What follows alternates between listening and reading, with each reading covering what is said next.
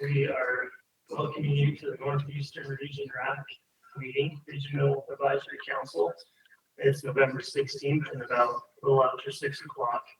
I'd like to welcome everyone that's here tonight from the public. We'd also like to welcome and thank those from the DWR who attended, and also especially thanks to Mike and setting up here in a new place for the UNA Conference Center here in Vernal, Utah. This meeting is being held both in person as well as being streamed live on YouTube. I'd like to welcome those who are joining us via YouTube. This is a public forum allowing you to express your opinions on wildlife management in Utah in our state. This RAC considers your ideas, opinions, and proposals and reports them to the Wildlife Board. Wildlife Board, not the RAC, is charged with setting wildlife policy for our state. We all have our ideas and opinions about what's best for Utah's wildlife. When we approach this with tremendous emotion and passion, I'd ask that individuals respect each other and respect opposing views. There won't be any toleration for rude comments, booing, yelling, hooting, or snickering from the crowd unless you bring the Snickers for those that are presenting today. We again want to have a good, smooth meeting. There's a lot of things on the agenda tonight, and appreciate your cooperation in that matter. We'd like to welcome the RAC members, and this time we'll introduce ourselves. I'll introduce myself first. I'm Eric Major, representing the public at large. I've been asked to be the interim chair, and we'll actually have a nomination tonight for a chair and a vice chair.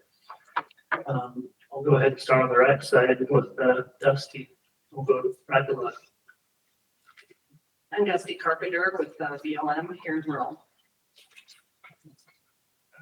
Thank you. I represent Sportsman.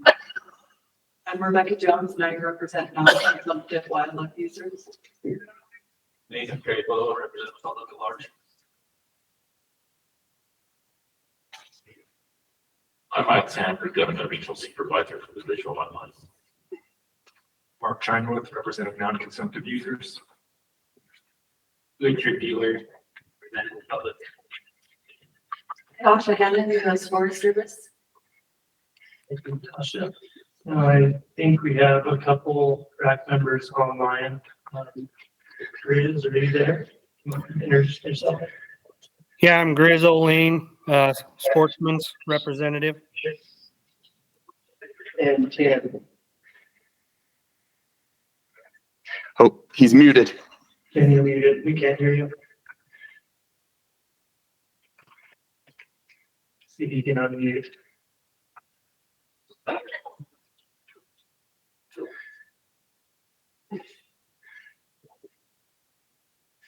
Tim, are you able to find the unmute? So Tim, I'll just introduce him, Tim Ignacio, representing the Ute tribe.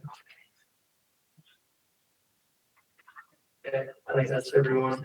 We'd also like to acknowledge Randy Dirk was joining us online, and also Jay Shirley, our director, and others from the DWR. Again, thank you.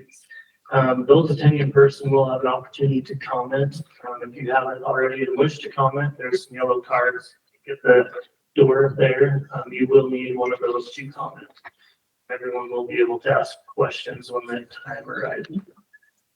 And those that are watching live, and also all of us prior to this meeting, there were YouTube videos with the proposals and also the ability to comment online, and those will be summarized here as well. I think there was a great turnout for comments, and appreciate those that took the time to watch those and comment. All right, we'll go ahead and jump into our agenda. Our first agenda item is approval of the agenda and the minutes from the past meeting, and we'll be looking for a motion to approve those. Any discussion? I'd like to make a motion to approve the minutes from the last meeting. Okay, motion by Jake. Is there a second? I'll second that motion.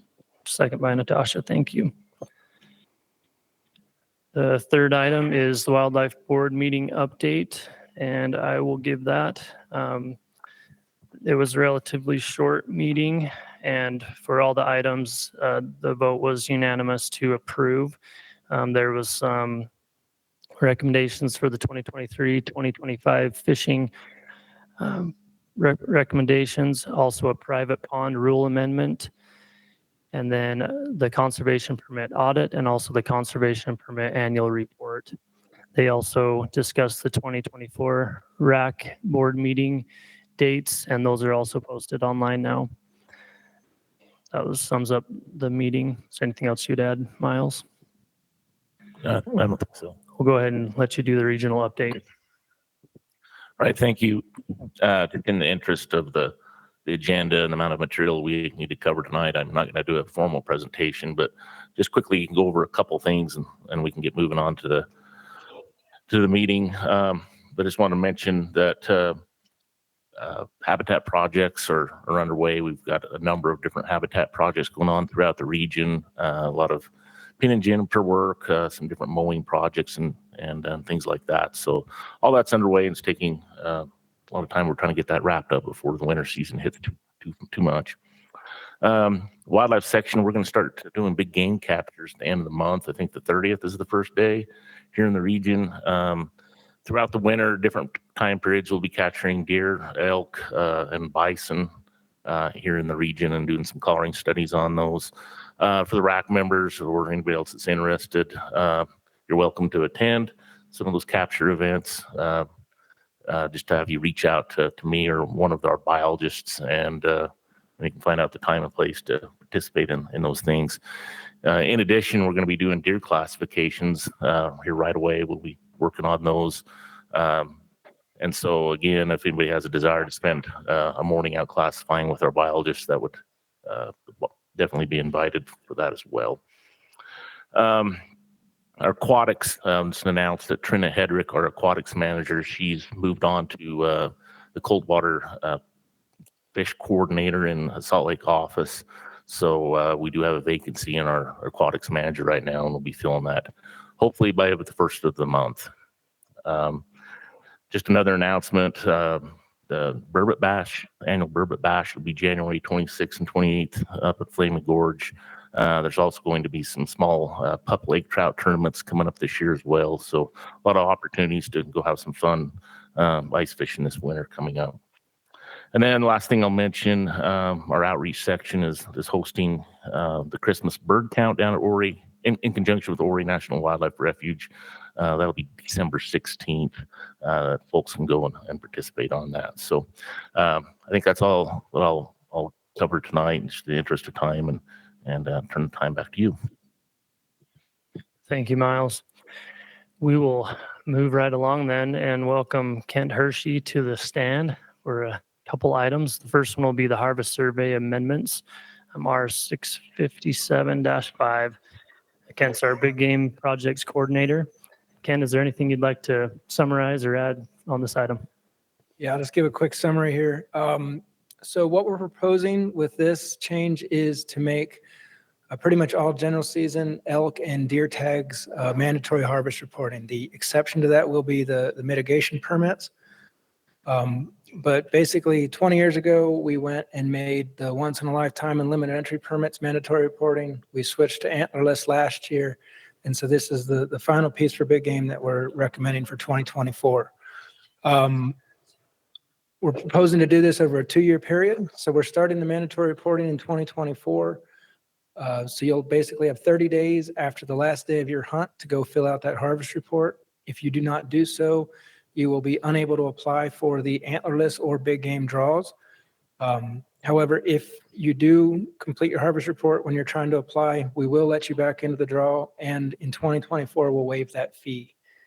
In 2025, we'll go with full implementation where you'll have 30 days after your hunt to complete a survey. If not, you'll be kicked out of the draw. And then if you want to get back in, you'll have to fill out your harvest survey, and there'll be a $50 fine assessed as well. Thank you.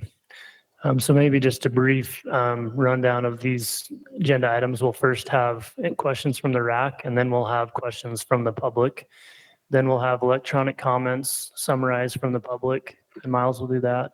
And then we'll be able to entertain the public comments for those that filled out a yellow card. Again, those that may have not heard, they're there by the door. After the public comments, we'll move into RAC comments and discussion, and then we'll call for a motion. So this time we'll entertain questions from the RAC for Kent. Are you guys going to be, I know with a limited entry, you send out an update or a reminder to people. Would that system still kind of be in place with the general? Yes, it would. Surveys. So, yeah, currently we send out 3 reminders, one kind of before your hunt, one right when your hunt starts, and then one after your hunt. And the first 2 go out email.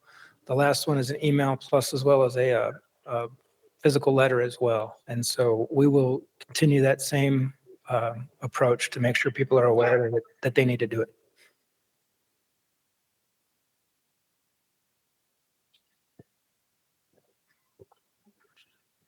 Just one question concerning the dedicated hunter. Whether if you're in the middle of your dedicated hunter program, you don't have to apply for a permit. How would that affect that? Is that something that they would just have to fill out before they get their next year's permit if they're still eligible? Or how does that work with a dedicated hunter program? Yeah, so you'll have to fill out your report before you can get your next year's permit. I'll be honest, I don't know. If you don't do it within that 30-day window, I'm not sure that will handle. Brian might be able to answer that if he's online already. Yeah, I'm here. Can you hear me all right? Yes. We're in the rule changes that I'm going to present here in a little bit. We've got some wording in there that basically says that dedicated hunters will need to submit that report by an established date. We're still talking about what the appropriate date for that is to make sure there's enough time to get it submitted and when we need it. So there will be a specific date set for everybody in the dedicated hunter program.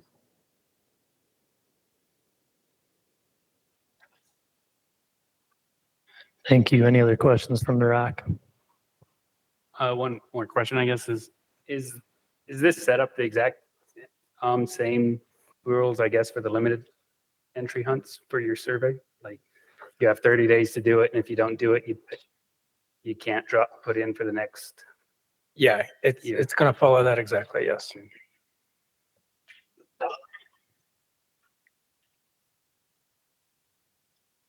Any other questions from the RAC?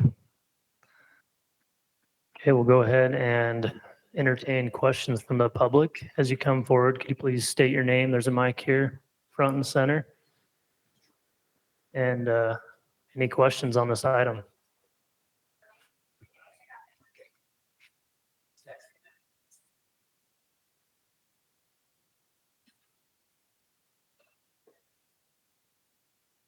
My name's Jerry Slaw. Just curious. Closer? Oh, there it is. Jerry Slaw. Just had a quick question. For years, the surveys and everything have dictated the numbers. Why the change now? I am in favor of it, but why the change? This has been something the public's been asking for many years, and we, in the past, haven't done it because we just didn't feel it was necessary at that time. We were getting good samples for all our hunts, and we were happy with our data. Also, I just thought it was probably too much for too many people with the 90,000 permits to try and enforce this. With tag numbers being decreased and also more people not taking calls from unknown numbers, it's becoming more challenging to get sample sizes, especially on some small hunts. That with increased technology, we kind of felt now was a good time to go this route. Do you think it will help? I think it'll increase our sample size. I think, we still have good faith in our sample estimates, especially if there's a large number of permits on a unit. It will help with our data. I think we'll be able to get it more quickly. And I think especially on those small hunts where we have limited permits, it'll help a lot. Okay, thank you.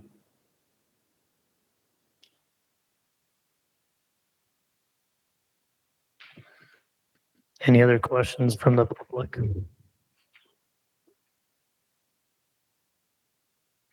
Miles, do you want to go ahead and summarize some of the comments? Okay, on the electronic comments, we had 22 people that responded to this category. 50% of them, 11 people, strongly agreed with the rule change. 23% somewhat agreed. 4.5% neither agreed nor disagreed. 4.5% somewhat disagreed, and 18% strongly disagreed. And then this particular item, respondents didn't leave any specific comments in regards to why they thought the way they did. Okay, thank you. At this time, we would take public comments. So far, I don't believe we've got any for this item so far. Someone's late, but we'll go ahead and move on to the RAC comments and discussion.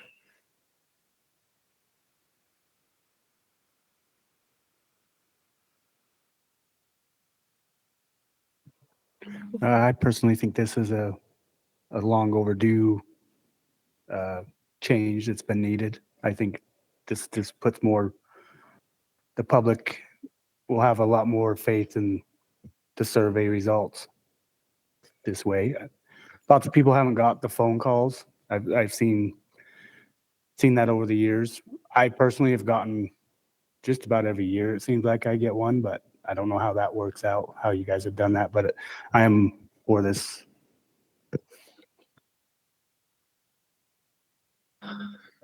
I'd just throw a couple words into. I agree. This is going to be a good thing. It's been a long time coming, and appreciate those that have worked on it. I think some of the other RACs have had the same comments that I felt, that you could definitely ask for some additional information while we're taking a few minutes of their time.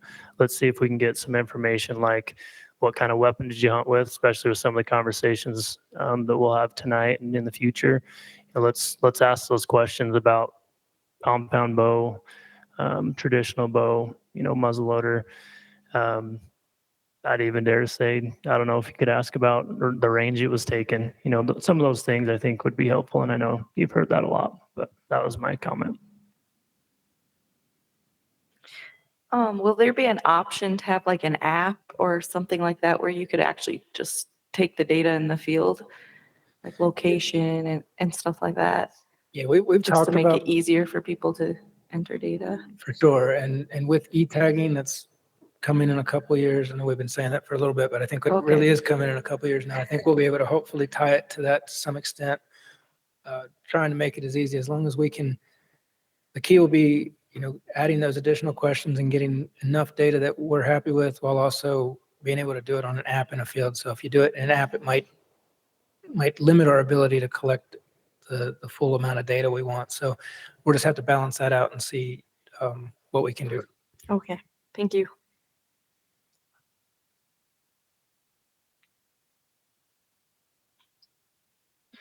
Any other comments or discussion from the RAC? If not, we'll entertain a motion.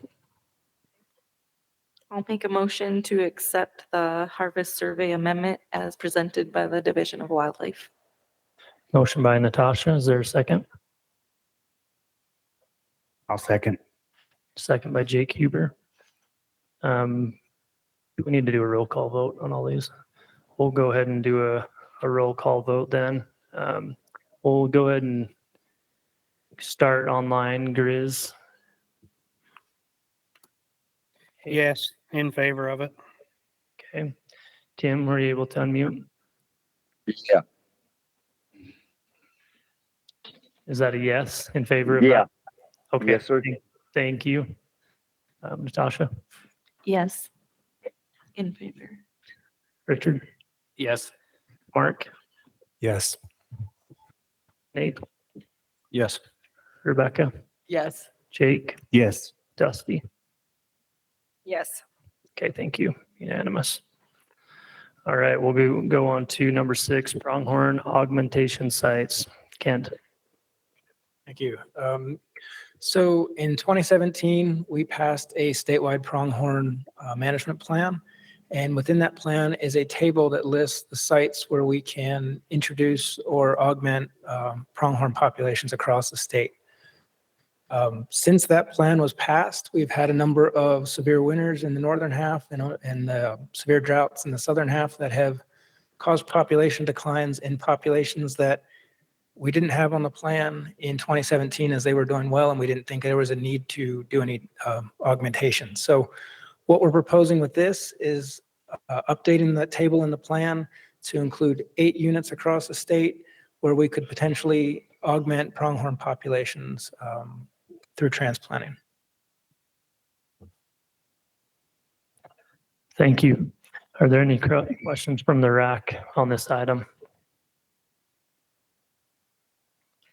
Where are you going to be pulling the antelope from to transfer over? Currently, the plan would be from Parker Mountain. That's where most of our pronghorn transplants have taken the source herd from. That population is doing well again. We counted the objective last spring, and we were having good growth with fawn production this year. So it's once again back to where we want it to be.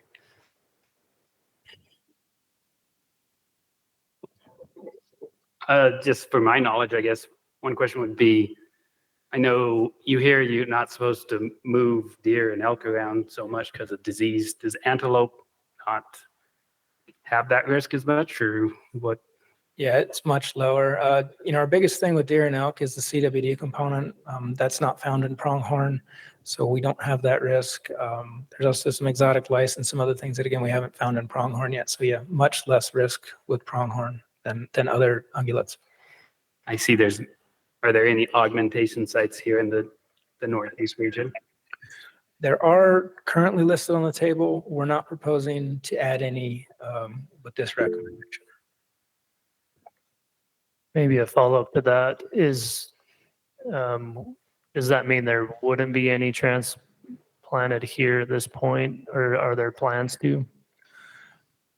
Not at this time. We don't have any plans to. Again, we're looking to augment that table or update that table, adding these sites to it. So there are sites, I believe, on the 3 corners and North Slope areas that still have the potential to be transplanted into, but no immediate plans to do so. Okay, thank you. So do you have concerns about genetic diversity in those small populations? Yeah, obviously, if they get too small, we would. I don't think that's our biggest concern at this time.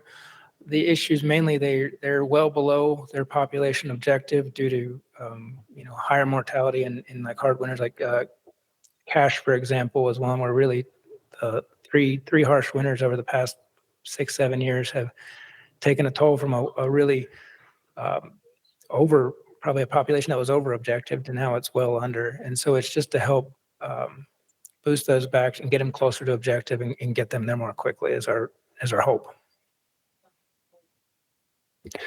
Looks like you had a question. Go ahead.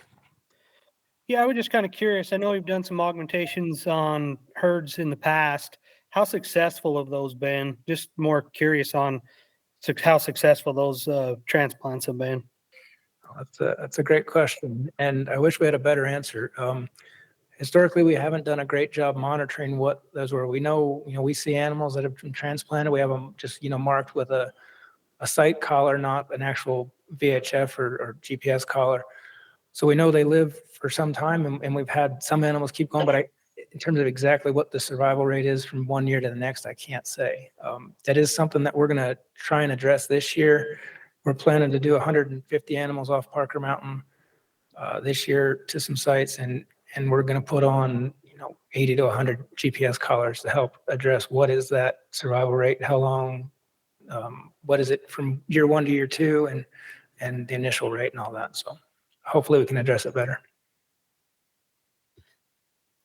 Thanks. Chairman, I have a quick question.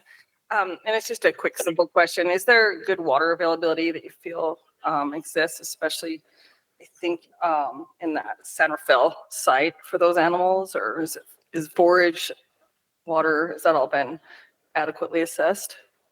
Yeah, so these sites are all proposed by the unit biologists where they think pronghorn can do well. And each one of these sites has a unit management plan that lays out, challenges and limitations and what the limiting factors could be. So yeah, all the biologists do that. And if the conditions aren't good for the pronghorn to have a chance, we wouldn't be proposing to release them there. Or would at least hold off, even if it is a proposed site, we would at least hold off until conditions improve. And right now in the southern half of the state, we've had good conditions for the past few years. And so things are starting to look up for pronghorn especially if we can stay in these weather patterns. Okay, thank you. Just one question I have. You mentioned Parker Mountain is where the majority of these animals come from. Is the DWR open to any other options to augment or to take from other herds? I know in the past I've had the opportunity to work on certain areas of the state where there's been a huge depredation issues, and a lot of those pronghorn have been taken and lots of doe tags and things issued. Is there any option to be able to take from those herds that are causing depredation issues and use those to augment these other sites? Yeah, if we think we can trap from it fairly easily and get good numbers off, we will do it. We actually, I think it was just 2 years ago, we took a bunch of animals from Mighton and that area off of there and gave them to Arizona for helping some of their herds. So if it lends itself to transplant, we can easily catch there. Absolutely, it's a possibility. Can we ask for some bucks back from them? Have them bring a couple of their bucks up this way. Here's another question. I think we did get some desert bighorn from them last year as a pretty good Good trade. trade. Yeah. Grizz, did you have a question? Yeah, I was just curious, what time of year do you usually do those? Is it more in the wintertime when the does or fawns are able to get around? Just kind of more curious because going off Nate's comment, I think when you have more depredation issues, it's when got alfalfa and it's green. So that's probably why the time of year may not work as well to transplant from there. So I was curious on what time of year do you prefer to transplant from? Sure. And we like to do all our captures in the wintertime when animals are more concentrated, the weather's cool, so they don't overheat. Yeah, obviously the problems would be identified during the growing season. But if we see that and we want to reduce numbers, we'd plan that for the winter season, just usually December through February.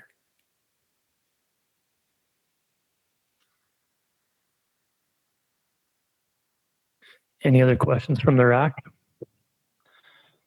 We'll go ahead and entertain questions from the public.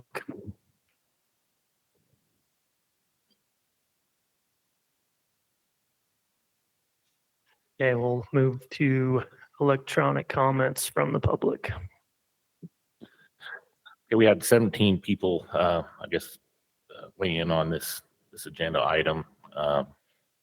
41% strongly agreed, 24% somewhat agreed, 35% were neutral, and nobody disagreed with the pronghorn augmentation. Again, there weren't really any specific comments related to this agenda item. Okay, thank you, Miles.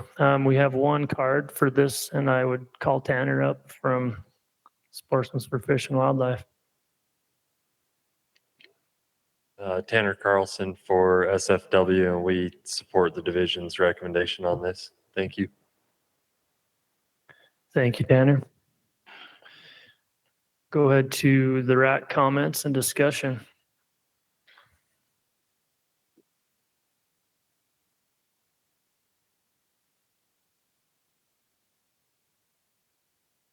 If there's any comments, you definitely can make a motion. I make a motion to accept the pronghorn augmentation sites as presented. Is that you again, Natasha? I'll second. Jake seconded. Grizz, did you have a comment or did you want to make the motion? Yeah, I had a comment. I was just, I like this proposal, but I'd like for him to look at, like Nate's looking at depredating herds. Maybe it's one where they identify the animals and then in the wintertime they go in there after those animals. I guess I'd just like to see him maybe work with landowners that way as well. With someone who worked in depredation and do that, it's kind of a win-win in my situation or in my view. So I'd like to see him move towards that, but just more of a comment. Okay, thank you. Any other discussion on the motion that's on the table to accept the recommendation? We'll go ahead and do a roll call vote then. Grizz, do you want to go ahead and vote? Yes, I agree. I like this one. Okay, thank you. Tim?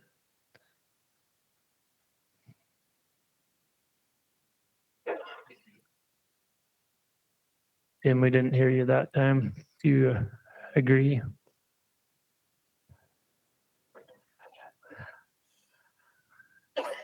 Give us a thumbs up, thumbs down, maybe. Okay, we gotcha. Perfect. Natasha? Yes. Yes. Richard? Yes. Mark?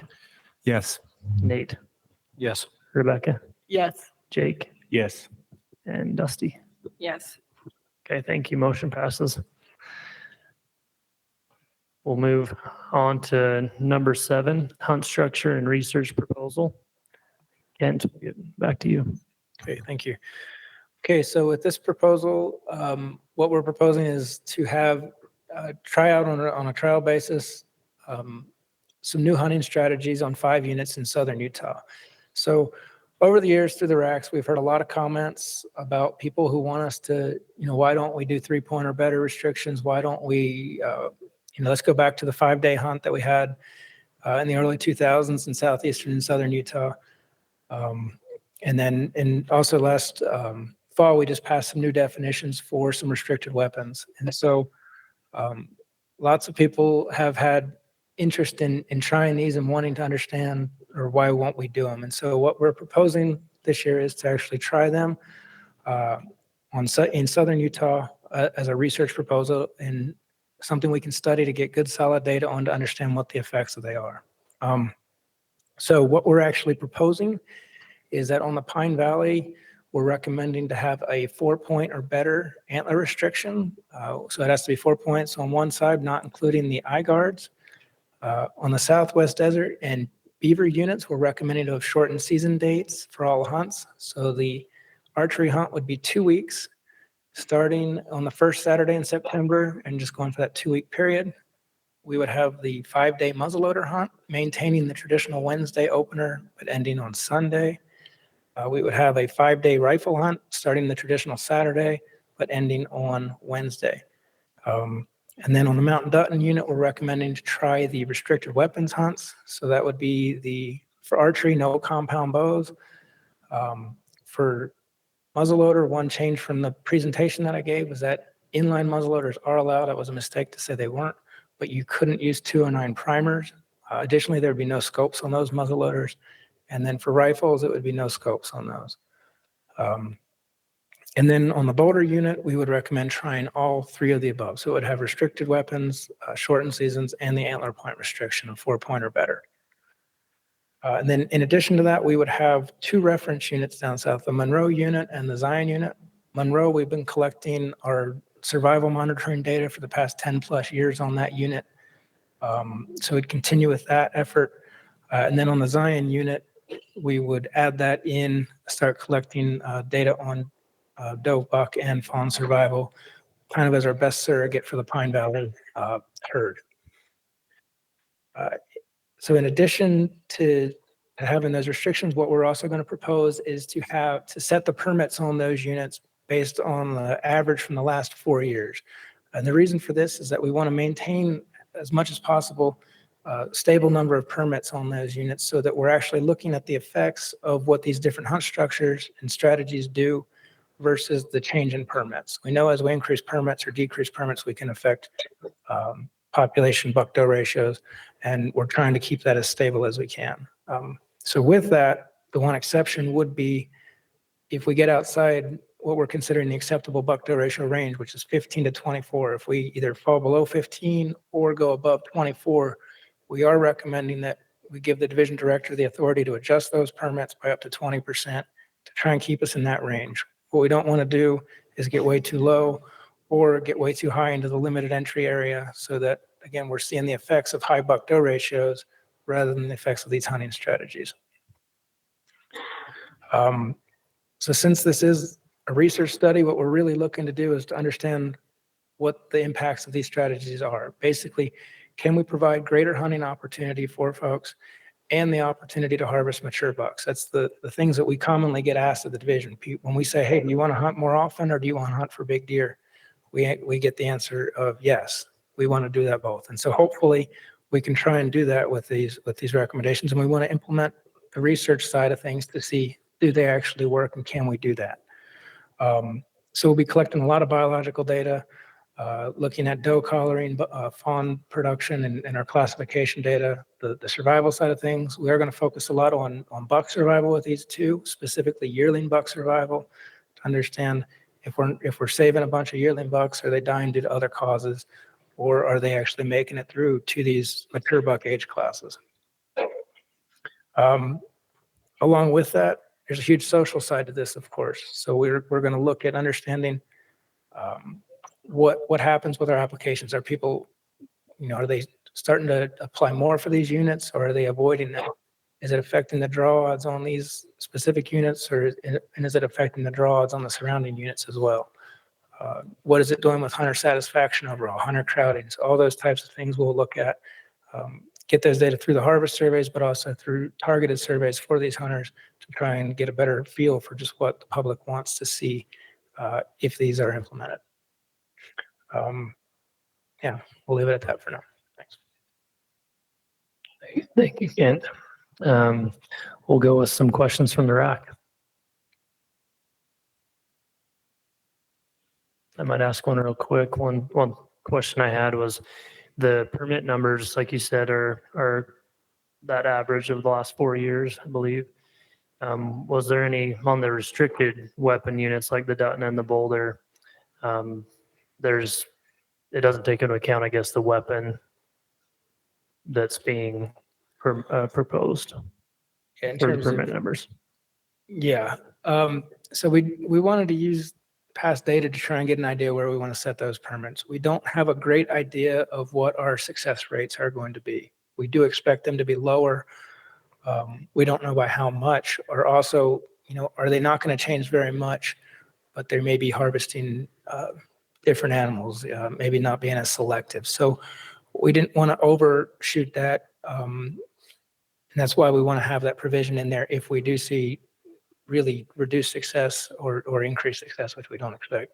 We'd have the ability to adjust those to try and maintain that ratio in a general season type level.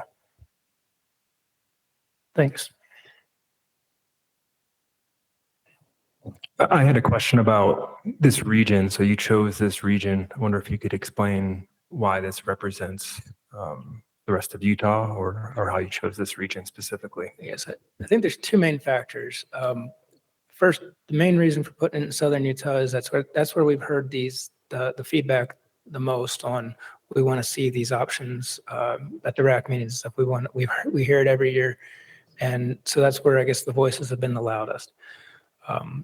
The other reason is once we want to keep our area, like all the units that we're trying, we want to keep them in a small area from a research design standpoint. That way weather is very similar across them, and we're not dealing with different weather patterns to understand what might be influencing the results. And so we didn't want to put like one unit in southern Utah, one in northern, one in northeast. We wanted them to be as comparable as possible so that we could truly understand what the effects of these strategies are. I maybe didn't catch this, but do you guys have deer collared in that study area already for like pre-data information? Yeah, on the Monroe, we've had deer collared for 10 plus years and have a good sample there. Pine Valley is also one of our survival units. We have a lot of data there. We have, to a lesser extent, on the Boulder unit and the Beaver unit, we've collared as part of the migration initiative the past few years. So we have some adults and bucks collared, not so much the fawns, but we still have collars on air from those efforts. And Zion is also part of that. So I believe everything but Dutton and Southwest Desert, we have pre-data on. Okay, thank you. I know here in this region, the book cliffs was an antler restriction a long time ago when I was a kid. So, and there's lots of, you hear a lot, I've heard a lot, and I think people have asked you in other regions, do antler restrictions help? Yeah, and I think in the 80s when we had that done, things were quite a bit different. So first off, that was a 3-point or better restriction. And I think I think it said pretty clearly that 3-point or better don't work. And we saw that from other states who've tried that as well. So that basically what 3-point or better does is it saves your yearlings. All your pressure goes on the 2+. And so the next year, you're pretty much hunting 2-year-olds at best. With this 4-point, the thought behind it is you're saving the yearlings, but also about 3/4 of your 2-year-olds are 3-point or less. So they would be saved as well. And so it would put, at least save those animals and at least provide more opportunity for 3-year-olds to be available the following year. Additionally, I guess things are quite a bit different. We had way more hunters back in the 80s, 200,000 versus, we're down to 60,000 now. You also could hunt region-wide or statewide at the time. So you weren't restricted to a single unit. And also people have a lot better optics and a lot better scopes on their guns, and guns can shoot better. So I think some of that technology in the weapons and just the optics will make it a little easier to determine what is a 4-point legal buck versus not. So I think a lot's changed. It's definitely a restriction. So it's something that people have to evaluate as to, is it worth the restriction or not, and does it produce the results, is what we're hoping to find out. So. Chris, you had a question. How are you going to address the harvest when people shoot not a 4-point and then just leave it and let it lay? How are you going to go out on the landscape and do it? Because I grew up during the 3-pointer banner in the book list, and I can honestly tell you there were 2-points dead all over the place. There were lots of them. I'm kind of more curious on that and how they're going to kind of look into that, because you're going to have to take that in consideration, because I guarantee you're going to find quite a few that are dead out there just laying there. Sure, and obviously that's a concern and a potential downside to an antler point restriction. Again, things have changed a lot, so we're hoping that people, with better optics maybe aren't going to have as much illegal kill. But if there is, there's a lot more people with. Everybody has a phone now, so it's probably a little harder to get away with shooting an animal and leaving it lay than it used to as well. But we will have targeted law enforcement during those hunts. We will be doing increasing patrols. And we'll assess it. That's part of what we want to assess, is how much what is that level of illegal take, and can we quantify that and get a good number on it.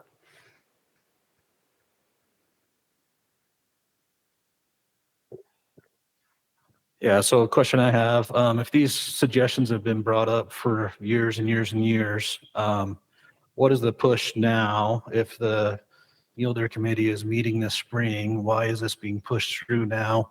Who is pushing it through? You mentioned the Southern RACs and that they have really showed interest, or the Southern areas really showed interest in this. If I remember right from the other RAC meetings, neither one of them have approved this. They have all rejected that. Where is this? I'm having a hard time understanding where this is coming from. So this is a division proposal, and it's based on just public feedback and just from the general public, as well as from a variety of others, including elected officials and other entities. The reason for now is basically over the past 5 years, we've reduced buck tags by 25,000 permits for our general season permits. This past year, we're down 8,000 permits from what was recommended. And so, we're hearing a lot of feedback from hunters who are tired of just, our answer basically, when things aren't doing well in populations or people aren't seeing the bucks they want to see, the answer right now is we'll cut tags, and let's just cut tags and we'll keep cutting tags. And at some point, you reach a level where that's not okay anymore. And we're not sure where that level is, but I think we're starting to approach it. And so what we're hoping to find out do we have other alternatives than cutting tags to help provide hunting opportunity and provide hunter quality? So if we can shorten seasons and increase tags a little bit because of that, or can we do antler point restrictions and increase tags because of that? Those are things we want to know. And we also want to know if those things are acceptable to the public. When we ask questions on surveys for our management plans, one of the questions we've asked quite a bit is, are you willing to accept additional restrictions to manage for bigger bucks? And typically 2/3 to 80% say, yes, I'm willing to take that. Now, when we actually propose options, the support for those tends to go down quite a bit. And so that's, kind of what we're seeing with this recommendation is that we're seeing about a 50-50 split on a lot of the online comments. So, I mean, to your point of, does this need to be done now? No, I think the sun will still come up tomorrow if we don't do it. But given the timeline of the cuts in general season permits, we wanted to throw something out there and just try and get some feedback from it. I know last year you guys was proposing some increases on some of those units down there on tags because you found that the drought had negatively affected the herd for years. And then the last couple of years have been better and you've seen more deer. Do you worry that I've heard this year the fawn to doe ratio is phenomenal down south. So are you worried that there's already going to be more deer and people will look at these proposals as, oh, this fixed it, when really the deer numbers were coming back anyways because of the wet weather we've had the last couple of years? Sure. That's a real good point. And in the ideal world, everything would be perfectly stable and we wouldn't have to account for variation in populations or permits or buck doe ratios. Unfortunately, wildlife research is a little messy. And yeah, we are in a good pattern in southern Utah for the past couple of years, and it seems like things are starting to turn the corner. And I think, that downturn is probably why we started hearing more and more feedback on you should do something. That is why we are adding the reference units on Monroe and Zion. So we want to be able to track what's happening, not just on the units with these hunt structures, but also the surrounding units. And we also have the rest of the state as a reference too, where we collect all these data to try and see how standard current hunting practices impact things. So we'll look at that and compare growth on the targeted units versus the surrounding units as best we can and try and basically control for that impact. But certainly you'd want it to be as stable as possible. And we're proposing this as a 4-year study. So what's going to happen in the next 4 years, we just don't know. So more of the public opinion is what I think you guys will be able to see that, but the public opinion is going to be that, oh, this is what fixed it, not. No, definitely. I understand where you're coming from, and that is a concern that we're going to try and, I guess, get ahead of. We certainly have heard that from the 5-day hunts in the early 2000s. And I think that's why, a lot of the stuff we've done in the past, we've compared numbers, but it's been more of an ad hoc analysis. So after the fact, we didn't have a design to really target it and get at it. And so I think trying to put together this study that's a little more focused and a little more in depth, our hope is to be able to address it and account for other factors as well. Grizz, you had a question? Do you see this study expanding within the next 4 years, or is this something that's just going to be in those units for 4? Or will this be something you'll see you'd expand it into the next northern or northeastern regions? Now, at this point, we want to keep it localized to the southern region and do that for the next 4 years. Our thoughts are we'll have a statewide plan coming up in 2024, which wouldn't be incorporated in. But in 2029 should be the next plan after that. So we'll have all these data gathered and summarized so that we can use them in conjunction with the deer committee, so that we can at least take the results and say, hey, here's what we saw with this. Is it worth expanding? Do we want to do this more often? Do we want to do it in different ways? Did it not do anything and we just want to get rid of them and it's not worth the restrictions? So we just have to see what the results are to determine that. But at this point, we don't have any intentions of expanding it beyond the 5 units. Could you maybe talk to the mule deer committee and the plan that will be getting worked on, maybe when they're going to start meeting and who they are comprised of? Yeah, so the committee's about 20 people or so. It's comprised of representation from all over the state. So we usually have a RAC member from each region on there.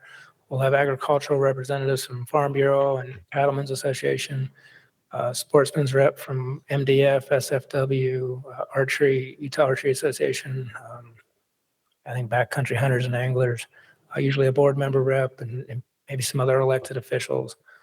I'm sure I'm missing some people, but that's the majority. We're hoping to start that process and start laying the groundwork for it maybe as early as February. And then meet throughout the spring, summer, and probably take that plan around September or November. Go ahead. Have you looked at, have other states done similar research with all those different units, different treatment types? And what have they found? Yes, I mean, different states hunt different lengths. I mean, so in some way, yes, they have. There's been 3-point or better been done in a lot of states, and just like we have, and we found that hasn't been successful. But the 4-point or better, much to a lesser extent. There is some stuff going on in Wyoming right now. Yeah, different, as I said, different season dates depending on the state and different level of hunting. And I'm not really too sure about the research on the restricted weapons and what other states have found. I mean, but everybody hunts a little differently. And I think, a few things that we're looking to do it here is that, Southern Utah is a little unique in terms of how severe the weather is compared to other states. And so I think getting specific data to Utah would be helpful. Also, I think nobody's done it to the level that we're proposing to do it with as much monitoring of the populations in addition to the hunt side of things. And then also, we want it to be specific in the social side. We want it to be specific to Utahns and what Utahns want to see. So that's why we would like to see data collected from Utah on Utah units. So I know when you guys passed the restricted weapons rule last year, I wasn't part of this RAC then, but I was under the understanding that was going to be more for some very limited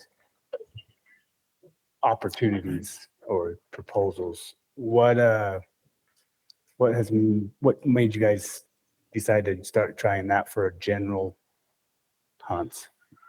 Yeah, and so, and that might ultimately be how it's officially implemented, I guess, going forward. But to understand what the impacts of those and success rates of those different weapons are and the impacts on those herds, we kind of have to do it at the unit scale because that's where we collect most of our data. And so I think from the research side of things and the implementation for this, that's why we're proposing at that unit level. And we tried to pick units without tons of permits so that it wasn't too much for too many people, I guess. Okay. But yeah, it's certainly, if we were to implement it, at a statewide level, carving off chunks and having separate areas where that would be allowed is certainly a possibility. But I think we want to understand it first to understand the impacts and do that at the level that we can collect data at. Do you guys have any, like with archery? Archery is already a very low success rate hunt. I think it's about 19% statewide. Yeah. Do you have any data that shows what the success rate will be with longbows and recurves? No, we don't. We're just assuming less, but I can't even venture a guess. I'm sure it'll be much less. It's going to be much less. Yeah. Okay. So one question about that archery restriction, those individuals that may, if this passes, if you put in for those units that have the archery restrictions, would those individuals be able to hunt the extended seasons with any archery weapon? Yeah, so the intent is yes, and we'll probably have to make this change in rule. Technically, when we looked at it, the rule says anything with restricted weapons, which that would be, could not do it. And it was intended so that the hams hunts, limited entry permits couldn't use that and then go hunt the extended. But as the rule currently reads, the answer is no. But when we go to the board meeting, we'll probably have a language change and update for that so that anybody with a general season archery could hunt the extendeds. So with that, is there any concern about these units? I have a hard time seeing some of these units selling out of primitive archery areas. Do you have a concern with Those areas being like some of these others that are just a feeder to these extended archery hunters.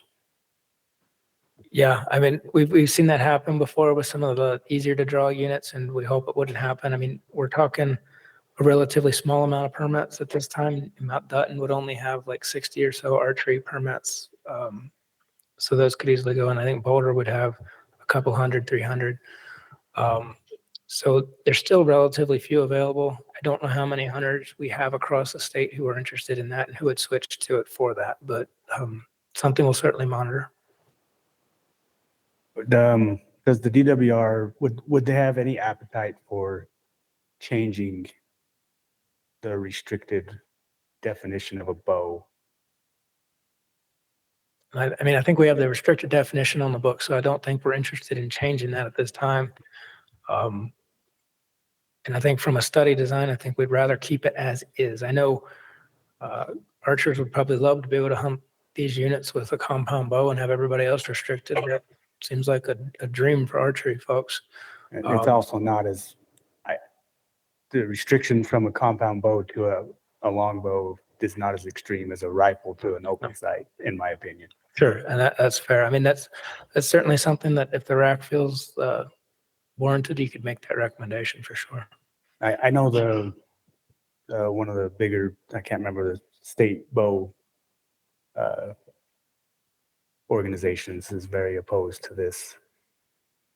They were opposed last year when you guys made the primitive weapons definition for bows, but yeah, and they was not expecting it to be used in general season units even then, and now that it is, I don't know, feels like it's going too far.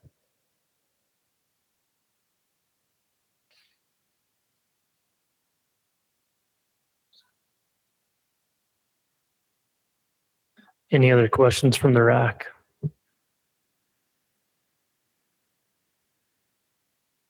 Thanks for that discussion. We'll go ahead and entertain questions from the public again. Just state your name and come up front to the mic and talk into the mic.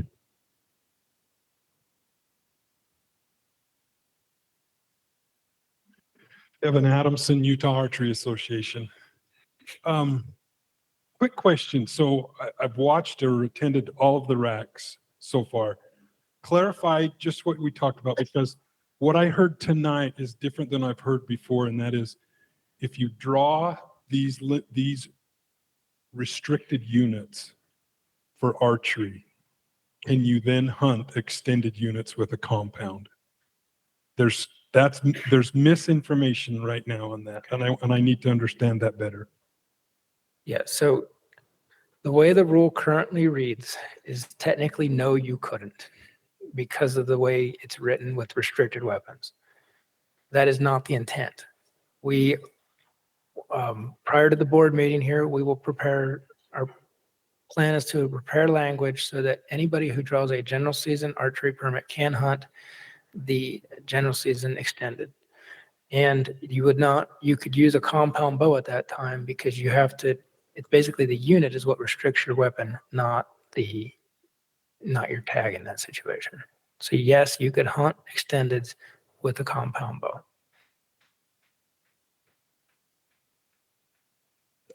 Can I ask another question? Would you guys be willing to not change that, make that change?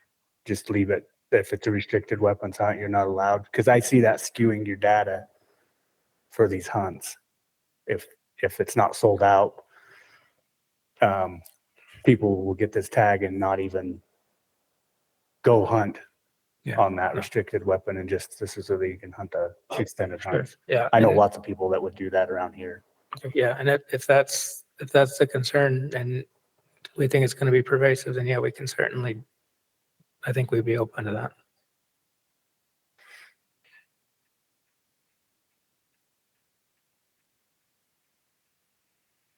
Tyrell, hey, big ones. Sorry, Ken, I got a lot of questions. I'll try and hurry. And Greg just gave me one of them. Thanks, Greg. A few years ago, we asked the DNR if we could implement a youth hunt for the Book Cliffs to get rid of some of those giant 2 points and the 3 points that never get any bigger than that because of the bad genetics. And it was shot down because you guys didn't want to run the risk of needing to take away a little girl's trophy. With these restrictions, how is that any different? I mean, there's always that risk. We don't want people to harvest animals that aren't legal, obviously. And so if you're pulling the trigger, you have to be concerned, you have to be aware of what you're taking. And then, the law enforcement will enforce that on a case by case basis on how egregious it is, how cooperative the hunters are. But yeah, with any antler point restrictions, that's a concern for sure. Like I said, we tried to do it on the book cliffs to get rid of some of the big 2 points, and the DNR, no, we can't do that. It'd be too hard. I just kind of how it works now. Next question is, on your deer to buck ratios, what's considered a buck? Anything with just 1 inch antlers and above, or what? Yeah, anything it's a 1.5 year buck or older, so yearlings and older. Okay, anybody that's been around wildlife long enough knows that these restrictions are going to skyrocket your buck to doe ratios in the very first year. So was there a way to increase what's considered a buck in you guys' end to kind of prevent the increase in tags? I mean, we'll be collecting data on what this does to mature bucks. That's a big component of what we want to do, but we're still going to keep our classification as a yearling plus is a buck. Yeah, like I said, that's just going to increase buck to doe ratio exponentially the first year. Cash in the Southeastern region last night, I need to buy that boy a beer. He brought up the fact that we've tried a lot of these before, and other states have with no avail. That's the definition of insanity. One thing that has been repeated in RACs for years now is, what about shutting down units on rotation? And I mean, that's something that's never been tried before. So what would be so hard about trying that and seeing what that data shows? What we're trying to do here is provide opportunity and quality. If we cut and shut down units, that does zero to provide hunting opportunity. And so that's why we're opposed to that. It used to be the Division of Wildlife, not the Division of Hunting Opportunity. Thank you.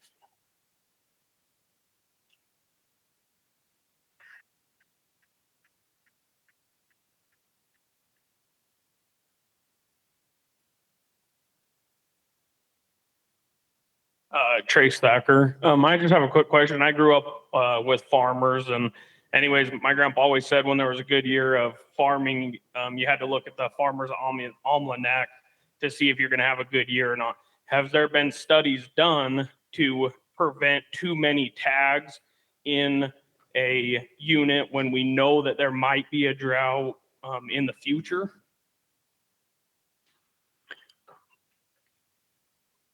It is very difficult to predict weather. So, Very true. No, we haven't.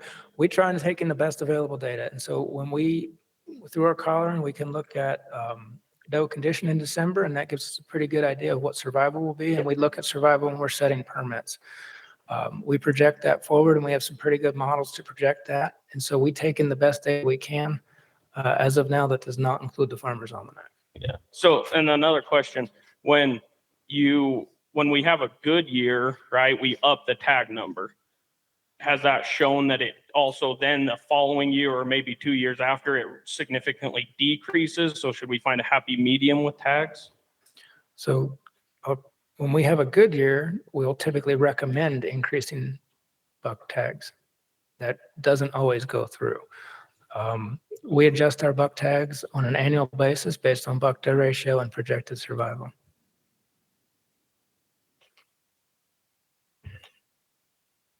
Roberto Anchondo. My question to you is, how can we try to negotiate wildlife when I'm sitting here listening to all the studies and everything you guys have been doing? You still haven't given no answers on any of the questions that you was asked. I mean, you guys are still trying to study, yet there's no different result. So why not lay off the want to control all of it, and let's just if you got to cap the tags, you got to cap the tags. I mean, that's just plain and simple. But if we're going to keep continuing to, this year's a good year, let's give more tags out. Next year's a shitty year, and we have no deer. So all we're doing is doing this. Instead of just laying off and capping off at a point, and studying from that point on, rather than from year to year. Like you said, we cannot predict the weather. So if we can't predict the weather, then how can we predict wildlife? I don't understand how DNR thinks they're going to study it year to year and still come out with results when we're over capping the population, period. I mean, we are carnivores. I love to eat deer and elk.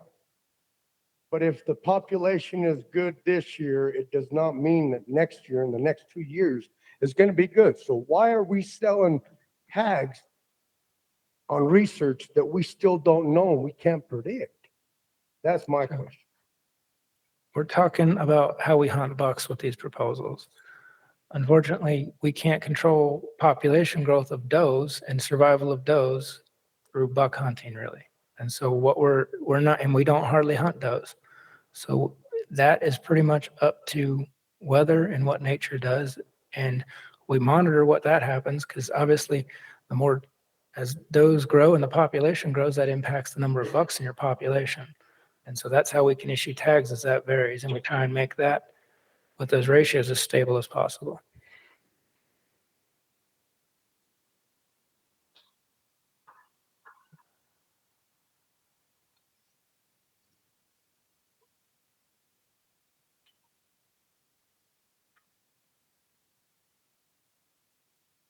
Hi, Sterling Davis. You said earlier, this isn't for the southern Utah, this is for northern. We had a harsh winter this winter, and we had any day you could have drove from here to Heber and counted at least 20, or not 20, sorry, 200 deer. I don't know how many elk that were dead on the side of the road. What are you guys planning on doing if we're going to continue having winters like that? We're just going to just leave them on the highway, let them get hit. If I did that with my livestock, sorry, go ahead, answer. Okay, no, I mean, yeah, I mean, we're going to keep doing everything we can to help populations, and that's including highway crossings, highway fencings. We're managing predators. We're doing habitat work. We do everything we can to help populations that struggle in these hard winters. But the snow was so deep, that was the only place they could find anything. What are we doing? What are you guys doing about that? About deep snow? About moving them away from the road so they're not all getting hit? I mean, if it's a specific area in the region, I'll let somebody from the region address that question. I'd ask a question that kind of highlights, I think we'd ask that question about the roadkill. I think an answer, I guess, maybe someone can correct me, but there was a lot less frequent pickup. And so we did see a lot of elk and deer dead on the road, but if they're picking them up twice a week before, and only every other week this past winter due to the safety issues, that's one reason you're going to see more on the road. That's what I understood.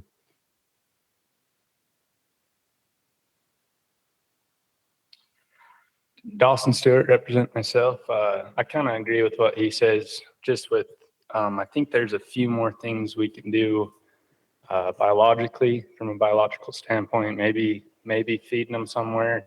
I don't know what the rules are on that or whatever, but maybe trying to give these deer a better opportunity to where we can see more growth just through doing other things than recommendations on rack size and just taking away our scopes and everything for these units and whatnot. If there's better way we can go about it biologically, maybe feeding them fences, like you guys are saying you're working on. So. Yeah, we do more habitat work than any state in the West. We're very aggressive on predators. We're doing a ton of work at trying to identify migration corridors, put in highway crossings, highway fencing, everything we can do to try and help these populations as much as we can.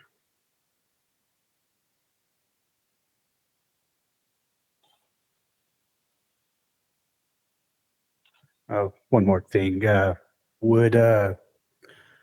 you say in the other racks that they brought up have it letting youth be able to still shoot in the antler point restricted units to be able to shoot whatever they want, and you guys didn't want to do that because it would taint your study. But then you also said that you'd be open to allowing that after the study. So if you're open to allowing it after the study, wouldn't you want to do that during the study so that you're getting that data? Yeah, I mean, I see what you're saying there, but I think from a study design standpoint, we want to understand exactly what antler restrictions can do. And then if we add on a % of unrestricted, we'd be able to account for that. And so I What think we- percentage of youth are usually in the units? youth get 15%, 20%, I can't remember if we should. But yeah, they get a dedicated % just for them, and then they can also draw from the remaining percentage as well. So it could be higher than that.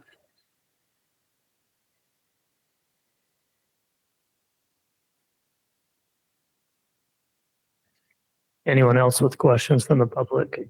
Thank you, Jerry. Jerry Slaw. Sorry, I didn't plan on these questions until they come up, right? So with the antler restriction, correct me if I'm wrong, is a 2.5-year-old good, healthy genetic buck supposed to be a 4-point? I don't know if it's supposed to be. I mean, What we see in our is that data- really, I mean, is that like in theory, like in wildlife management, is a 2.5-year-old mule deer buck a four points on I'd each say they side? can be. From our They- harvest data, about 25% of 2-year-olds over time have been 4 points. How much? How much? About percent? 25% of 2-year-olds are 4 point. Are 4 points on your data? Yes. Okay, thank you. Is there any research that shows after the 25% that are 4-year-old at 2 points, 75% aren't? Is there any research that shows how many of those grow into be 4 points at 3 years old? Yeah, I'm not aware of any percentages on what they do. A lot of variables that go into that the following year, whether what's nutrition like and what's weather like. So it's tough.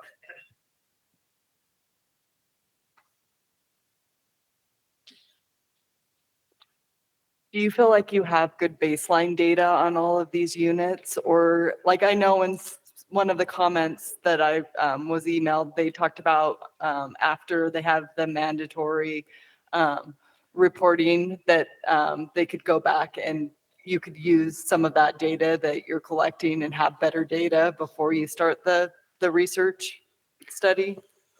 No, I think we have good data. So we've been collecting harvest data for many, many years. And so, next year we are proposing the mandatory reporting, but as I've said, we still get good samples. And so we're pretty confident what our harvest is.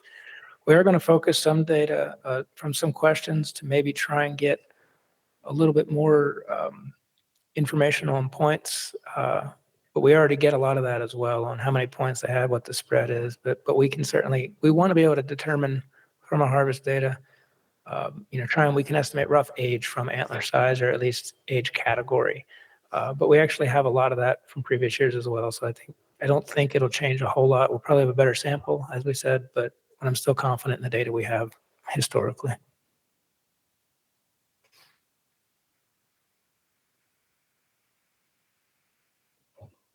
Thank you for your questions. We'll move to electronic comment summary. Okay, this agenda item received the most feedback for sure. There were 29 people that responded. 21% strongly agreed, 34% somewhat agreed. Nobody was neutral, 10% somewhat disagreed, and 34% strongly disagreed. Specific comments, there were tons of specific comments on this agenda item. But they were across the board. Some supported 4-point or better, some did not. And I think that's fair to say across all the different proposed restrictions on these hunts. So it was all across the board. People had feelings one way or another. And then in addition, one other comment was another theme that people made was that they wanted to see more units statewide have this study implemented on them. So. Okay, thank you. We'll move to public comments. We have a few on this one. Tanner, I guess you're on top. I'll call you up first. And then on deck, we'll probably have Rusty. Tanner Carlson with SFW.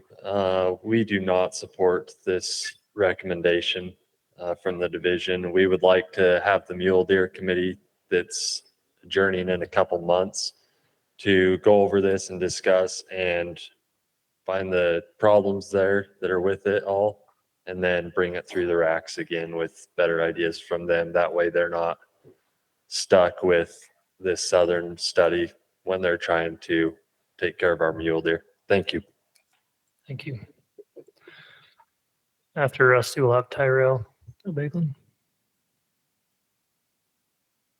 My name's Rusty Farnsworth. I'm just here representing myself. I'm an outfitter and I spend a lot of days of field every year. One thing that I would just like to bring up is I've hunted with hunters over the years. I've noticed that hunters I've hunted with will naturally shoot 4 points on their own, even when there's bigger bucks available that are big 2s or 3 points. They will settle for a smaller buck just because it has 4 points. So I feel like that happens on its own. And I also, as I was listening to the other racks and stuff, I read a lot of studies on this, and granted, some of them are from, the early 90s, like Kent said. Here's one from the Utah State University in 2003. This review concludes that antler point restrictions have been tried in most Western states, but have failed to produce the desired results despite their popularity with the public. Downsides of APRs include reduced harvest and increased illegal kill of bucks.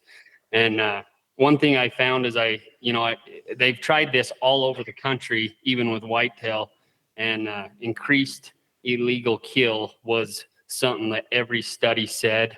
And there's some other more recent studies by Wyoming and stuff you can read, but from everything I read, they were negative. So I would encourage you guys to not vote for this one. Thank you. Rod Smith on deck. Okay, Tyrell, hey, Bigman. Try and make this quick, guys. The antler restriction would do great for the first few years until we either opened it back up or increased tags. We'd probably end up doing both. We can all see that coming. The book cliffs in the Monroe, I know, were 2 units that had the 3-point or bigger back in the 80s and 90s. And now you go out there and there's just bad genetics everywhere. And I mean, I don't know if that's what kind of caused it, but I mean, that's one thing they both have in common, even for being as far apart from the state as they are. Really bad genetics. Really big 2 points of crab claws, willow horns. That hasn't worked in the last 30 years or 30 years ago. I don't think it would work now. I mean, yes, technology has changed. The deer have not. And with the deer committee coming up next year, this kind of seems like it's being rammed through like the Senate did with the lions and the trail cams. I mean, we're kind of leaving the process behind here, guys. Oh, sorry. Like I said, let's just try something new.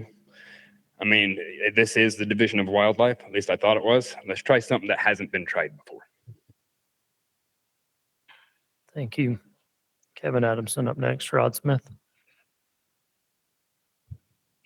Rod Smith, local sportsman. I'm going to my comments are, how this whole process is going on with these recommendations. And it's really concerning because they've left science. They've left all these working groups, mule deer, all these groups. And, this is coming from legislature. That's not the way that we do things here in Utah. We go off of science. And I think we need to step back and look at that further and not go off of, legislature coming from Southern Utah. Thank you. Thank you. After Kevin, we'll have Ryan Brown. Again, Kevin Adamson, Utah Archery Association. First, thank you. Thank you to you guys. And thank you for providing this venue where we can come and address and express our comments and concerns. Utah Archery Association does not support this recommendation as being proposed. I took a lot of time and went and studied, and Kent, I loved your videos, so thank you. I watched them over and over again. And one thing that you talked about was the role of the DWR in deer management is a science-driven agency. Hope I'm not putting words in your mouth, but I think that's exactly word for word what was said. You talk about 5 areas or 5-prong areas that you take into consideration when making choices. 1's biological, 2's technical, 3 is legal, 4 is financial, and 5 is socio-political. Correct me if I'm wrong, but all of the options that are being proposed for this fall into one category, and that's socio-political. Antler point restrictions have proven to be ineffective. They do not work. We've heard that time and time again. Short season dates have already been proven to be ineffective in reducing the harvest rates. Limiting various units solely to restricted weapons goes completely against the proven definition and the definition from the state as to what a general season unit is. Primary goal of a general season unit is to create and promote hunting opportunities for the general public. When you restrict weapon types, you're restricting archery to less than 3% of the archery population. I have the data. I know what it is. We're concerned, as been talked about tonight, that I think I love your clarification on whether you can hunt. If you got a compound, you can go hunt an extended unit. The data will be flawed because people will apply for those units, get an easy tag that's restricted to a longbow or a recurve, and then go use a compound to hunt somewhere and not even hunt the unit that they drew the tag for. That's a flaw. The recommendation handcuffs the mule deer committee. Close to, and I'm going to say almost a third of the general season units are being locked up in this study. The deer committee will not be able to alter those. The 5 that you talk about, plus the 2 more that you call your reference units, that's 7 units. If my count is correct, there's 29 general season units. That's my number where I say almost a third of the units will be locked up and not be able to be affected by a mule deer plan that could adequately address this going forward. So again, our recommendation to you as the RAC tonight, reject this proposal, push it back to the mule deer committee, and let it be addressed there. Thank you. Thank you, Kevin. Ryan Brown.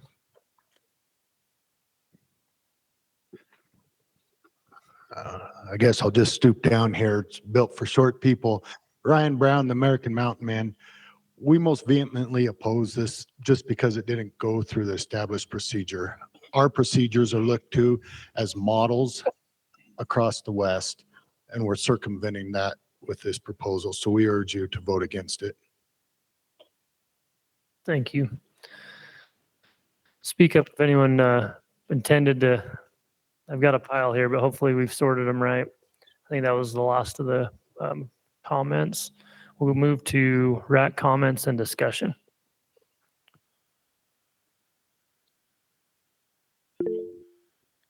Grizz. That one's Richie's hand. Oh, Richie. Welcome, Richie. Sorry, I did not acknowledge you. Thank you. Can you hear me okay? Yes. Okay. Apologize for being late tonight. Just a few comments. I tend to agree with SFW and the Archers Association on this. I love data.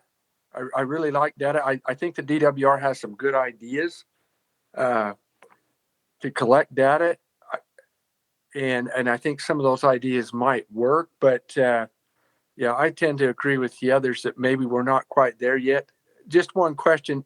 Does the Mule Deer Committee next year, are they going to convene to, could they have some other proposals 1 year from today or 1 year, the next RAC a year in November, or would that not happen? Proposals regarding strategies? So if the Mule Deer Committee looked at your proposed studies and those types of things, are they going to convene early enough next year to have some proposals a year from today?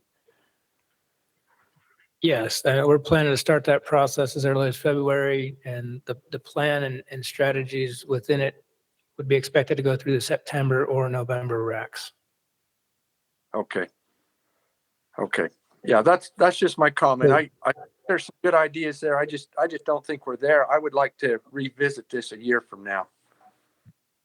Yeah, so the earliest any strategy on the mule deer from the mule deer committee would be implemented would be fall of 25, just to be clear.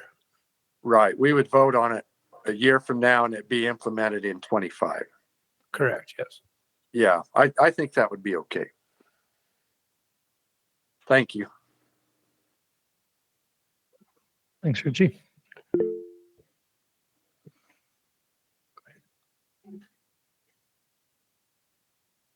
Is that you, Grizz? Sorry. Go ahead, Grizz. Yeah, I had one question I had. Do you guys have a plan for when, let's say we go 4 years here and say, oh, well, this is terrible, this is bad, it didn't work.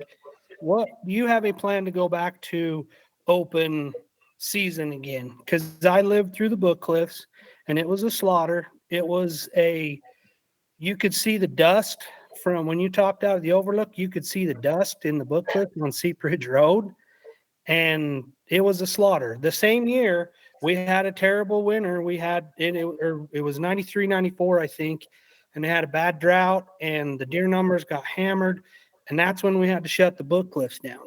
So do you guys have a plan to address this when this 4 years it doesn't work and we open it back up to everything and we don't go out and slaughter the deer and have to shut down 7 units because we don't have even a spike hardly running across the landscape?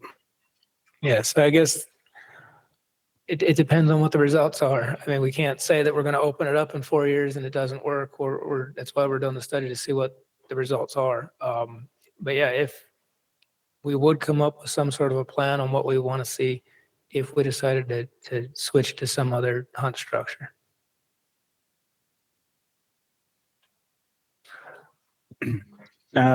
Initially, I was intrigued by a lot of these.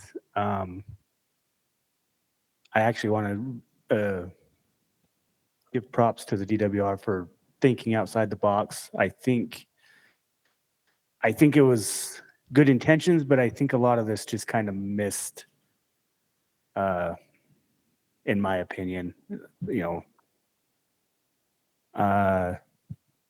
Yeah, there's lots of things that just aren't quite, just not right, not there for me.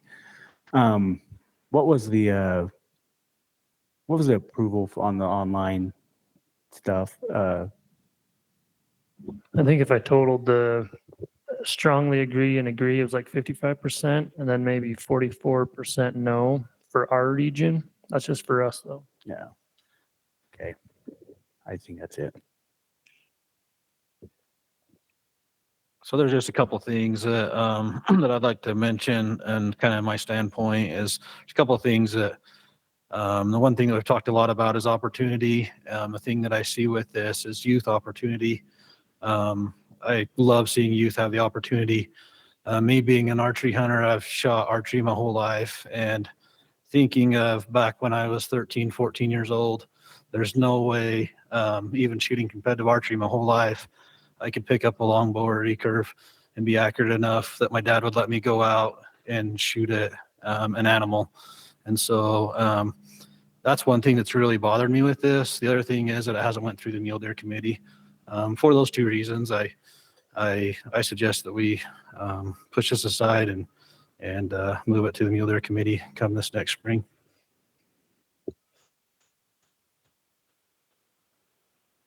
I just have a question or kind of clarification. If this goes to the mule deer committee, what exactly are they going to do with it? Because I've been on like the upland game committee, and you're not creating the nitty gritty of a research proposal. You might say, oh, I'd like to see this research happen with, ptarmigan or something, but they're not creating the proposals and the actual research, at least from my experience. So I'm just wondering, like, what would be the goal of having it go through the mule deer committee unless they're just vetting the idea? And wouldn't you be doing that already? Because you said you're going to be working with universities, so professors, and you could bring in maybe other people to make sure that this research is, statistically valid and covers all bases. So I guess I just was wondering what would be the benefit of it going through the Mule Deer Committee? I think you'd have to ask people who are proposing to go through the mule deer. Obviously we'd run it past them and say, what do you think about the units? What do you think about the idea of having these different restrictions? We would want to put some sideboards on it. I mean, as a state right now, or, what wouldn't be okay with is saying, hey, let's go APR on every unit across the state without knowing the impact or the popularity of such things. So yeah, I can't say what's going to come out the other end. We'll just propose the idea there and we'll discuss it and see what comes out, I guess. I have a question / comment. This agenda item really intrigued me. It's a really interesting idea, and I liked the description. It's out of the box. I think there's a lot of potential. What's the opportunity cost of waiting a year? In other words, what are we potentially losing by postponing and maybe going through the Mule Deer Committee? Yeah, I mean, absolutely. Can we do it? Can we wait a year? I mean, is that an option? Absolutely. It's just, if we wait a year and run it through the committee, then rather than implementing these in 24, they'd be implemented in 25. I think we'd still have good data for the 2029 plan that we could present. So yeah, I don't know if there is a huge issue in that other than it wouldn't start right away. And yeah, that's why we're kind of throwing it out now. Is this something folks are interested in now? We've been hearing pressures from people, hey, they're not happy with our populations. They're not happy with the buck numbers they're seeing, and they want us to act now. And so that's the reason behind the proposal right now. Richie, I think, you wanted to make a comment? Yeah, I actually have a question. Is the division receiving any grants for these studies, or the colleges receiving any grants? Financial grants? No, as of now, no. We'll fund the studies with our current funding of PR and conservation permit monies. Okay, thank you. So if this does go to the Mule Deer Committee, I've never been on a committee, so I'm not sure how much direction do you guys give them? Like, is this something that you're going to be like, hey, we want to do this, and then they'll hash it out, or is it something they'll come up with on their own and hash out? Like, I know it seems like you guys give them some direction, obviously. Yeah. If this doesn't pass this, is this something you're going to try to get the Mule Deer Committee to really look at? Yeah, I mean, we would bring it up and we discuss it and we just kind of see where the discussion goes. I mean, obviously from a study design standpoint, and exactly, we'd ask what data do you want to see, what measures we would collect to try and assess what the impacts are. But in terms of how we get those data and all that, we rely on the biologists and university researchers to do that. So I don't think, as Natasha said, we wouldn't be getting into the nitty gritty on exactly, hey, should we collar $25 or 30? That's kind of stuff that we'll take care of with our expertise and university expertise. But in terms of exactly, which units could be discussed or how you want to evaluate them, that could be discussed. But it just depends where the discussion would go. And the committee kind of drives some of that. We'll provide some sideboards on where, hey, we can't go this far, or this is off the table, but anything in between may be allowed. You guys ultimately have veto power over something. Say they somehow come up with a proposal, hey, we want to make the whole state limited entry, reduce tax. All our committees are just advisory. So ultimately the division is the one who makes the recommendation and stands behind them. We try and hopefully come up with consensus and agreement within the committees, but that's not always the case, but we try to. I guess my comment to the RAC here would be I think I came to age to hunt right when the book list ended the restriction, antler restriction, and like Grizz said, there was nothing out there. So, And then from the other gentleman who provided the information about research on antler restrictions, that worries me, the antler restriction idea. And, I think some of these ideas of restricting hunt types to provide more opportunity to the public, I think there's some merit there in terms of, if we've cut, 30,000 deer tags, you said? Yeah, like 25,000 over the past 5 years or so. So is there a way, I don't even deer hunt hardly anymore because can't get a tag, or takes 5 years to get a tag here in the South Slope unit. So I think I give kudos to the division for coming up with some ideas to, get more people out there, get more families back to hunting. So, but some of them, I think the antler restriction worries me. And then, yeah, I don't archery. I'm not an archer, so I don't know about using a longbow, but it sounds pretty difficult. So that's my comment. I'd like to make a comment. Just tell Kent again, thanks for the abuse that you've withstood the last little while, and others. How many of you have hunted cow elk and taken advantage of a group of cow elk, or any large herd of elk, right? When they're milling around, like I took my 6-year-old and got within cap and ball muzzleloader range of some elk just a couple weeks ago. And just their noise and their milling around, they miss the fact that we're there, but they don't miss the fact when the wind changes. And I'm really worried about this proposal because I feel like I've got a little drift of wind, and I smell state legislature in this. And regardless of what we're talking about right now, I think it's wrong to go down this path because we are going down a path that we don't want to be down. We've seen trail cameras, we've seen cougars sent through. Let us not be caught off guard of what's really happening here. I think there are some good ideas here, and definitely some things that can be talked about in the Mule Deer Committee. It meets in a couple months. I think we need to step back and catch that we got a pack of wolves circling in on our herd, and that we cannot let this happen. We need to let the biologists take care of what they need to take care of, and we need to stop any sort of pressure that the legislature puts on the biologists and the DWR to do something. We're talking about this committee and the division. There's a third party that we've missed because we've been milling around wondering what to do with antler restrictions or this or that.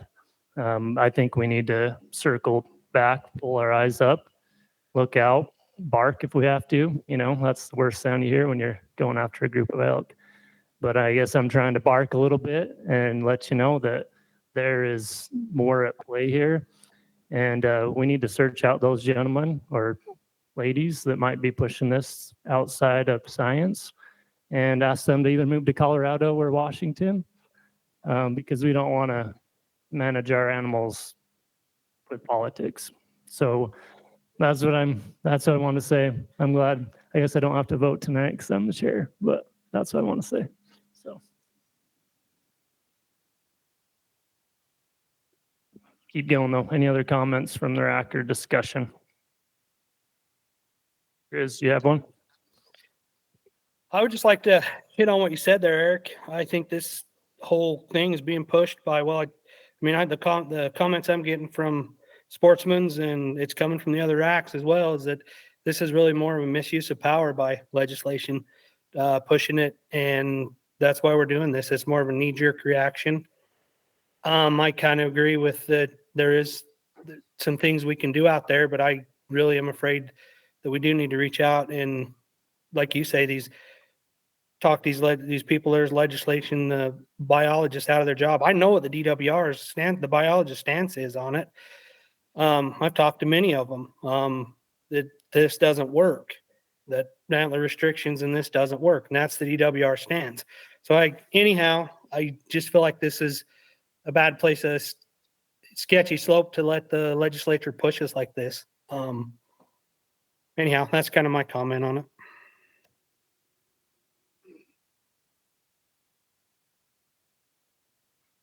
we're definitely open to entertain a motion.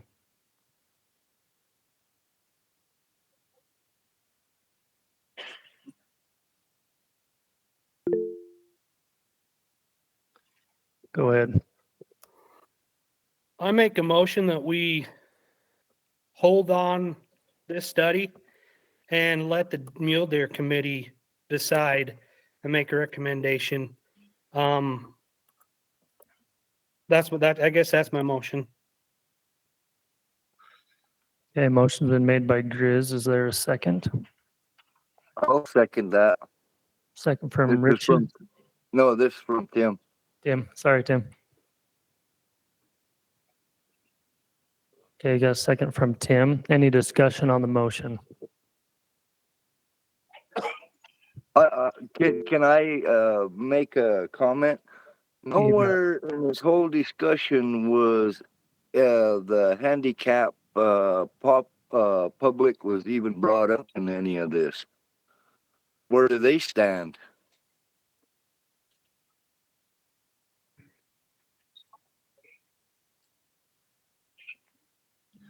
Is there, Kent, do you have any thoughts on that? I mean, we have current processes for what we can allow for handicapped hunters. I'm not an expert on them by any means. You know, I think for shortened season, they'd be subject to those same shortened seasons. Same with antler point restrictions. For the restricted weapons, I think there's certain things we can allow through our rules and through the CRR process but I don't.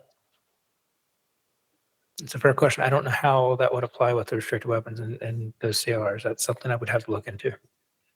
Well, see, that's why I think it's a pretty bad idea, because you guys haven't even thought about what the other people need. You know, you guys are just throwing this out there, and that's not agreeable.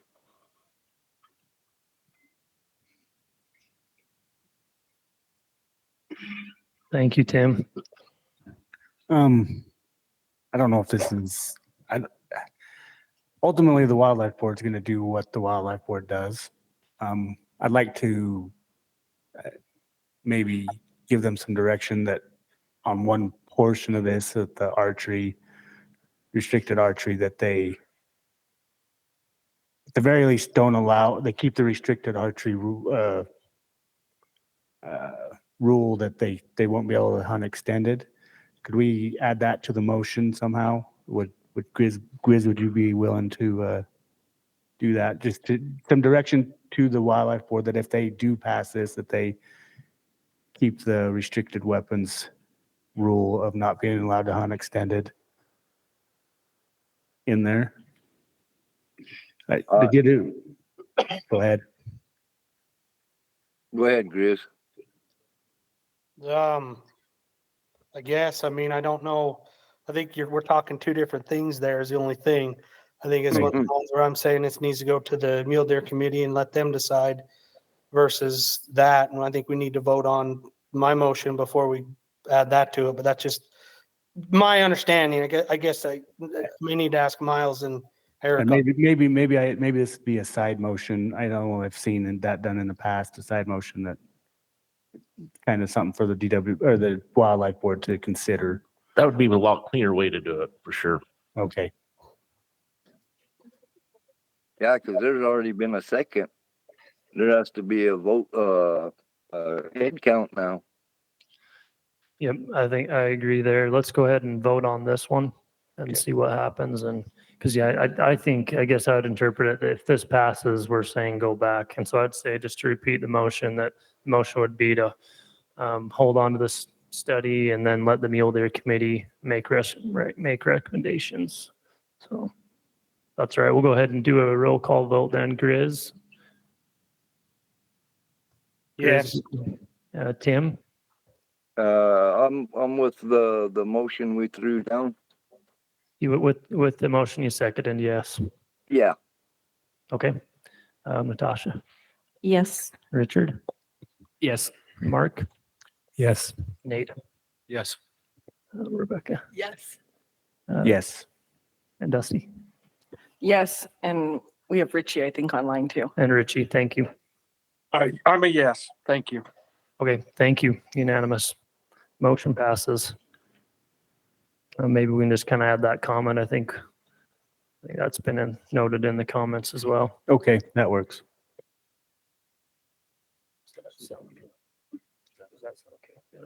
Okay. Okay, we'll move. I noticed some of them took breaks about now. Do we need a break? Tanya says yes. Let's have a, 5-minute break? Does that sound okay, Larry? Okay, we'll do that.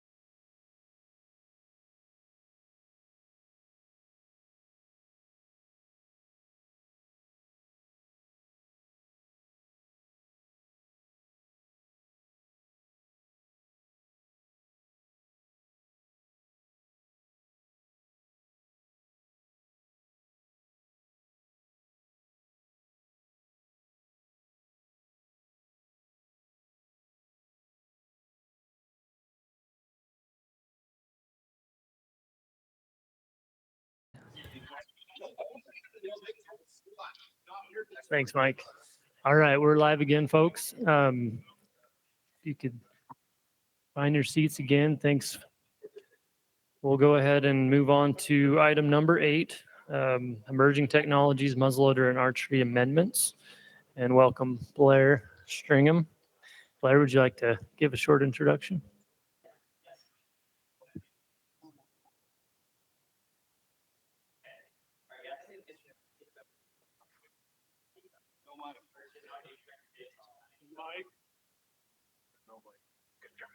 I think it's green. Okay.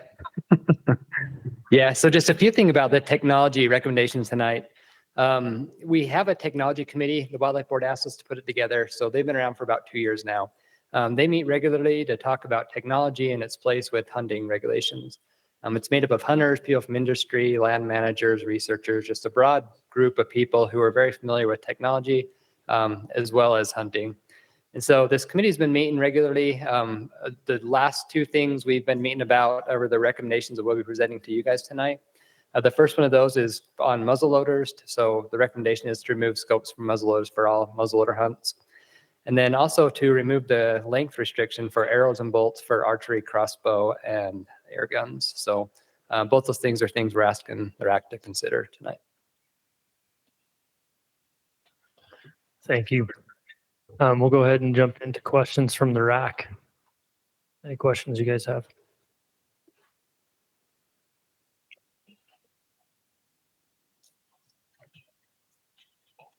Yeah, I'd like to ask a question. This is Tim.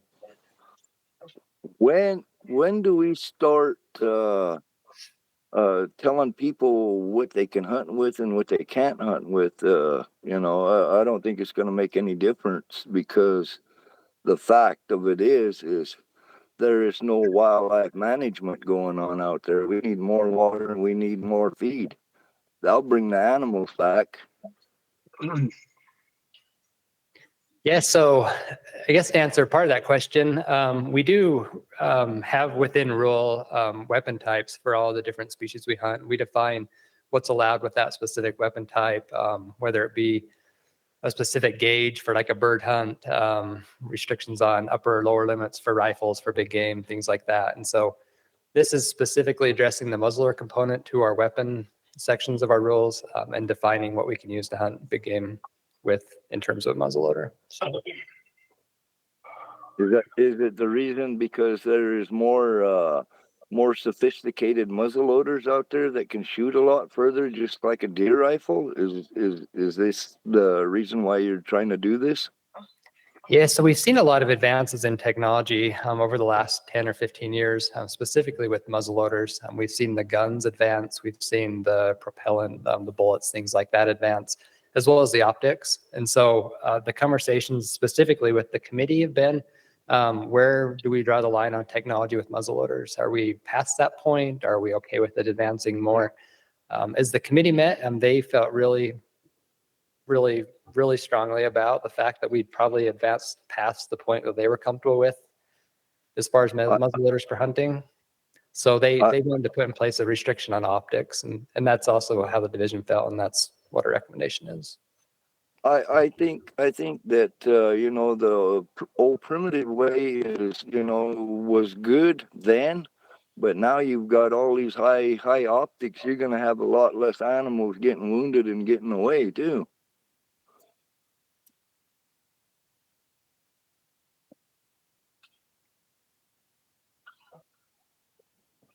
I guess I'll go back to the easy restriction you have on here.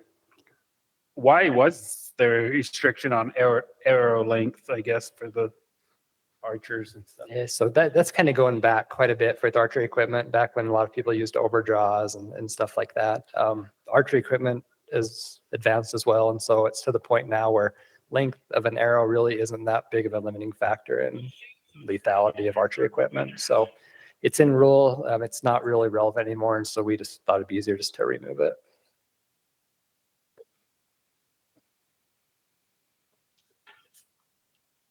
I agree with that one. That's I don't think the length of the arrow or You know, I think it's the person behind it with the equipment, you know, and if he does enough practicing, they're, you know, it's accurate for them, you know. This is Richie. I have a question. And I apologize because it's been a week or two since I watched the presentation. What's the division's recommendation on scopes on muzzleloaders? So the recommendation from the division is to remove scopes from muzzleloaders. That would be for all muzzleloader hunts. It would pertain to general season, limited entry, as well as any other muzzleloader specific hunts. Along with that, though, we are flexible. We realize this is a very polarizing issue. And so we are comfortable with anywhere from no scopes on muzzleloaders up to a low power scope on muzzleloader. Any of that would be something the division could support if that becomes part of your motion. Okay, thank you. What is your max power that the division would consider? 4 power has been thrown out there quite a bit. 1 power, something like that. I think that still allows people to be able to, who have vision issues, who could still use a scope. It still allows people the flexibility to use scope or open sights, but it does still going to greatly restrict most people's ability to shoot very far with a 4 power or less scope. Why is the DWR's why do you guys feel like this change needs to be made? Yeah, so part of that is just simply because we got a recommendation from a committee that we put together to talk about this stuff. So we want to support the work that committee's done. Internally, I mean, we've talked about this quite a bit of, do we even want to accept that recommendation? Do we want to be something else? We kind of fell in line with a lot of the concerns the committee had, and so that's why we're supporting the recommendation. Part of it goes to just the technological advances and drawing a line in the sand and saying, okay, this is where we're comfortable with technology and we don't want it to advance past this point. Part of it is just interest from a lot of people. We've heard of keeping the muzzleloader hunt separate from what any legal weapon hunt is. And optics seem to be kind of that factor that really kind of brings those two more in line with each other more than anything. So. Go ahead. So from the law enforcement perspective, what power scope is going to be the easiest for them to monitor? So from that perspective, really no scope is probably the easiest to monitor. If there's a scope under, it's pretty easy to tell if you have one or not. As you get into higher optic or magnifications, anything really above a 1 power becomes a little more difficult to tell if it's a 2 or a 3 or 3 and 4, vice versa. So, along those same lines, our officers do have concerns of when you're looking through a scope, it kind of takes you out of that situation to some extent. So there were some safety concerns as well with trying to enforce the scope magnification outside of just the scope magnification itself. Why would they need to look through the scope to tell what it is? It's marked on there usually. Yeah, so some of our officers have seen people go to great lengths to try to hide that, cover up things with tape, file off the numbers. And so looking through a scope, you can often tell if it's 1 power or something different. So when we had the 1 power scope, there were some things like that our officers encountered. Okay, but it was that wasn't a majority of people doing that. That's a very limited case where that For sure. happen. Yeah, definitely a very small number of people and incidences.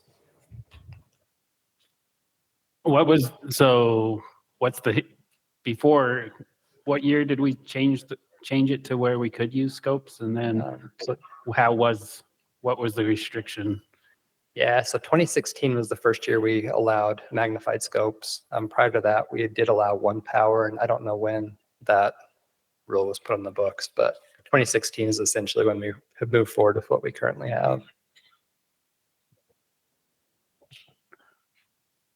Why go back to why not go back to what the old rule was instead of taking it even farther? Yeah, so that's a great question. Really, it comes down to probably technology more than anything. We've seen success rates and other things like that with muzzleloaders increase even more so than we've seen with rifle hunts, to the point where success is almost about the same now with those 2 hunts. We feel like the muzzleloader hunt is probably more of what we want it to be, as a primitive weapon hunt, as opposed to essentially a single shot rifle hunt, which a lot of people say. Really, the way to address that is, again, optics. The gun components that have advanced, I mean, really, they improve your accuracy, but your accuracy is only so great if you don't have a magnified scope on your gun. So. Why I keep hearing this, it's just like a single shot rifle, and I completely disagree with that. As my last 2 deer have been killed with a muzzleloader, and I've actually missed before I killed my last 2 deer with a different deer, and I can tell you it's not the same as just opening up and loading another bullet in. It's quite a process, and you throw in the adrenaline that goes in with that. It's not. I find that very hard. I think that's a misleading claim that a lot of people use. Why do you guys feel that way? Yeah, I mean, again, it comes down to, I guess, just the muzzler being a more primitive weapon, and that's, I guess, essentially how we view that hunt. It comes down, I guess, more so than just, the single shot versus multiple shots of the rifle. It comes down to optics. It comes down to shot distance and things like that. Within the survey itself, there were a couple questions that kind of helped us arrive at this answer. One of those was the distance that people are comfortable with shooting.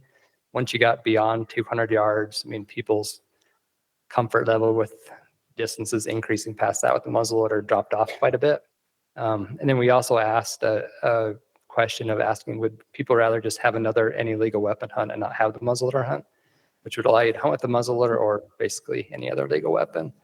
Both those questions, we saw a lot of strong support for people wanting to have something that was different, not have any legal weapon hunt, and have a hunt where you couldn't shoot longer ranges. And so, again, kind of thinking about how to create a hunt that addresses those two things in that survey, it came down to optics again, and removing optics kind of addresses both of those and creates a hunt that you can't shoot very far and isn't anything like any legal weapon hunt. So. Does that mean that you guys gonna do that with the archery equipment too? You're gonna take the sights and turn them into primitive hunts too? So we looked at archery equipment. There were some recommendations that came through the RAC and boards earlier this year addressing some of the archery equipment issues that the technology committee had sent to the division. We do have some other weapon type hunts, the hams hunt and the restricted weapons hunt. Both those do restrict archery equipment to some extent, probably more so the restricted weapons hunt. So we do have some of those in place, but we don't really have any plans of doing any further changes with archery equipment at this time.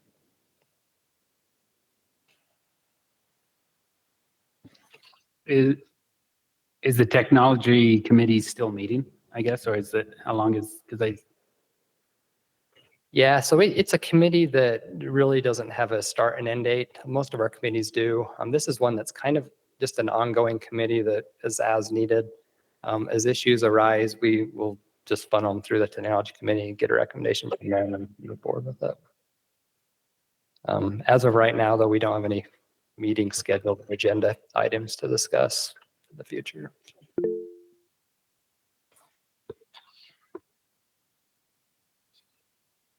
Gurus.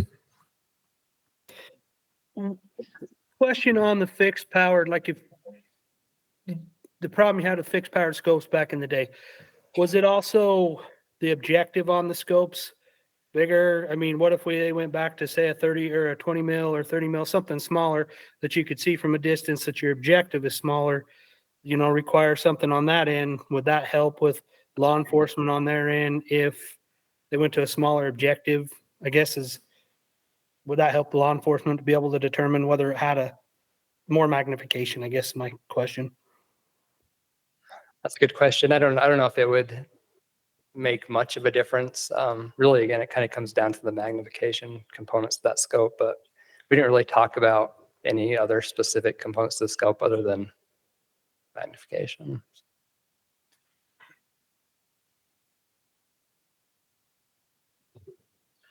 I just have a couple of questions concerning the survey that was sent out that we keep referring to. I'm fairly new to this, so I haven't studied many of these surveys, but the first question I have is how are those individuals selected that got the survey? And then the second question is, I know it says it's a great survey, a great return, but with 639 people responding, is that really a great number for a survey of this size and of what's happening here? Yeah, so the number of respondents is similar to what we get on most of our surveys. We usually have somewhere between about 20 to 35% of people respond. The survey was designed by our social scientist who, has a lot of education and training in designing surveys, and he felt really good about it. The way we came to the number of people and who participated, we selected those from essentially a group of about 237,000 people. So if you didn't get the survey, you were probably in the majority. Most people didn't. But we randomly selected about 1,500 of those people, and that group was specifically people that have just hunted big game, not necessarily muzzleloaders, just big game in general. We also wanted to get some results from people that were specifically muzzleloader hunters, and so we looked at people who had applied for limited entry muzzleloader tags over the last 7 years. That was a group of about 55,000 people, and so we assume those are just going to be probably your muzzleloader truists, the people who are really into muzzleloader hunting. And from those people, we selected about 1,000. So the total sample size was about 2,500 people. And again, about 25% of those people responded. So in terms of a statistically significant survey, our person felt like that was a great survey and could give us the results we wanted. So. Mr. Ritchie, I have a question. So I have an older inline muzzleloader, open sight. Probably wouldn't be comfortable going past about 150 yards with it. Like I say, it's an older one. I seen some data, but I can't remember. A modern inline muzzleloader with modern allowable optics. What's the range on those now? Comfortable range. So it really kind of depends on the gun.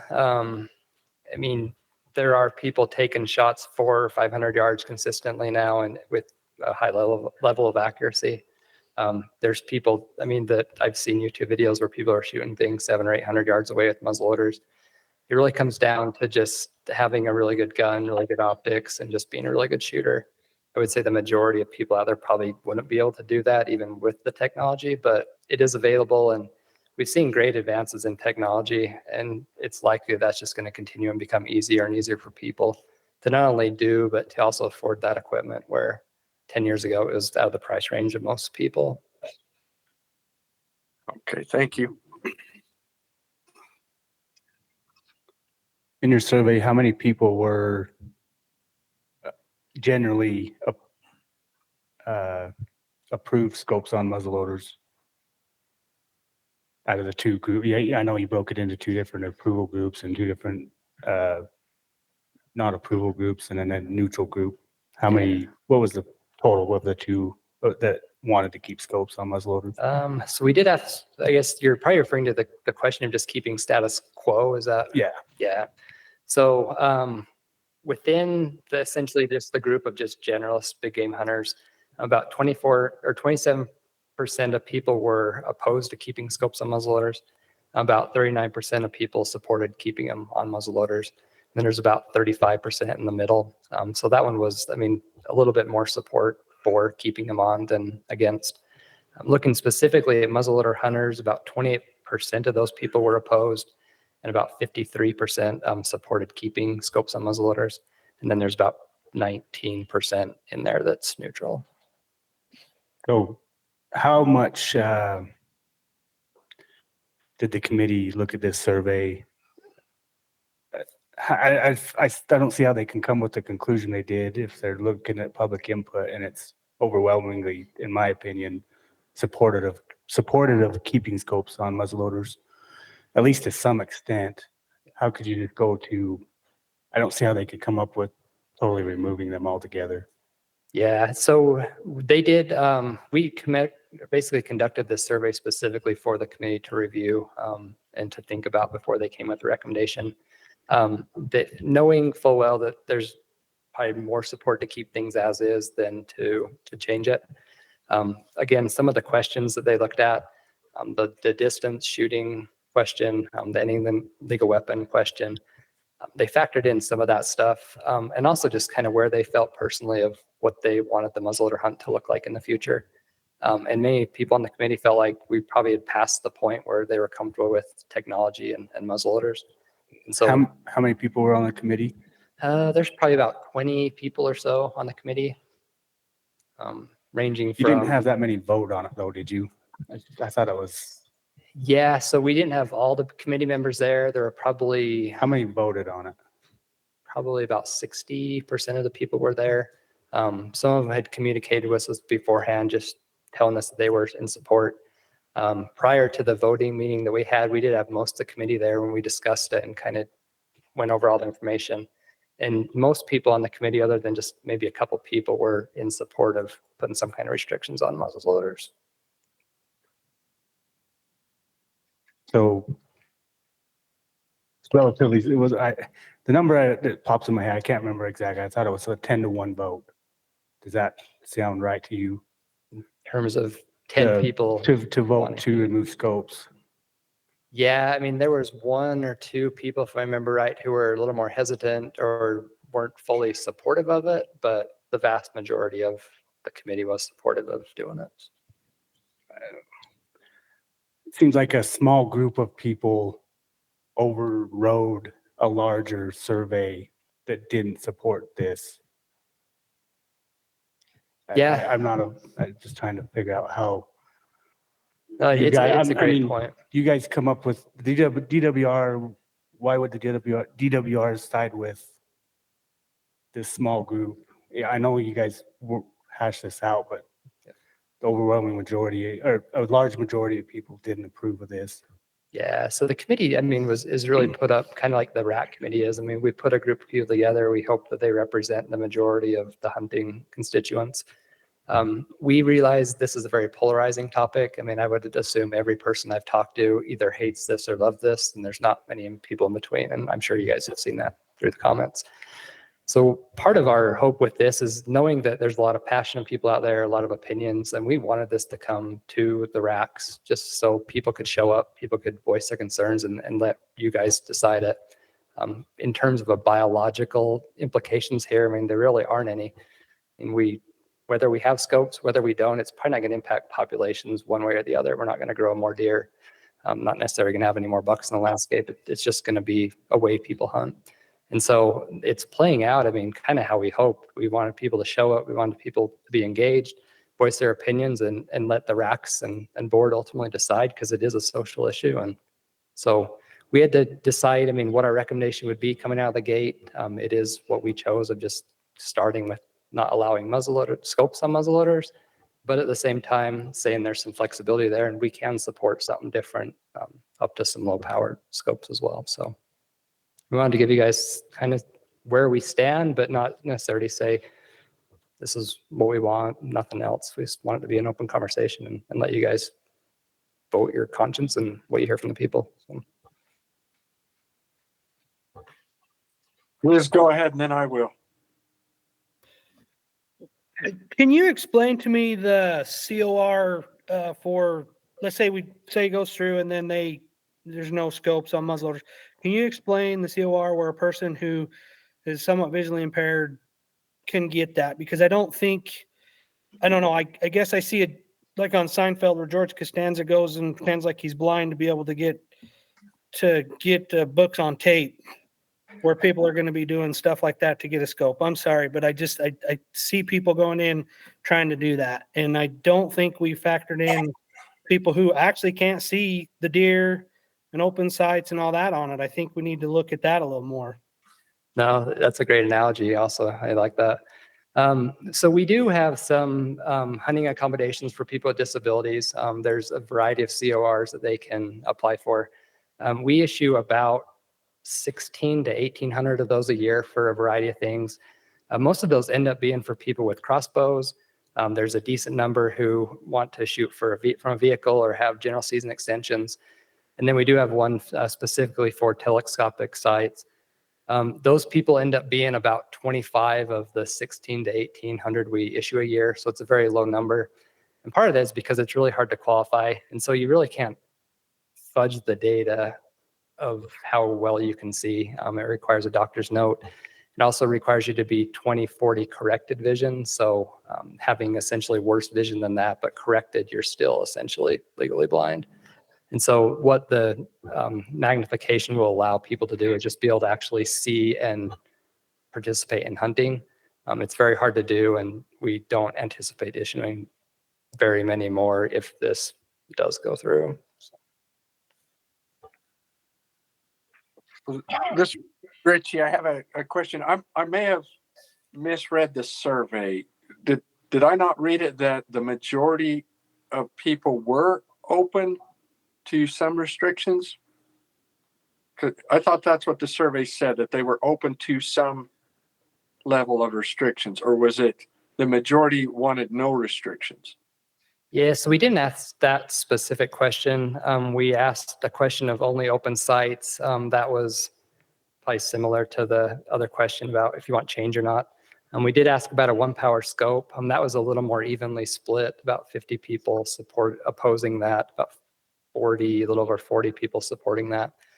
So by and large, I mean, most of these questions were all split or leaning towards just keeping things as is.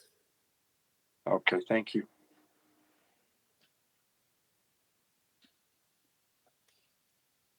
Any other questions from the RAC? If you take out the neutral people, is that doesn't sway it to evenly split, does it? No, I mean, the neutral groups and just about every one of these questions are relatively small. For the most part, it's either strongly opposed or strongly against. Well, but in your surveys, there was, you take away you guys have been adding the neutral people into the opposed or into the take scopes category. And to me, you can't add it to either group. Yeah, so we haven't been adding them to either group. As we've talked about this, I mean, I think we probably focused more on one group and saying there's other people that felt otherwise. But yeah, if we did that, yeah, that wasn't our intent. So what decisions have the other RACs made? What are their recommendations? Some, trying to remember specifically, a couple of them have accepted it as presented, and I believe one has rejected it. I believe the central one was the only one that had rejected it. So it seems like power and range is an issue, not necessarily, I'm not saying this is what you said, but what I'm thinking is that power and range is an issue, not necessarily scopes, but this is the only way that you see to limit that power and range of a muzzleloader. Yeah, so we've talked about kind of muzzleloaders as a whole. The muzzleloader itself, we talked about restrictions there, but it really didn't feel like they were necessary. So the power probably not really being much of an issue, or the range. Really, it comes down to probably accuracy, and especially accuracy at a distance. So if you've got a muzzleloader that can shoot and hit packs at 1,000 yards, that would still be fine to hunt with. You just wouldn't have a scope with it, which would effectively reduce the range you could shoot. So, is there any other way? I guess you've already thought about lower powered scopes, but as an option, right? Yeah. I'm just trying to think of ways to keep scopes and solve this problem. Yeah. So yeah, I mean, to reiterate, I mean, we would be comfortable with still allowing some versions of scope on there, up to a limited power. We kind of feel like as a division, we probably crossed that line at this point too, where having a scope with a turret and 24 power and being able to shoot something 600 yards away is probably not where we're comfortable with either, but a lower power scope is definitely something we could support as well.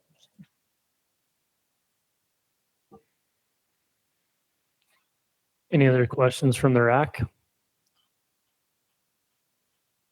We'll go ahead and entertain questions from the public. Go ahead and come up and state your name.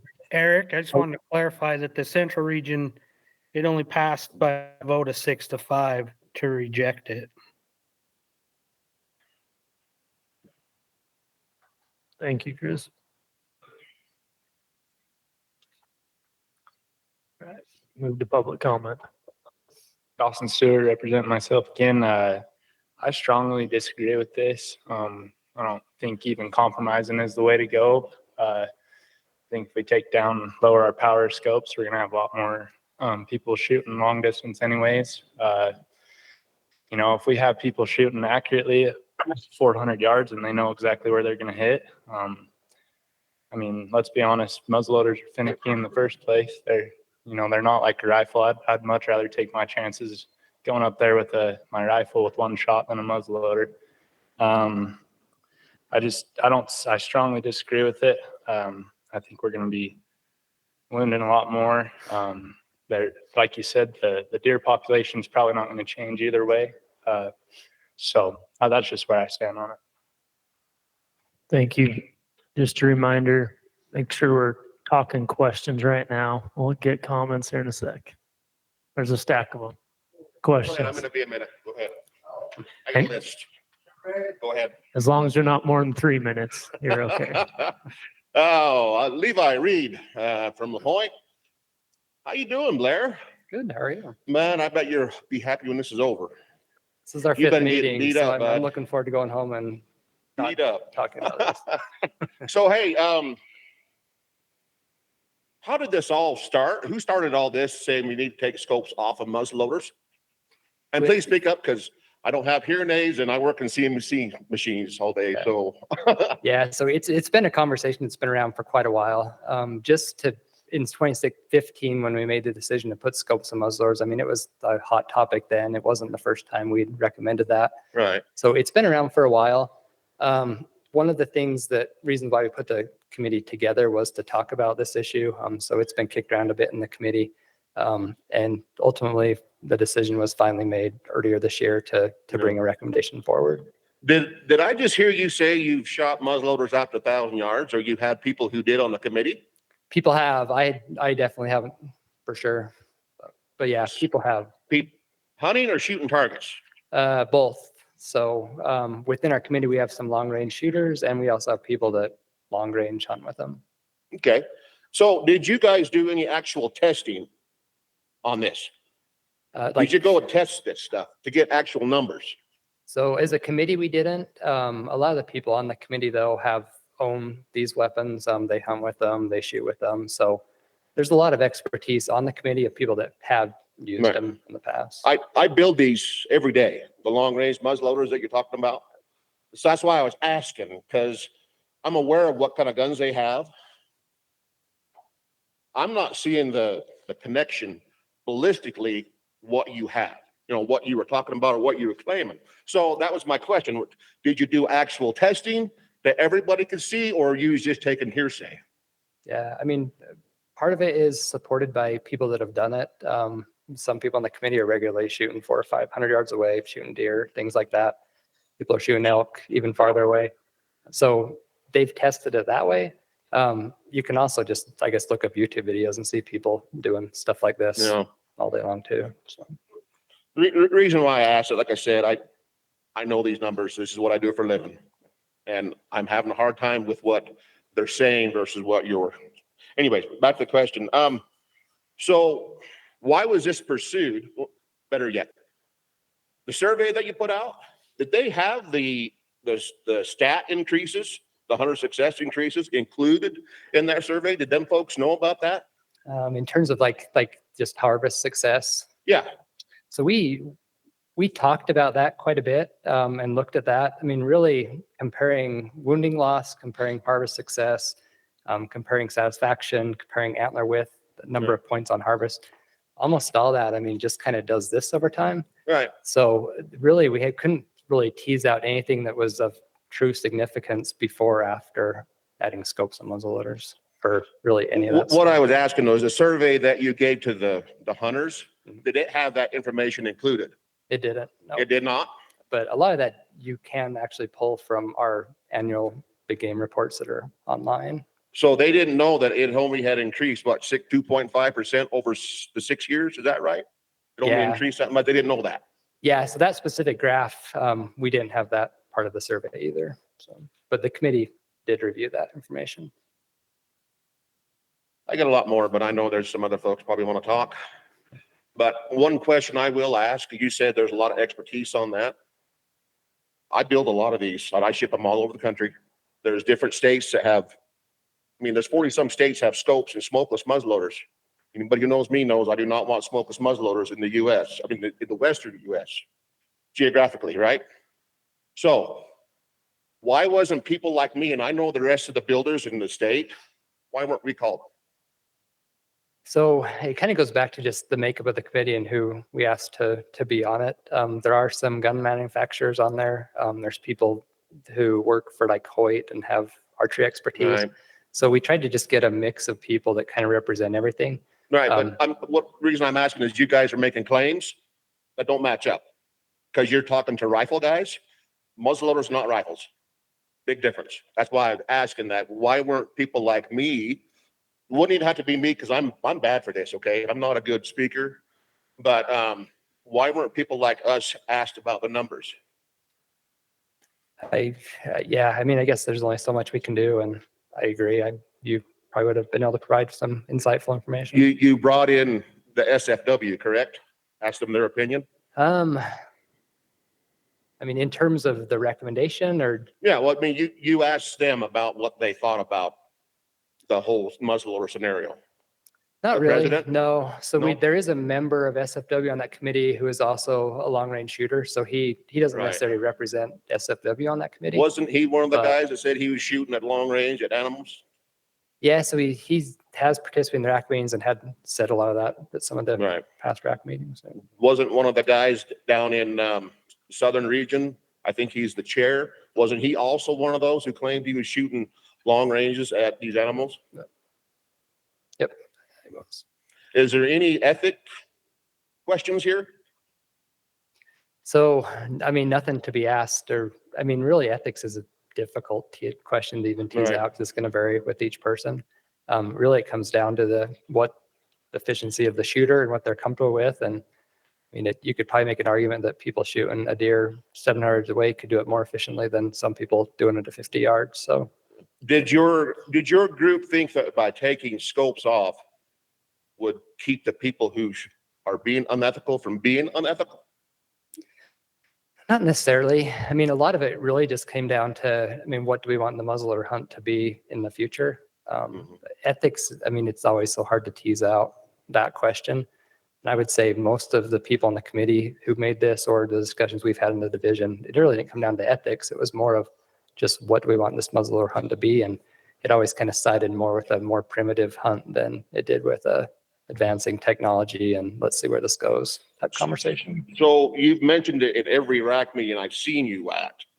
That you say that the muzzleloaders now are like single shot rifles. And I think Jake just mentioned it too. How is that a fair equivalent? What was your reasoning behind saying this is like a single shot rifle? So I guess just comparing, I mean, a rifle to a muzzleloader, I mean, if they're both loaded, they both fire, they're probably a lot more similar than comparing a muzzleloader to archery equipment. So Can you get your powder Mr. wet for the muzzleloader and shoot it like you can drop your bullet in, center fire bullet in, take water, load it, shoot it? Can you do that? I wouldn't, but You Mr. can't. It's impossible, right? I think we- Reload time, right? We've probably given you about 6 I'm minutes. sorry, bud. Said I had a. Thank you. But though. anyways, thank you. Brian Clyde said it'd be nice to you. I'm trying to be. I appreciate it. I'll have to thank Brian. Thanks for being nice. Any other questions, sir? Tyrell, hey, big one. I'll try and be a little bit nicer than him, Blair, sorry. Thank you. But to kind of touch on one of your responses to his question, I mean, I think it was back in 2011, 2012 when we allowed the 1-power scopes. And then when this came up in 2016 to go to magnifying, you said yourself it was very controversial. I mean, it was all over the board statewide. With that being said, why only send the survey to 1% of all the hunters in the state? I mean, you got 8,000 dedicated hunters alone. Why such a small group? I mean, it almost looks like you sent it to the people you knew what the answer was going to be. Yeah, so it was completely random. Like I say, it was a giant pool of people that we felt like probably were representative of either muzzleloader hunters or just big game hunters in general. So why such a small number? 2,500 out of 200 and something thousand seems way small. Yeah, and again, it kind of goes back to just the methodologies of surveys in general. Whether it be like a political survey or a survey about hunting regulations, it generally goes to a tiny portion of the public with the hope that that represents the broader populace. Well, you're only getting 24, 25% of your surveys back but you're only sending out 1% of the total population. It just don't make sense to me at all.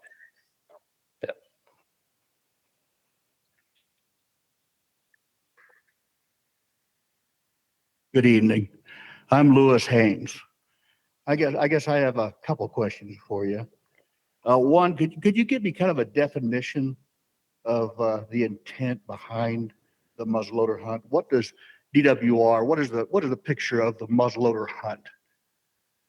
What is the definition that DWR wants to provide to me as a hunter? So I mean, we do have a legal definition. I don't know if that would be helpful for you at all. Well, or just spitball it. You know, what So is the muzzleloader hunt? So I mean, in general, I mean, it's been fairly kind of a loose designation. I mean, you have to have essentially not just load a bullet in. You have to have an ignition system that's different than, you know, a primer system within a rifle cartridge.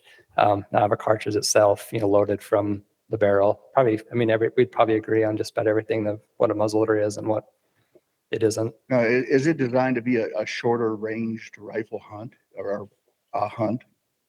Designed by design? So I would say, I mean, when we started the original, you know, muzzleloader specific hunts for sure, but most people were probably shooting patch and ball. And really, I mean, we haven't probably even thought much about what we want the muzzleloader hunt to be until just recent years. Yeah, you just hit my second question. You know, I've kind of heard tonight where we talk about scopes and optics and limiting ranges. And my second question is you, did the committee consider at all going back, getting rid of the sabos, going back to patch and ball and conicals? So we if they want their 30 power scopes, let them have them. Take us back to patch and ball and conicals. Yeah, it's a fair argument. Was that considered as part of this? We did talk about, I mean, really probably every component to a muzzleloader, from the barrel down to the butt end of the stock. Really kind of where we thought the best place to engage would be at the optics as opposed to anything else. Yeah, all I can say is my eyes aren't what they were when I was 20. And, you know, I'd rather ram a round ball in a conical than try to focus on a peep sight. But that's all I have.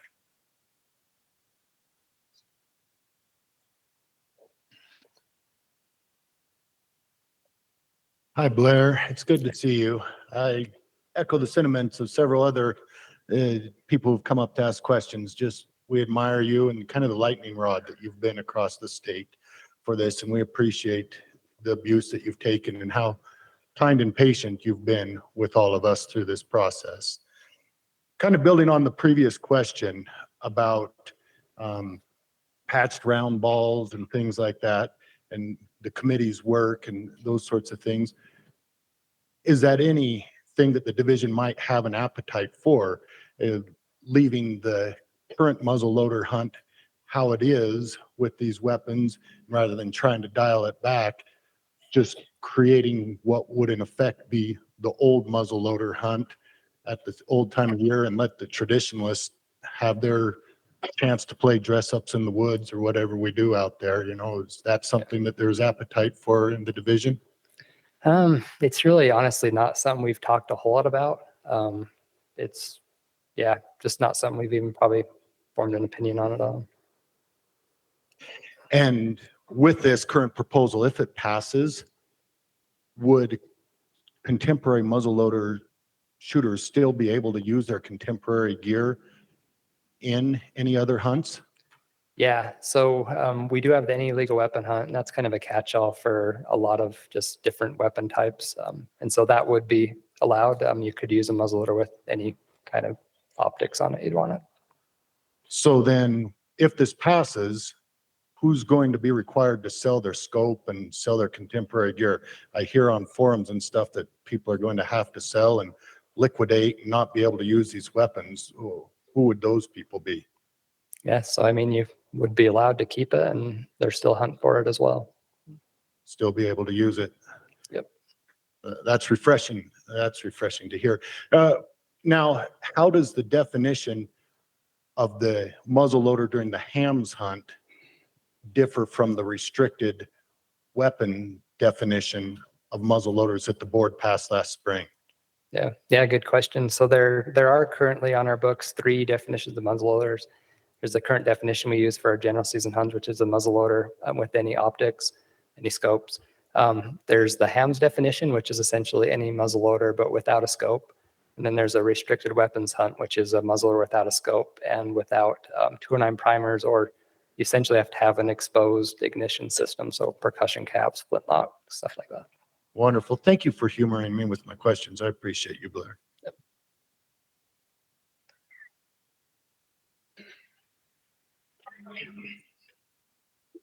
John Pope, you made a statement that I have a question about. You mentioned that you had thought about, you guys looked at archery equipment too, to change a bunch of their stuff. But because they have a ham hunt, you chose not to mess with the archery equipment as it is. But with the muzzleloaders, which they also have a ham hunt, is that correct?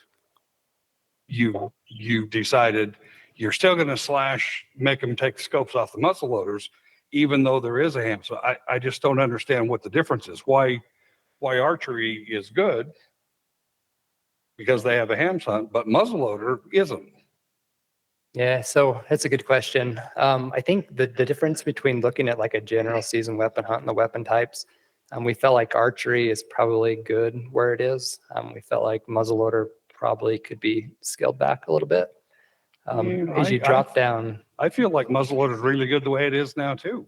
You know, I think it needs to be fair. And, you know, I've got some comments for the comment section, but I just wanted clarification why, you know, archery is okay if they have a ham hunt, but muzzleloader has a ham hunt, but we're still going to pull the scopes off the guns. Yeah, no, it's a great point. And again, I mean, kind of coming back to why we have these meetings like this is to gather feedback and let the public have an input on recommendations. So. Thank you.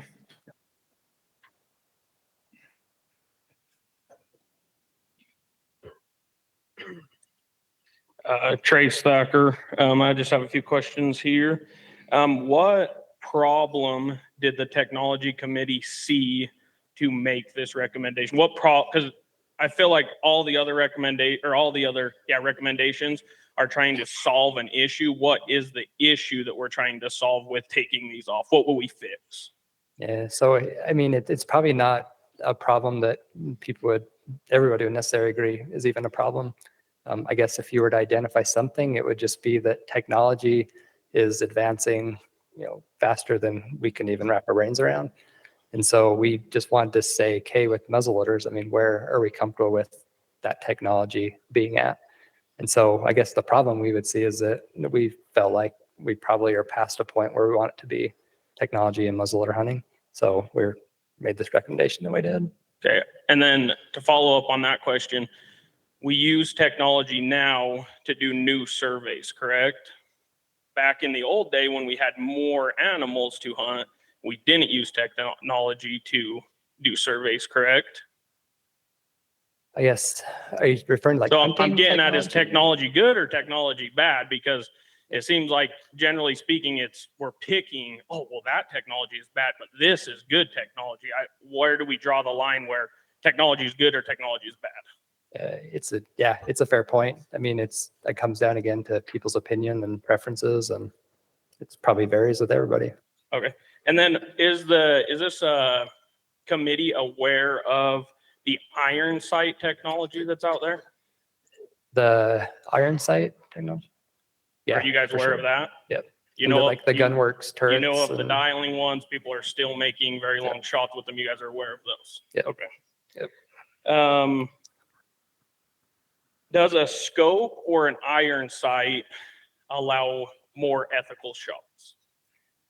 That's a good question. So we tried to tease this out with a lot of the current harvest survey that we have in terms of success, in terms of wounding loss and things like that.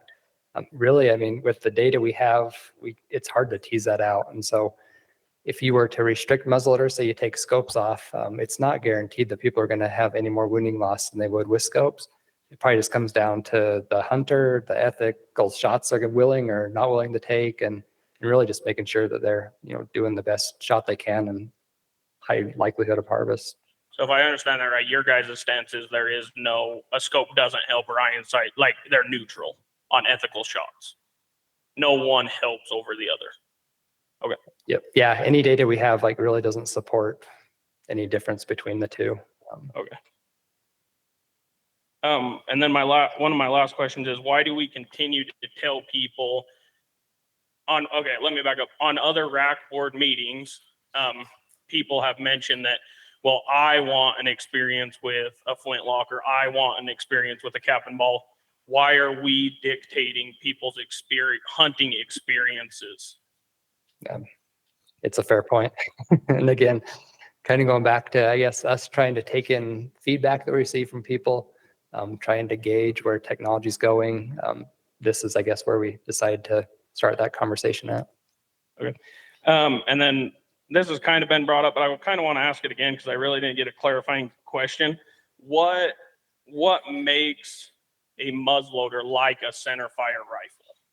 What characteristics make it like one? So I guess the fact that it shoots a projectile, the optics, scopes on it, things like that. Obviously, there are a lot of differences between the two. So aside from a scope, a flint and lock is like a centerfire rifle. Is that wrong to say? That's the only difference between what you just said and a flintlock muzzleloader is the scope. Yeah. They both take powder. They both shoot a projectile. They both have triggers. They both have stocks. Yeah. I mean, really, it kind of depends on, I guess, what you're comparing it to. If you compare it to a stick, then obviously, yeah. Yeah, but a stick doesn't have powder, a propellant, and it doesn't have a projectile, right? We throw it. That's why it's not a rifle. Exactly. Okay. Last question on the arrow length thing. Do arrow length and bolt length contribute to kinetic energy on target? Yeah, for sure. And so a lot of this archery recommendation kind of was put in place back when that was probably a bigger deal than it is now. Given, I mean, the technology that it advanced with compound bows in particular, just the speed that those arrows are moving, the broadheads, all that stuff. We just felt like it wasn't much of a reason to have that on the books anymore. Our law enforcement officers also aren't going out there and measuring, the lengths of arrows. So it was kind of just taking up space in our rule. Okay, I just want to put on record that, again, technology has made it to where we can lose arrow length and bolt length because of technology. So we're allowing technology in certain hunts, but yet we want to restrict it in other hunts.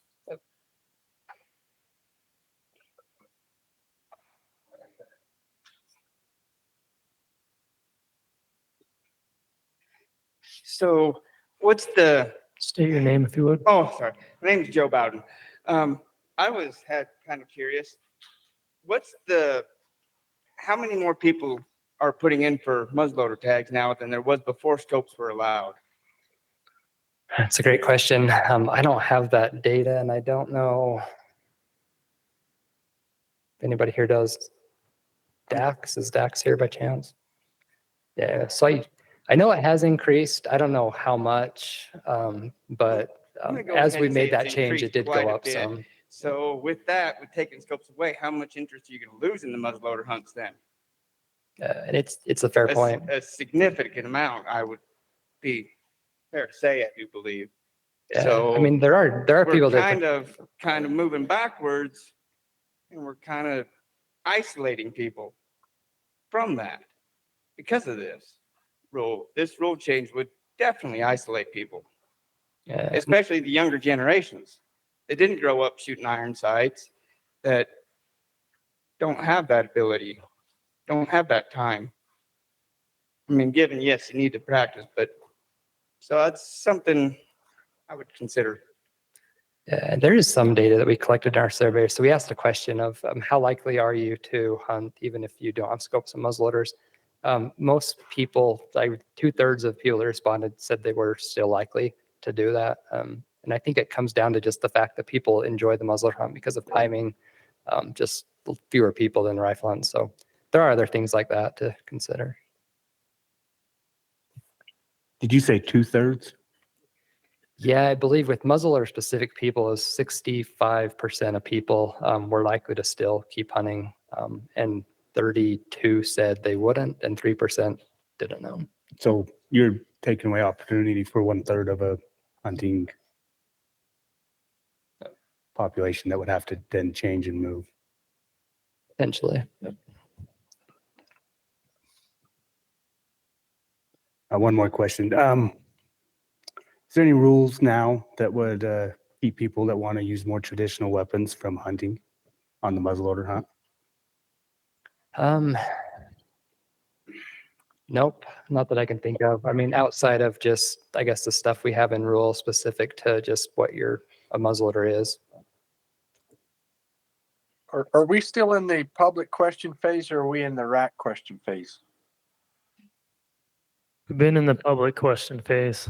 We're about ready to move to electronic comments from the public. Okay, thank you. Let's go ahead and move that. Is that all right? Yes, sir. Come on up. Jeff Johnson.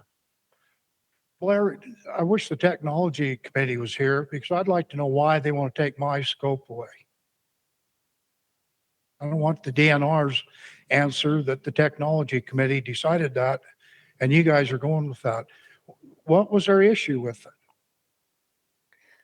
Really just coming down again to advancing technology. Where do we draw the line in the sand? What do we want the muzzleloader hunt to be? Do we want it to be, move it back to more primitive weapon? Do we want to just kind of let technology play its? It's never been a primitive hunt. It never did say that on my tag from day one. True. I just don't understand what the technology is causing issues. You mentioned yourself, it's a more accurate rifle with the scope on it, which allows me to make a more ethical shot. We agree, right, that most sportsmen are ethical and honest, right? That's been brought up at the RAC meetings a lot. On the surveys or whatever, we believe most sportsmen are ethical. So you're going to penalize the majority of us because there's a few out there that may be taking unethical shots. And I don't deny that that happens. But I don't understand why the majority of the law-abiding ethical sportsmen will be penalized because of a few. Yeah. And again, I mean, the conversation probably isn't a great one to have around ethics because a lot of the reasons why this is going into place have nothing to do with ethics. So, but I hear we know you concerns. can't legislate ethics or morality, right? So if you eliminate the scope, the same guys are going to be out there taking the same unethical shots. That's just the way they hunt. But we're penalizing the sportsmen that have always been ethical and followed the rules, raised their kids that way even. Yeah, fair points. Thanks.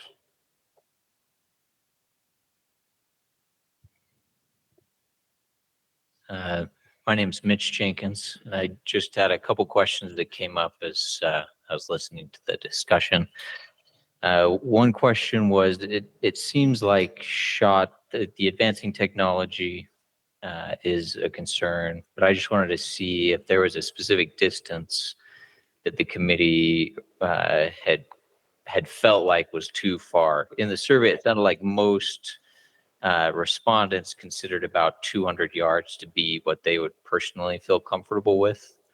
Was the committee concerned with the 200 yards, or was it more the 400 or 6 or 8 or however far you mentioned earlier that it seems like a limited number of people are capable of doing it, are doing, but it doesn't seem like a majority of people do that. I was just trying to gauge, was it the 200-yard distance that was the concern, or was it some of the farther distances? Yeah, so at 200 yards, I mean, I think the survey reflects this and the committee that people are generally comfortable with that shot. If you look at the survey, about 77% of muzzleloader specific hunters felt like that was an acceptable harvest range. When you jump to the 400 distance, muzzleloader specific hunters dropped down to about 19%, agreed with that distance as being a acceptable shot. So I think the committee was also in line with a lot of what the survey says, is that between that 200 and 400 yards is probably where a lot of people opinions fall off steeply of where you should be and shouldn't be shooting. Okay. Thank you. Any other public questions? Go ahead and move to public comment from the electronic side. All right, 41 people responded on this topic. 22% strongly agreed, 4.9% somewhat agreed, 2.4% were neutral, 4.9% somewhat disagreed, and 66% strongly disagreed. People were either for or against muzzleloader scopes. As you can imagine, those are the main comments. However, some additional things were brought up. There was concern about wounding loss by taking away scopes. People were concerned about their vision and being able to use open sights. Some of the comments recommended maintaining one power scopes, and others recommended a fixed 4 power scope. Okay, thank you, Miles. We will move on to public comments. We have a bunch. We got a little timer here to keep me on track and you. We will try to hold to 3 minutes per individual and then up to 5 minutes per group if you're representing a group. So maybe I'll flip them around and start in the back. Brock Harrison, come on up. And then on deck, we'll have Jason Robbins. My name's Brock Harrison. I'm just here as a local sportsman. I also happen to work part-time at a local meat processing facility. I won't say which one. I'm not here representing them. I'm here for myself. In any given weekend, I see, during the hunts, probably more successfully harvested animals than most people see in their lives. And I will say, even with the current technology that we have, the number of badly wounded animals or animals that were not taken cleanly is appalling. Truly. I see many animals that are taken with 3, 4, 5 shots. And that's with the technology that we currently have. That's not exclusive to muzzleloaders. That's including centerfire rifles. And truly, I believe there are people who are capable of taking shots with open sights and being effective and taking those ethical shots. And I can applaud them for taking the time necessary to do that. I don't believe that the general public is capable of doing that on the whole. And I think taking away an option for them to make more ethical shots is unethical on the part of the state. And I just want to make that clear. Thank you. Thank you, Brock. I'm Jason Robbins. I'm representing myself. I've watched all the RAC meetings on this topic, and I did a quick Google search on some of the technologies that the division has said have came out. Blackhorn 209 came out in 2008. When scopes were put on muzzleloaders in 2016, Blackhorn powder was already out. The Remington Ultimate muzzleloader came out in 2014. When scopes came out, the Remington Ultimate muzzleloader was already out. Parker's Extreme Ballistic Bullet was out in around 2010. All of the emerging technologies that they say we want to restrict were out when the scopes were there, when you guys put scopes in. I strongly do not want this to pass. I think that people are going to be wounding more animals if you take the scopes off, because the general population doesn't shoot with open sights. Thank you. Thanks, Jason. I think we got John Pope and then Trace Thacker up next.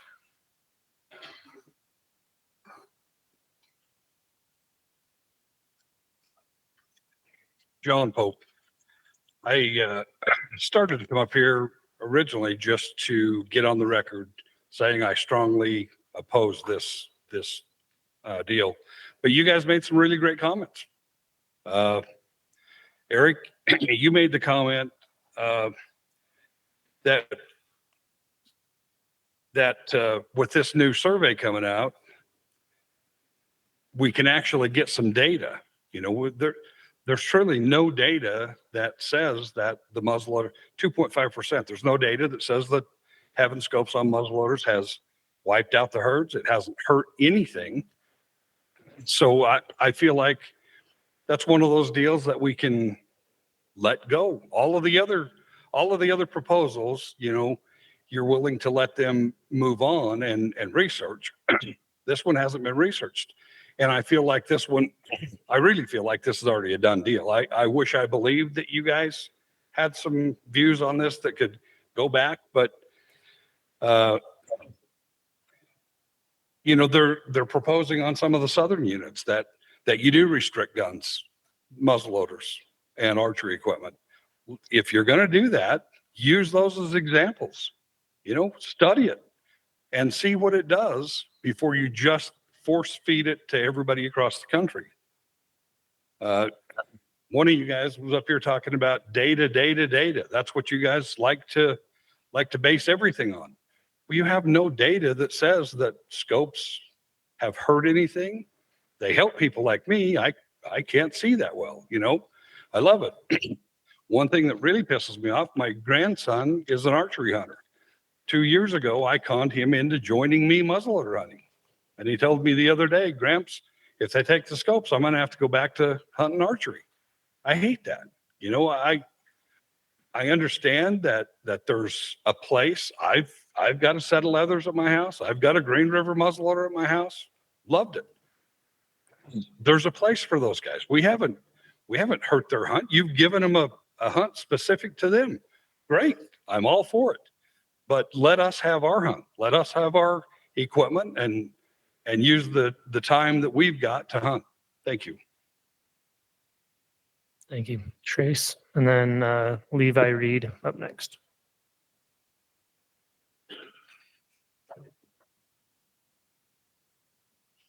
Trace Thacker. Just a little bit about myself. Those of you that know me, I dabble in shooting probably more than the general public does. So I look more into the data because I've watched almost every board or every RAC meeting this year, and I've listened to the comments made and all that stuff, and there's no numbers to support. There really isn't numbers to support one side or the other. There isn't numbers to support keeping muzzleloader scopes. There's no data to support taking them off. It's basically neutral on the data. I've heard the argument a lot that you can, you know, you can use a muzzleloader. You could use the muzzleloaders we have now in any legal weapon hunt. Well, you can also use a 30-30 lever gun, which there's a lot of people that still use 30-30 lever guns in any legal weapon hunt along with long-range muzzleloaders. Again, this has been asked, but you can use a primitive muzzleloader in the muzzleloader hunt. Nothing is stopping you from your hunting experience. Nothing is stopping you from hunting with what you want to hunt with. And then go on along the lines of everybody claiming that center or a muzzleloader is like a single shot rifle. Here's some quick data for you. Hopefully you can follow the numbers. I'm not going to repeat them because I don't have enough time. But starting with a 300, these are more common hunting cartridges. Starting with a 300 Win Mag. At 100 yards, you have over 3,300 foot-pounds of energy. 500 yards, you still have almost 2,300 foot-pounds of energy. At 1,000 yards, you almost have 1,400 foot-pound of energy. This is off of Hornady. This is off of Applied Ballistics, Calculator, and Hornady Hunter Precision Ammo.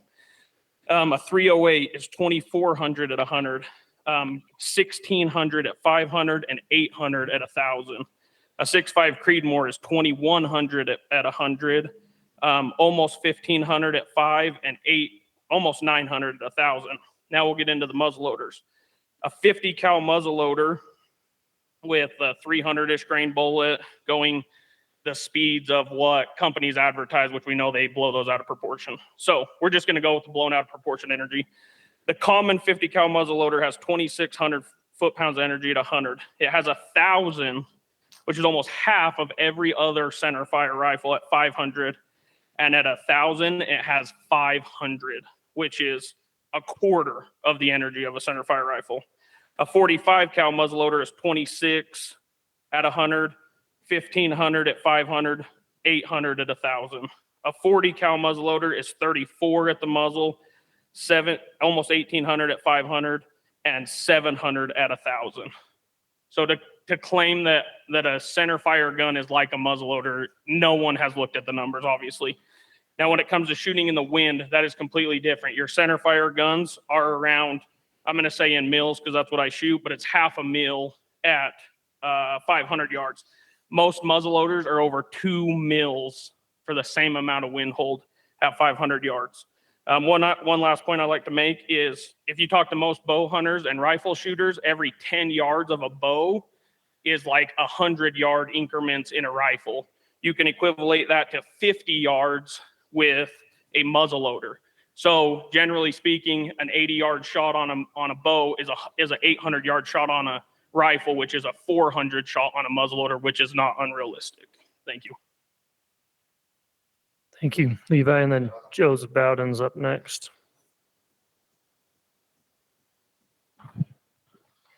So Blair, I appreciate you, man. Honestly, don't take it personal. You had a hard job. Okay. So Nathan, how's your dad? Been a long time, Jake. I don't know the rest of you. I came over here. I mean, you heard a lot of my questioning here because so much of what I see and I hear online, like I said, I work with the real numbers every day. I push these things to the limit, okay? There is no way I am taking the shots these guys are talking about. I shoot more powder than probably any of them do. No way. No way. By the way, also, I am not here representing my company. If anything, I'm representing, I got a Facebook group called Utah Muzzleloader Association group page. We're going to try to make it a nonprofit. We got 600 members. I mean, we're doing great. We did a poll on there. 64% said leave them alone as they are. We had 11% say, hey, let's go with the DWR. 34%, let's make a compromise and go with a lower power scope. So we've got a whole wide swath of people that they agree and they don't agree, but we're coming together and having discussions about it instead of yelling at each other. And by the way, American Mountain Man, I like what they do. I wish we wouldn't fight each other. We're here fighting each other. Okay, we're fighting how we do things, how we don't do things, what's right, what's wrong. Man, we're all hunters. Okay, archers, rifles, muzzleloaders, we're all hunters together. We should be together on stuff instead of fighting each other because the other side has no qualms about what method they use to end hunting. Okay, so I don't know what else I could say, but the numbers that I heard, and I could have went either way. Okay, LR Customs makes a lot of sites for muzzleloaders that ship all over the West. I make a lot more money if this passes. Okay, I work on mills all the time. I make a lot more money if this passes. I'm completely against this because this is not how you go do things. When you have wrong data, you have representatives who are telling you the wrong data. If you guys go back and watch the RAC meetings, you'll see who I'm talking about.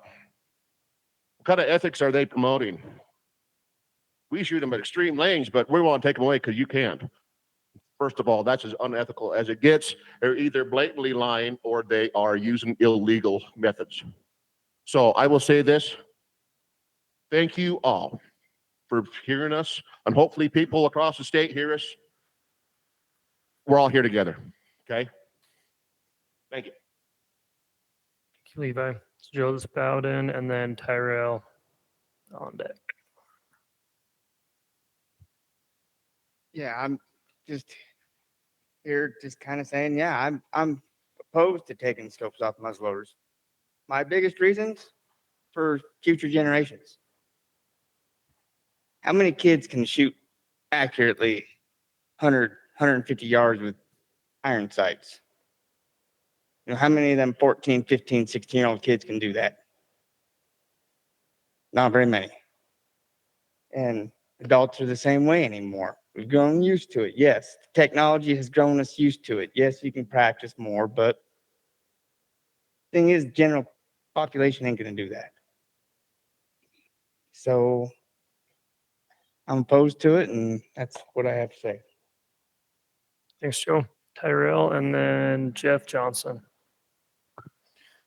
Tyrell, hey, Big Lynn again. I just got a really long note, guys, so I'm just gonna read through this. Sorry if I get a little monotone.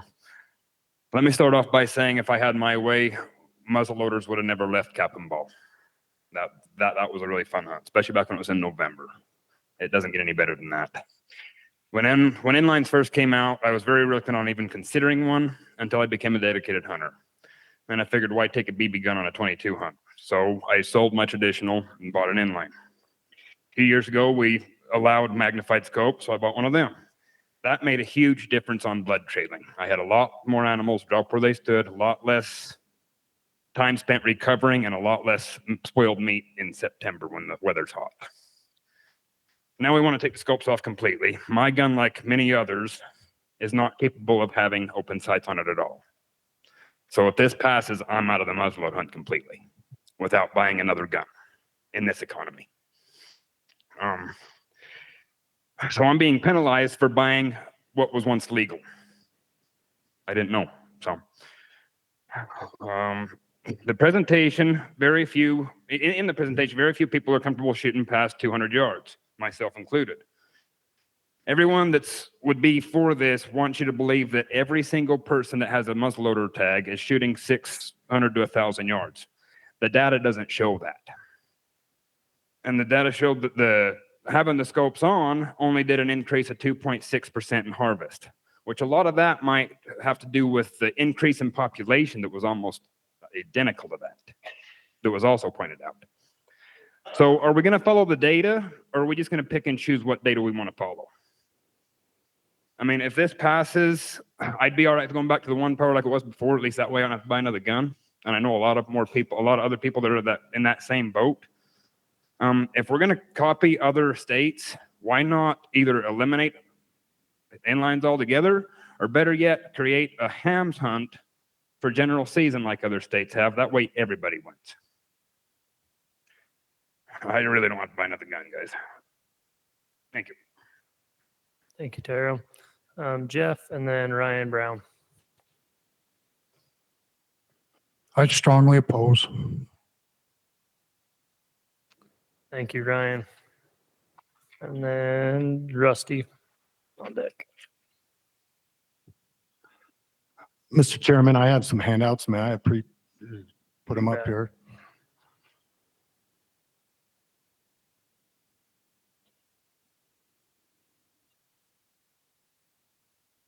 My name's Ryan Brown. I represent the American Mountain Man. We're a national 501c3.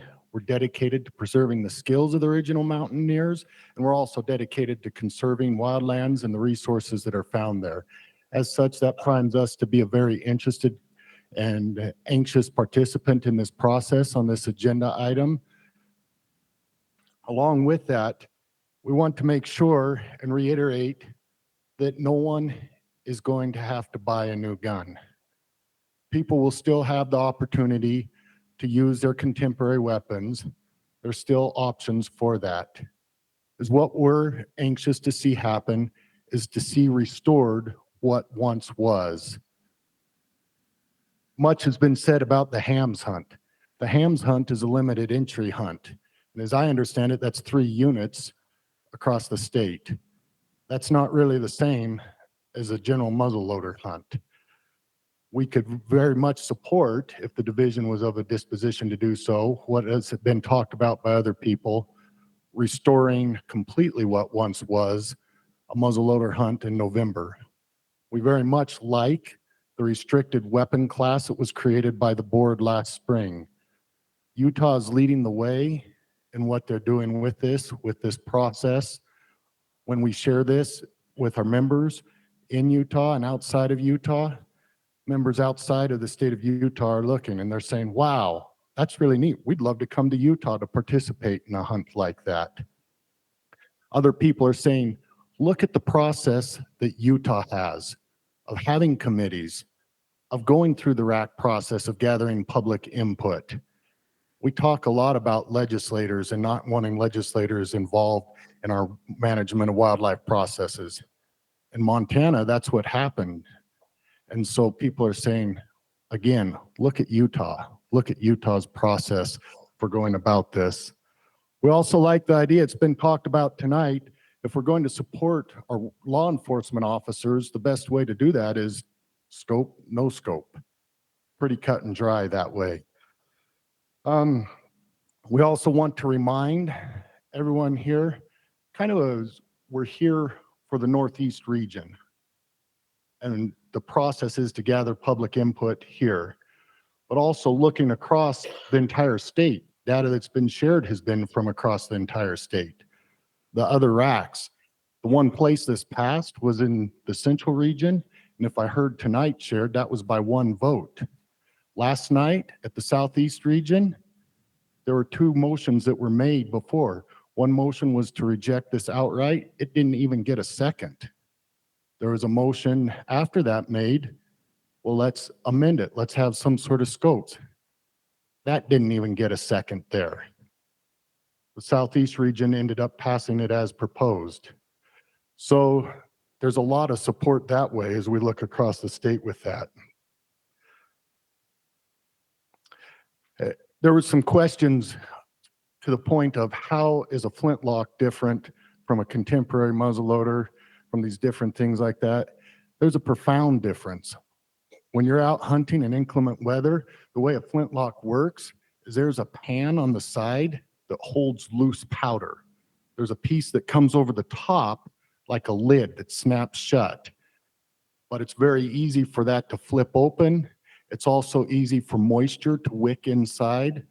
And so the technology, just comparing a flintlock to a contemporary muzzleloader, independent to the optics conversation, they're significantly different.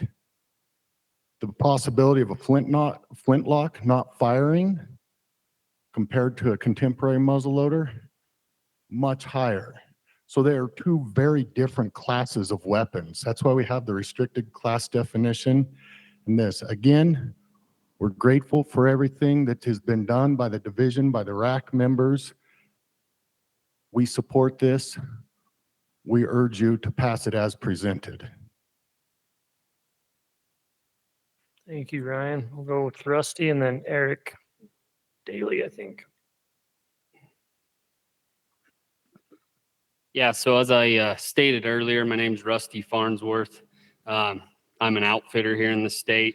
One thing I will say that I didn't mention earlier is I was actually called to be on the technology committee representing outfitters. When the scope muzzleloader thing came up this fall, I was in the wilderness all fall guiding elk and mountain goat hunts, so I wasn't able to attend the meetings and participate in those meetings. But there's a couple things I just wanted to bring up. When this first came up, I visited with a lot of muzzleloader hunters in the basin who love to muzzleloader hunt. And one thing I found, I would say mostly across the board, is the majority of these guys just have a muzzleloader that they're comfortable out to 200 yards with like a 3-power scope on them. And one thing they consistently brought up to me, you know, as a technology committee, it was voted on to remove electronics from bows, the Garmin bow sight, and remove electronics from rifle scopes, you know, like the Bluetooths from the rangefinders and things like that. And one thing they would consistently ask me is like, how the fair way to do it would be to just simply remove electronics from muzzleloader scopes, and then it's fair across the board.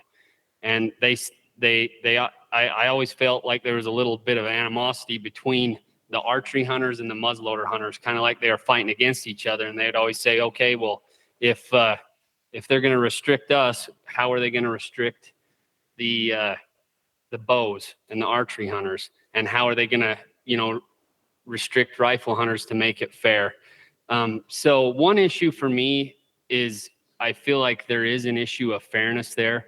I feel like to a point, there are muzzleloader hunters that are just being attacked because it's something that they feel will make a huge difference.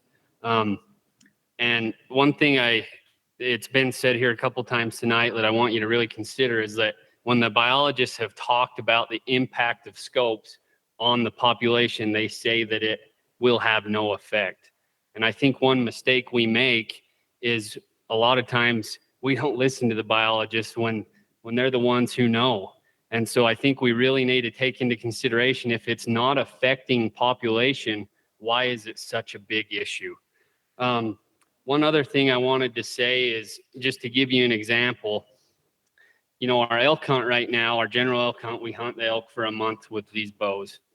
And then for 2 weeks, we'll hunt them with rifles. The effective range isn't limited basically at all. And we will hunt them with unlimited tags. And then muzzleloader hunters will come in a week later when the elk have been pressured for almost 2 months, and we're going to save a bunch of elk by taking scopes off. I just don't think it's really fair to muzzleloader hunters. And one other, if I can just finish real quick, one other thing I would say is that the great thing about the state of Utah, and they brought it up already, is that if you want to hunt with a flintlock muzzleloader, hunt with it. If you don't think it's ethical to hunt with a long range muzzleloader, then don't hunt with it. The great thing about this state is that we can all hunt with the type of muzzleloader we want. Thank you. And we'll go with Eric. And then Tanner Carlson on deck. You boys up here in the basin like the muzzleloader hunt. We're I kind sticking of know it what out. a salmon feels like when it's swimming upstream and it's just about to get chomped on by a grizzly. You guys have brought up some really good points. I think that the proposal that's been brought forward from the division, I'm not even going to go to my notes because it's probably not even worth it. But I don't think it has anything to do with wounding rates or buck to doe ratios or anything like that. I think that basically they're trying to do something to, you know, back in the 80s when I started to muzzleloader hunt, it was pretty even playing field. You hunted with a flintlock or you hunted with a percussion cap. You used a patch and ball. Maybe you used a maxi ball. That was pretty much your options. I remember when inlines came out, and I think in 2015 when they decided to let scopes be on all muzzleloaders, the muzzleloader technology wasn't there where it is today. There was a big divide between what a center fire rifle did and what that primitive muzzleloader was capable of doing. And so they created that season. I think that because of technology, that line is a lot more fuzzy than it was when that was originally intended. It's been brought up. I was a little dismayed when the question was asked, Blair, about considering a primitive weapons season. I don't know why back in the day they moved it from November to September. That's when I quit hunting with a muzzleloader, other than a couple of times. And that's when I did hunt on any weapons with my flintlock. I just hated having to wear blaze orange. So there are provisions. There's Utah Admin Code R657-5-48 that allows the division to prescribe a primitive weapons hunt. And with that, they've already defined what that is, and that really is flintlock, cap and ball. And I should have told you that I'm here representing the Fort Buenaventura Mountain Men, so it gives me 2 extra minutes, but I forgot, and that's okay. I'm also a member of the American Mountain Men. And so I would like to see down the road future RAC recommendations or something from the Division of Wildlife to create a season that limits the type of weapon. Because yes, people do shoot a lot further with the contemporary equipment. The Buckhorn 209 powder, which is really not black powder. It has additives which classify it as black powder, you know, using center fire primers and muzzleloaders and things like that. So anyway, I and the group that I represent would like to see support for the elimination of scopes, just to try and create what initially the muzzleloader hunt was when it was initially created. Thank you. Thank you, Tanner. And then Jerry Slaw.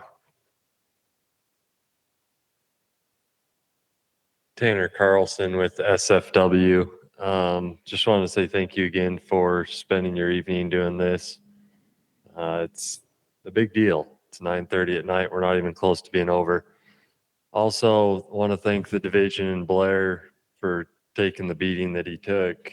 That's kind of ridiculous that the division goes through the things they do for our wildlife in the state. And we as hunters need to look at ourselves and what are we doing for wildlife ourselves? Everybody complains that the division's not doing this or not doing that, or let's cut tags, or let's shut down a hunt. What are you doing for wildlife? SFW has 18 chapters throughout the state of Utah.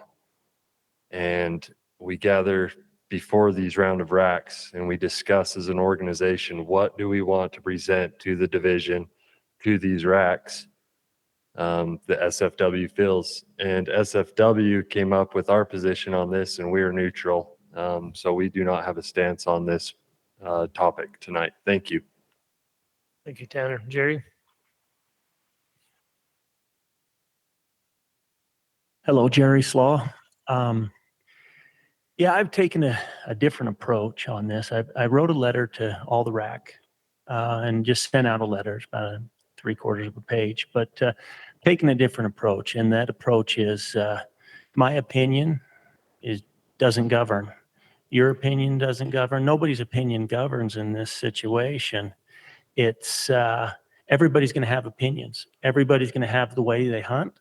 Everybody's going to have what they think is ethical, what they don't think is ethical. Everybody's going to do things differently. And so I've got up here before and spoke my opinions and gave my stories and the reasons why this and that and the other. So my change has been, anytime a change is proposed, I would ask, is this good for sustaining or growing wildlife? And I was told that, a good growing herd can sustain all levels of activity. People can enjoy the outdoors the way they want to. It's getting really old having a few opinions of people that are jealous, that are anxious, nervous, whatever, because someone else might get in on their deer, someone else might shoot a buck, someone might shoot an elk. It's getting really hard to deal with people telling you how to enjoy your hunts. Everybody should be able to enjoy the hunts the way they are. Well, we are in this social rabbit hole for the last how many years I've ever been involved with this. We're in this rabbit hole of social and opinions, and we're making decisions. We're compromising decisions on opinions from people and not facts. People are and when you do that compromise, the division and the biologists get put in a firing squad that they can't defend because they are being brought up by a select few opinions, and they have to address those. And those are done outside of these RAC meetings. Those are done throughout the summer, and then all of a sudden they get presented at the RAC meeting, and the masses come out and hammer them because they've made decisions that they might not even necessarily agree with, but they had to come up with some compromise. And anytime they compromise over social agendas, you end up getting both sides not liking the outcome. And here we are in this issue right now.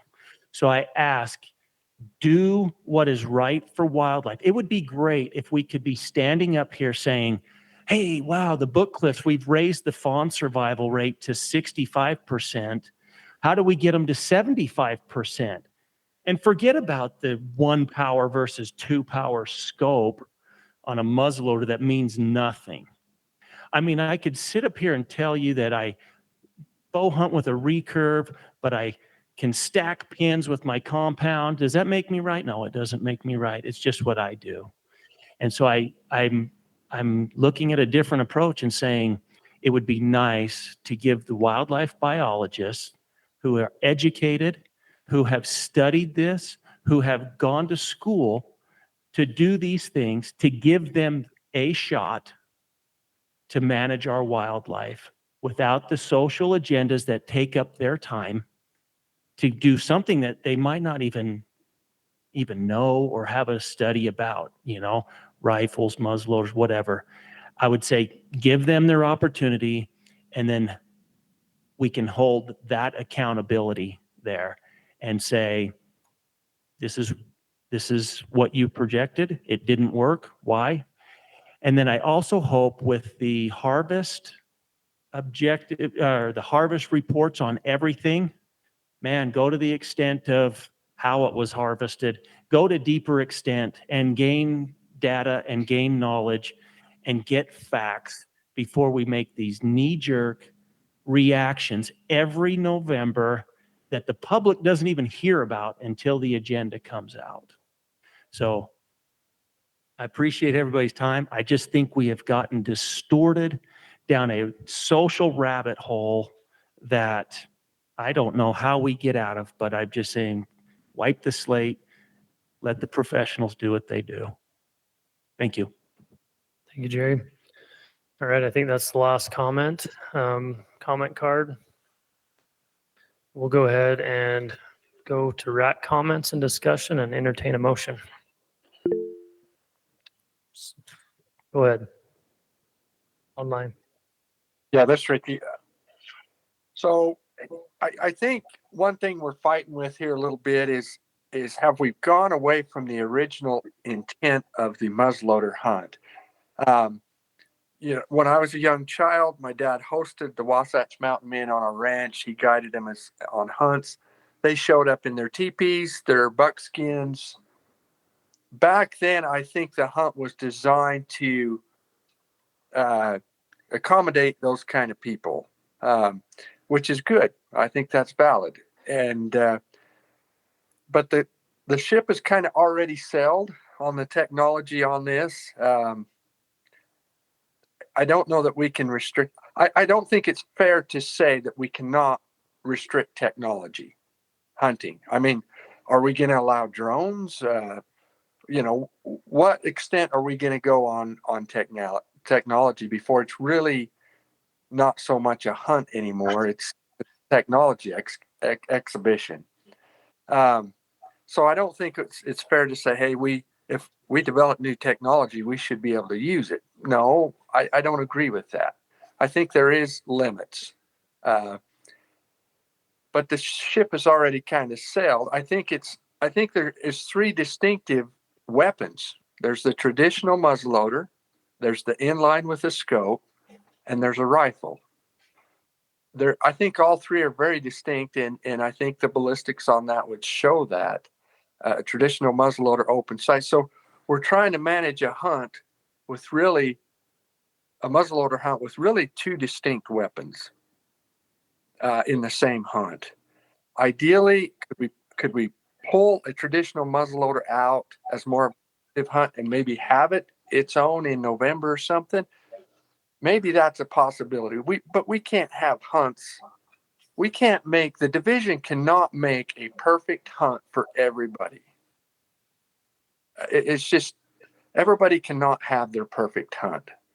At some point, either the traditional muzzleloader guy got to say, hey, we're just going to compete with the inline with scopes, or the inline with scopes guys are going to have to say, hey, we're just going to have to compete with any weapon hunts, the rifles, something like that.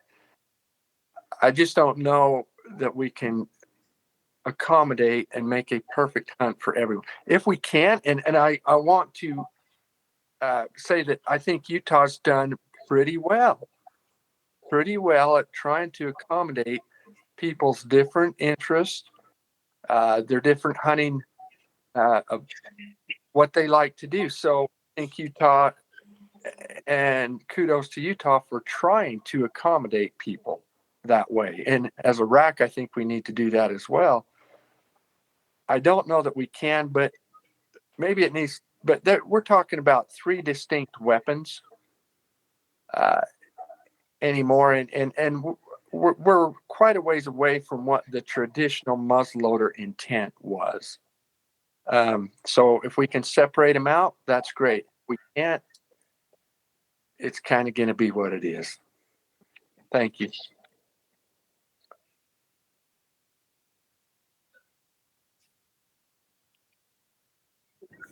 So I've been going back and forth on this a lot. One thing I keep going back to as a member of the RAC, one reason I got involved in the RAC was mentioned today is what am I doing for wildlife? Am I just going to sit in the back and do nothing about it? And I'm grateful for this opportunity I have to to sit on the RAC. I'm grateful for all of your opinions. I'm grateful for the DWR and the time that they put into these studies. The thing that I keep going back to, there's been lots of data today that's went way over my head, things that I don't understand. There's lots of numbers thrown out there. But the one thing I keep going back to is that I represent the public at large. When I look at the public's opinion on this subject, when I look at our Northeastern region, there's 66% of the people who have taken time to listen to the DWR's suggestions. There's 66% that strongly disagree. I'm not going to look at the neither agree or disagree, but there's 22% that strongly agree. When I looked statewide at this, of those people that have had taken the time to take a survey, there is 56.3 people that disagree with this proposal. There's 24% that agree. So for me, representing the public at large and doing my job by being on this board, that's going to weigh in on my decision of what I do tonight.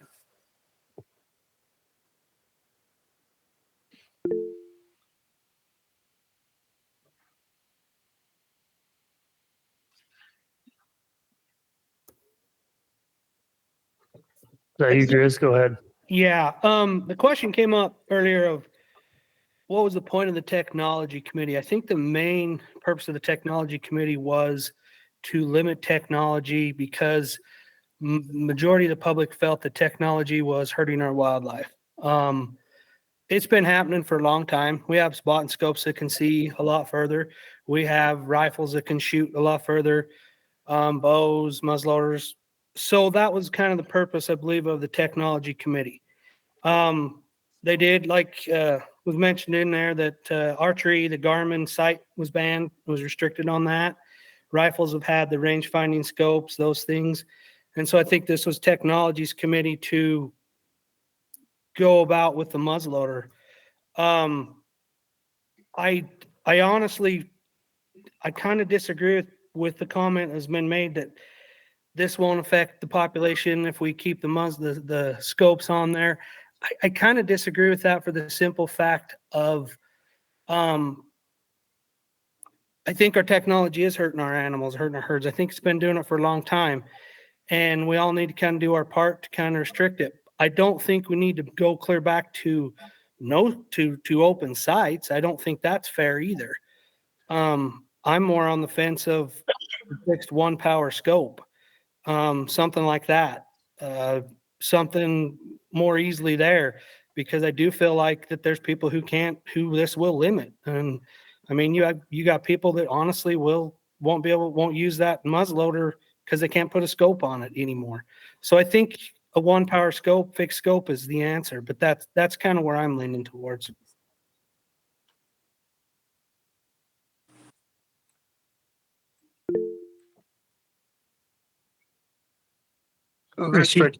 Yeah, I'll make one more comment. I would kind of like to see this proposal fail, but I would like it to go back to the technology committee and let them recognize that the distinction between a traditional muzzleloader and a modern inline with a scope as two different beasts, and see if there is an opportunity to separate the two and create an opportunity for that traditional muzzleloader, even if it's a short hunt, and see if, as long as it wouldn't affect our herds. I have a little bit of trouble pressuring wildlife 120 days out of the year too.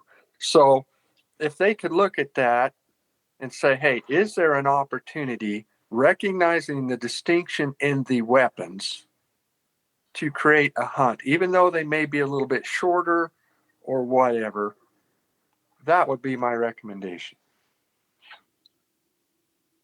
I don't think, would anybody argue that there's a distinction in the weapons from a traditional muzzleloader to a modern inline with a scope?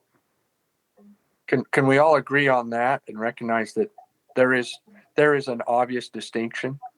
I'm not going to shoot. I have a 58 caliber traditional muzzleloader. There's no way that muzzleloader is going to shoot open sight with a modern inline with a scope. I think I hope everybody can agree they are two different beasts. Can somebody comment on that?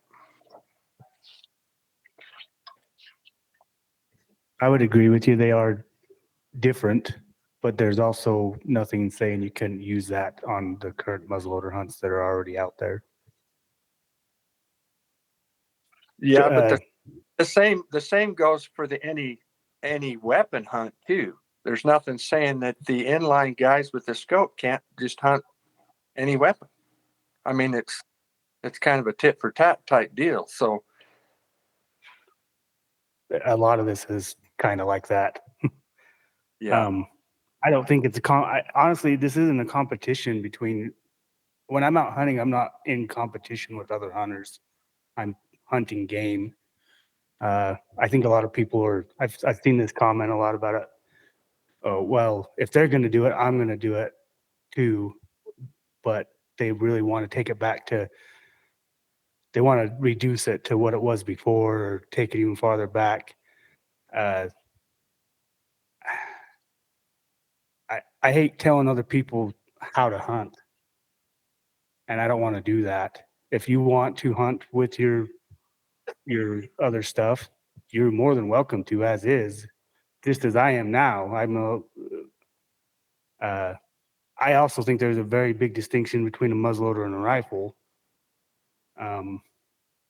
So yeah, but I agree with you. They are a different beast. It's a different stuff. But I also would say there's already is a potential opportunity to do what you're saying.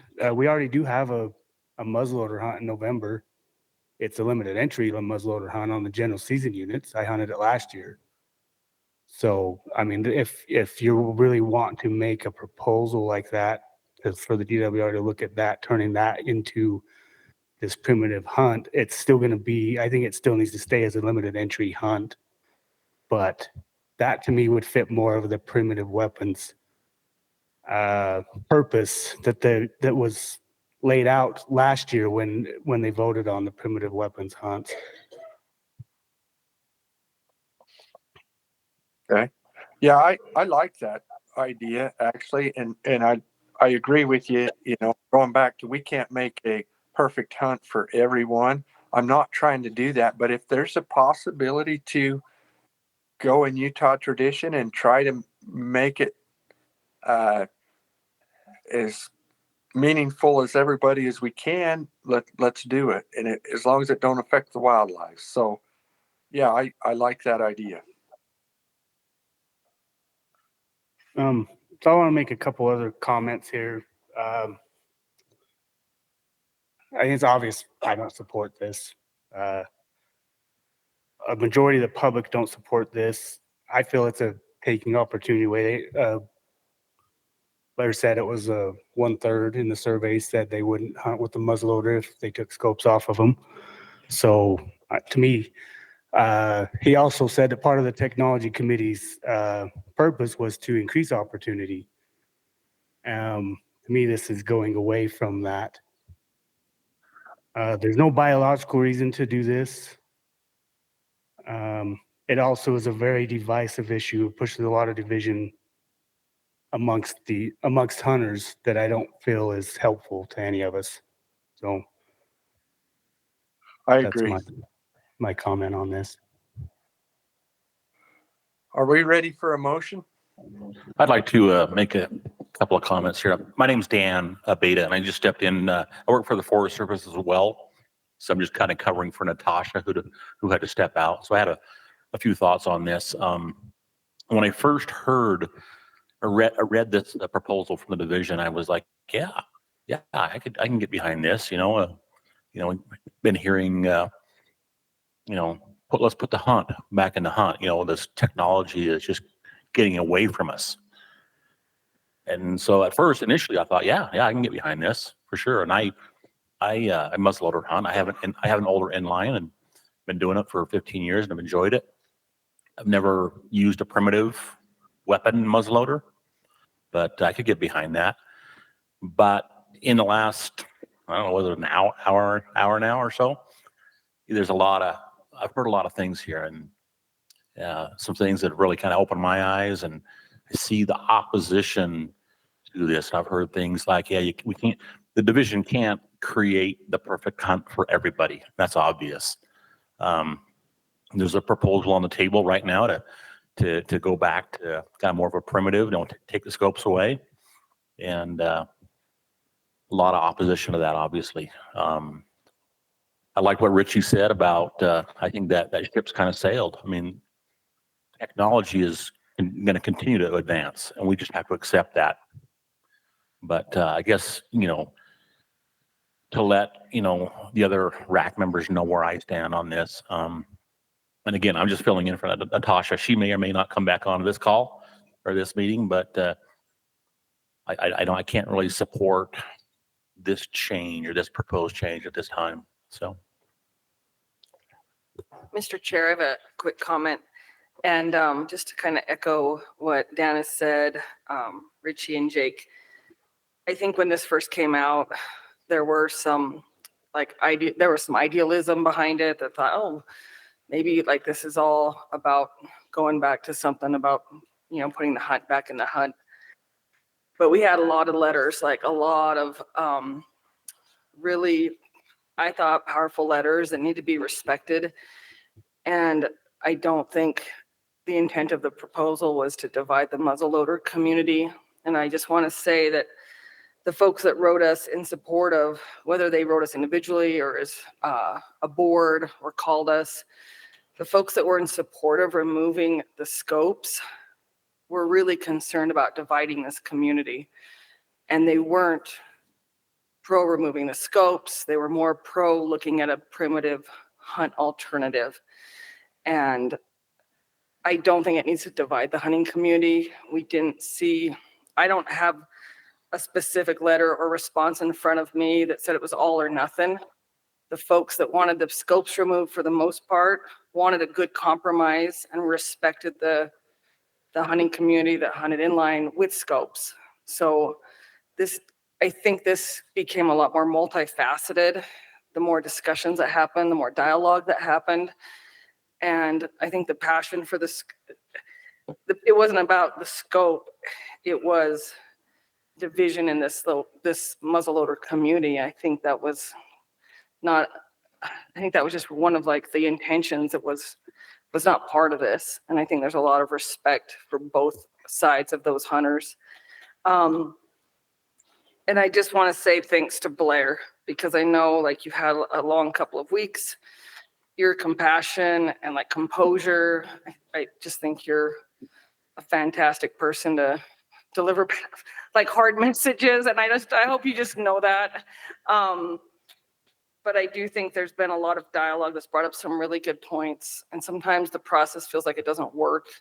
But I think with this issue, it really does work. Throughout the RACs, there's been so polarizing, but this Northeastern group, we have like really good people in this region. We have really good hunters, we've got really good landowners, and we've got really good biologists. So that's my only comment right now. It's been a pretty difficult one. Thank you. Yeah, I guess I would just kind of echo the other RAC members. Beginning, I was just interested in hearing what people thought about this, and all the emails against it kind of probably would sway me to say that keep it as what we've been doing the last few years. I did have the opportunity to go down to New Mexico and participate in a muzzleloader hunt where they don't allow scopes. It was a good time. And then I hunted a muzzleloader here in Utah. In both hunts, I saw wounded animals. So that's part of hunting sometimes. So, but I think with the process that's followed, I don't think I'm for the removing of the scopes. Maybe I'll just add something. This is a tough one. My perspective has changed over the last couple hours. I have deep concerns about technology and how it impacts wildlife, but maybe this is not the right approach.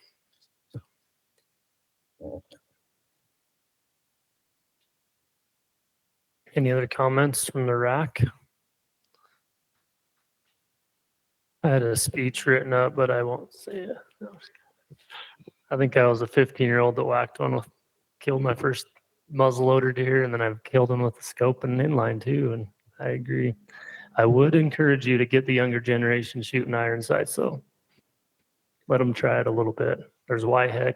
Go to that. It's great. My kids, it's good for them. Hey, Mr. Chair, just one more quick thing. And I forgot to say it. Back to the technology. Like we all know like hard decisions are coming in the future. They're like right in front of us. It's moving so fast. And as a hunting community and as a natural resource community, there's going to be hard decisions in front of good groups of people. And I hope like we can keep, I don't know, we can keep the respect in this region that everybody has for each other when that does happen. And I just shout out to the folks that sit on those committees. It's not an easy thing. So the technology committee kind of took a beating today, but they're donating time and volunteering to try to do good things too. Yep, thank you. I think we're probably at the point we need to make a motion. Chairman, this is Richie. I'd like to make a motion that we reject the proposal as is, but ask the DWR to recognize the difference in muzzleloader weapon types and see if there's a possibility of creating a hunt specific for each weapon type without detrimentally affecting wildlife.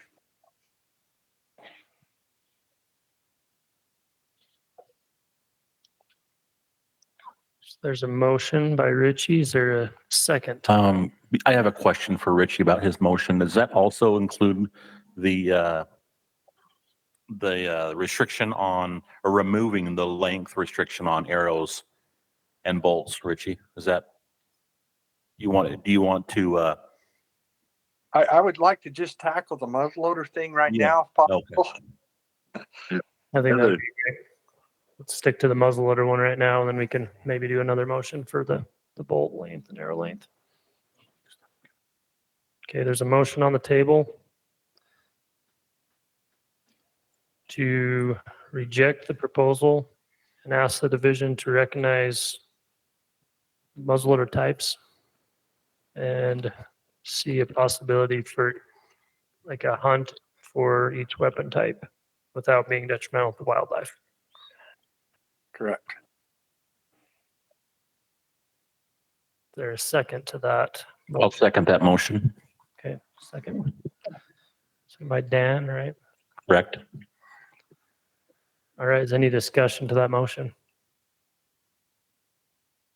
I think it hits a lot of the points that were in a lot of the letters that came to us as a group or individuals.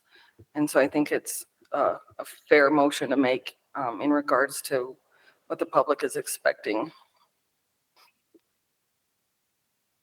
Just one question I have. I think that was brought up in our comments or in our questions, and I'm not sure that the answer that we received was that the DWR could take care of that right now. Can I get a clarification of that?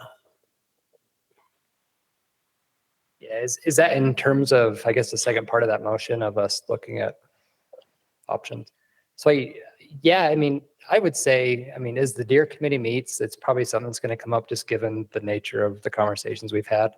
I don't know, I mean, where it will go, but I would assume all this will probably be thought through during that deer committee process. So.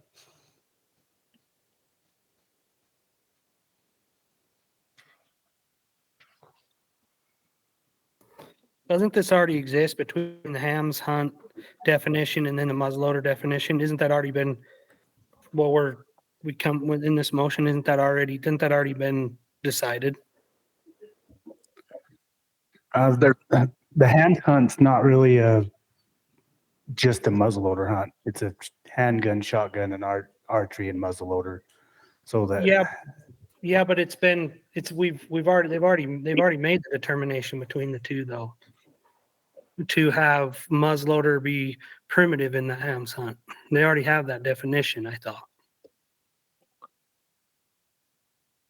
I think Blair talked about there being 3 definitions currently for muzzleloaders. There's our restricted weapon muzzleloader. There's the muzzleloader that would go to the hams hunt, which can be in, let's see, and then the general muzzleloader definition. No, it was any legal weapon. And that would be, yeah, like the 4th. And Mr. Chair, maybe just to help with some clarification here. So those hams and restricted weapons hunts are also limited entry hunts. And so if you're trying to make a distinction of carving out something that would be a general season hunt, but more primitive, maybe that, I don't know if that's along the lines you're thinking, but that may help you think through that. Tim, did you want to comment? Yeah, that was the any legal weapon. It wasn't, there was the any legal weapon, the muzzleloader hunt, and the hams hunt. In the hams hunt, you can't use any optics. So that is a primitive hunt.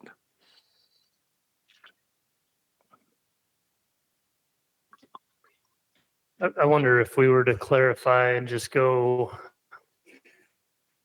maybe trying to clarify that motion for looking into just a restricted weapon hunt, restricted muzzleloader hunt, sticking with the definition that's there. I mean, I think that would make that separate hunt. The general muzzleloader hunt would stay the same as is, allowing scopes, and then there would be another hunt available, again, increasing opportunity for the restricted weapon definition of a muzzleloader.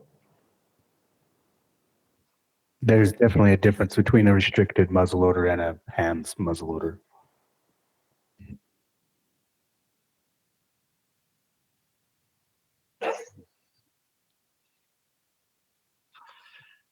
I think unless there's like I guess we need a motion to amend, or we need to vote on this motion, or a request to amend the motion, right?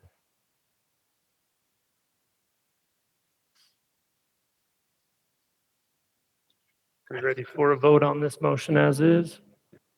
Okay, we'll go ahead and do that. Just roll call vote. So again, we are voting on a motion to reject the proposal and ask the division to recognize muzzleloader types and look for a possibility for a hunt for each weapon type without being detrimental to wildlife. So we'll go ahead and call Grizz. No. Tim.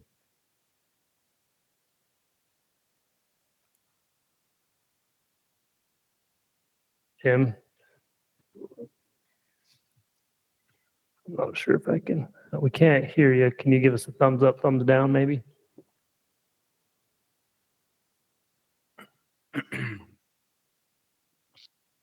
Richie. Yes.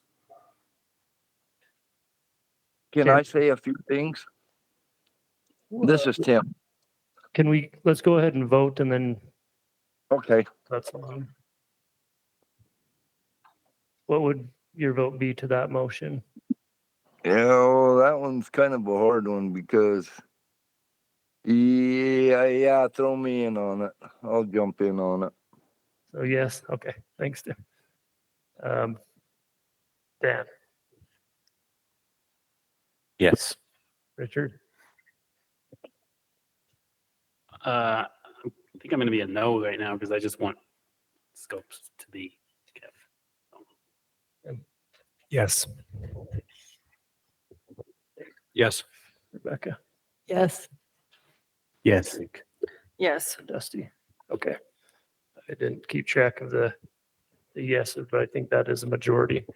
So I just wanted to comment that I'm for keeping the scopes like it is, but I don't know about the additional amendment on there to look at another hunt type. We have lots of hunt types. Like how long are we going to be hunting animals? So. Okay, thank you. Anyone else? Grizz, you had a note. Do you want to clarify anything there? I don't know if it really answered the question on scopes, so that was kind of my no on it. So I figure I would want to make a motion of one power fixed scope.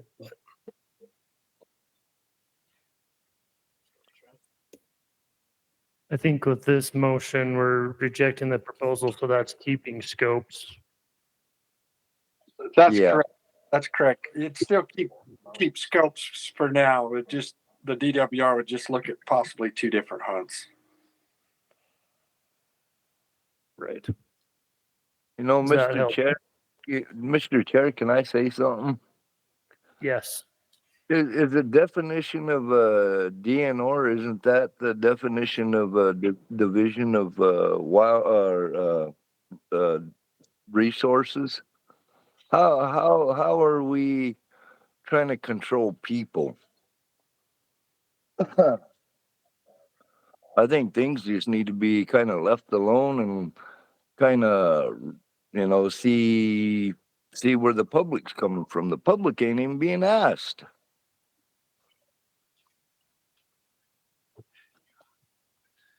I think that's kind of where we're at today. We have heard a lot from the public and appreciate, what everyone's input and comments, whether they're electronically or here tonight. And thank you. And and I'm gonna say it's probably sad we're all voting against this, but once it gets to where it's going, it's probably gonna be what they want. So I just hope it goes the way we think it's gonna go. But After all we can do, right? yes, sir. Thank you. Thank you. Thank you, Blair. I think are ready to move to. We need to address the rest of the proposal Okay, with the true. archery. Thank you So for you could helping me entertain remind just me. to set the rest of the packet or whatever for that item, or however you'd like to do it. Thank you. I'll make a motion. I'll second it. Entertain that. Okay, so motion by Richard and second by Jake. Okay. Roll call vote, I guess, Grizz. So this would be accepting the proposal for the arrow length and bolt length. Yes. Richie? Yes. Tim? Voting on the arrow length and bolt length, accepting the recommendation of the DWR.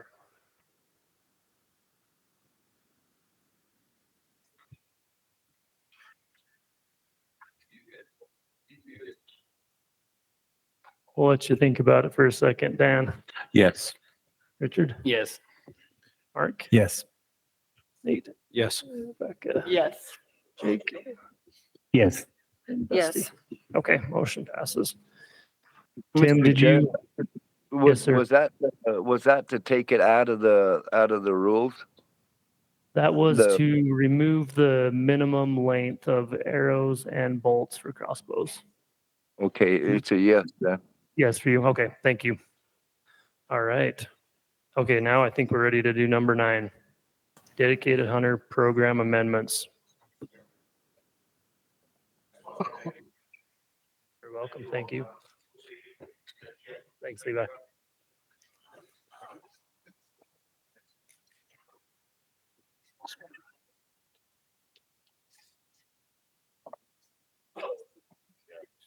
Brian, are you there online? You're there. I am. Thanks for holding on so Yep. long. No problem. Is there still some energy left in the room to give me some questions and things to talk about, or are we all burned out? The candle has another end. Good. Each RAC has had a little different request for how much they wanted me to go through. Some had me just take questions. Others have had me do a brief overview of the recommendation. So what would you like me to do tonight?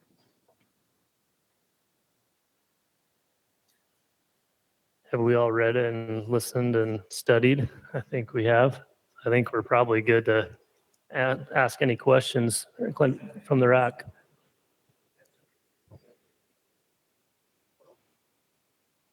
I didn't have any. I thought it was pretty clear. Agreed.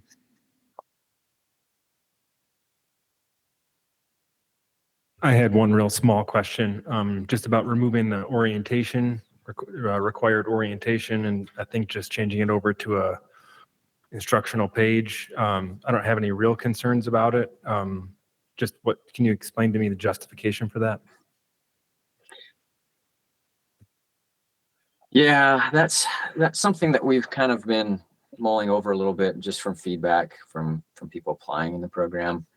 The orientation, everybody that goes to apply for dedicated hunter has to take this orientation test. And a lot of times you've already started your application. Maybe already have a few, elk or pronghorn or something else in. Then you get to dedicated hunter and it kind of kicks you to the side. You got to do this orientation that can take several minutes to do. Some folks are just doing applications for preference points and still having to do that orientation. Our only real true goal with that is that when people go to apply for dedicated hunter, they really have a moment to be aware of what the program is. Before we had that orientation, it was kind of surprising how many folks drew into it and then really didn't understand that it was a service-based program. It was 3 years. There were these requirements, higher fees and things like that. So since the orientation, we've solved a lot of those issues, but I think we can be just as effective getting that information to applicants while shortening that process and just making it simpler. So the vision we have is that when you go to click on the dedicated hunter application, you get a pop-up window that says, this is what this program is. We'll highlight the most important things, have to agree to those, understanding that that's what this is. And then you can continue to make the application go through. So I don't think we'll lose any of its effectiveness or our ability to communicate what the program is, but it should make it a whole lot easier to apply.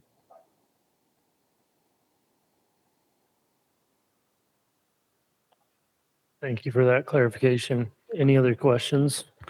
What the rule about extending your years if you draw a limited entry tag, what's the reason you want to do that?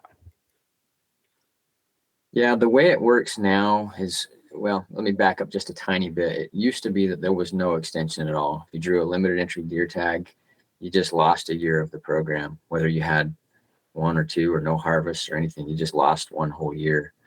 And that's just how it was done for a long time. Several years ago, we made it so that the dedicated hunter could request a 1-year extension so that you ended up with the full 3 years. And that has gone fairly well with a few exceptions. It's a little cumbersome. The dedicated hunter has to request it. We can't just give it to them. And what often ends up happening is I keep a spreadsheet for 2-3 years and track and make sure that somebody's eligible. And then we try to, if I don't hear from them, I go and reach out and do the best I can to get a hold of folks. But even with a lot of effort, there are dedicated hunters that are eligible for that extension, want that extension, and end up not with it. And that's a fairly painful experience when your 3 years ends and you go, in August to get your deer permit, that 4th year, and there is no permit for you. So it's something that, again, that the dedicated hunters that have been in that position have requested that, is there a way that this can just be automatic? Can we just have the 1 year and have it be added, without having to go through the process of requesting and everything else? And so that's what we're responding to, is that commentary from dedicated hunters that have talked to me about it. It's just, as soon as they draw that limited entry deer tag, we'll just add 1 year, and that way everybody ends up with 3 full years of the dedicated hunter program. Okay, I actually know somebody that had that happen to them, what you just described about them wanting to extend it and then wasn't able to. But at the same time, if you was to have that implemented right now, like I wouldn't be able to put in next year because I do limited entry last year and then I killed my first year and I killed this year. So that middle year was my off year. I kind of like the option to extend if you want to. If you guys used to force me now to extend, I wouldn't be able to put in next year. But yeah, that's. Yeah, and you're right. That's the one situation where it's less appetizing. I'll put it that way, less favorable, because it makes you sit out that year. And we've kicked this around back and forth because you had your limited entry deer permit. That's kind of like sitting out of dedicated hunter program for a year. And then where I kind of just bounce back is that if everybody ends up with the 3 years total as dedicated hunters, then it becomes equal again. And in some situations, it means you're not gonna be able to apply next year, but you got 3 full years as a dedicated hunter. Yeah. You just happen to harvest your 2 deer. So I'm totally with you. It's the one scenario where it's not as great. I agree. It is kind of a cheat code, if you will, but yeah. Okay. Yep. Maybe along those lines, so it will extend no matter what. Is that what I got from that? Okay. Yeah, with the new rule, it would extend it no matter what. Okay. Awesome.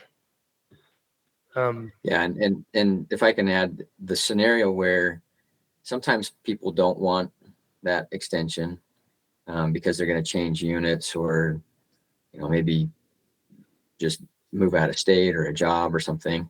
As long as they're eligible to withdraw, so as long as you don't have 2 harvests, people can still withdraw and do something different. But once you've got 2 harvests, you're locked in. How many is there a lot of these that happen? The dedicated hunters that draw limited entry? Yeah. It can be 70 to 100 a year is pretty normal. So we're tracking over 2 to 3 year time frames. I'm working with 150 plus people every year to make sure that they get the opportunity to extend. Okay. So that's not a huge number, but it's a good number.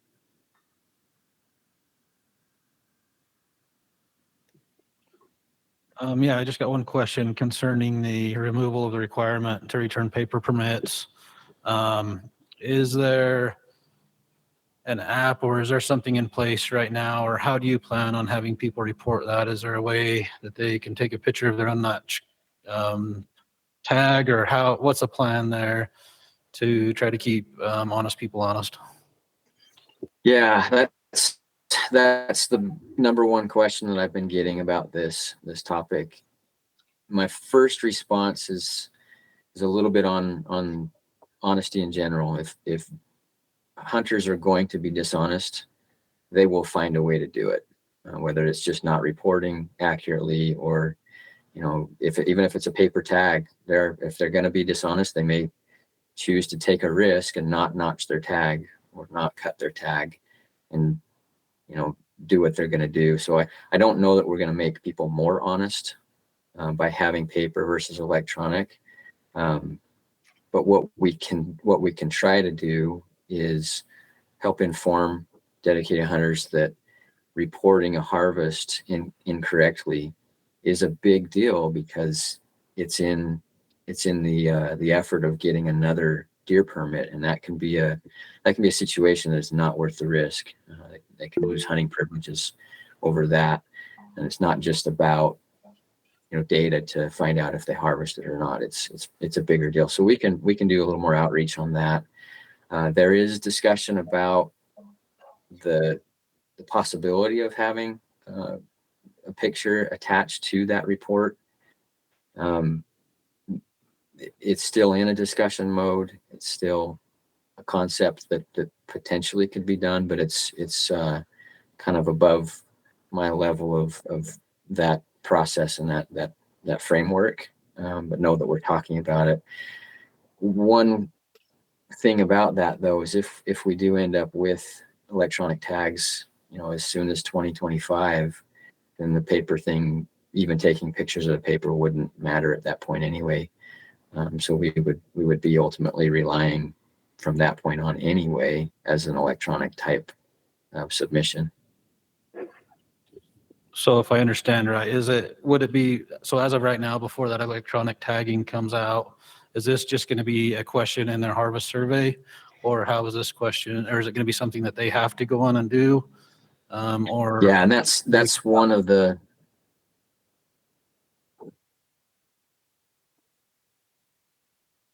I'm sorry, I froze there for a minute. Am I good still? Yep, I hear you. Okay.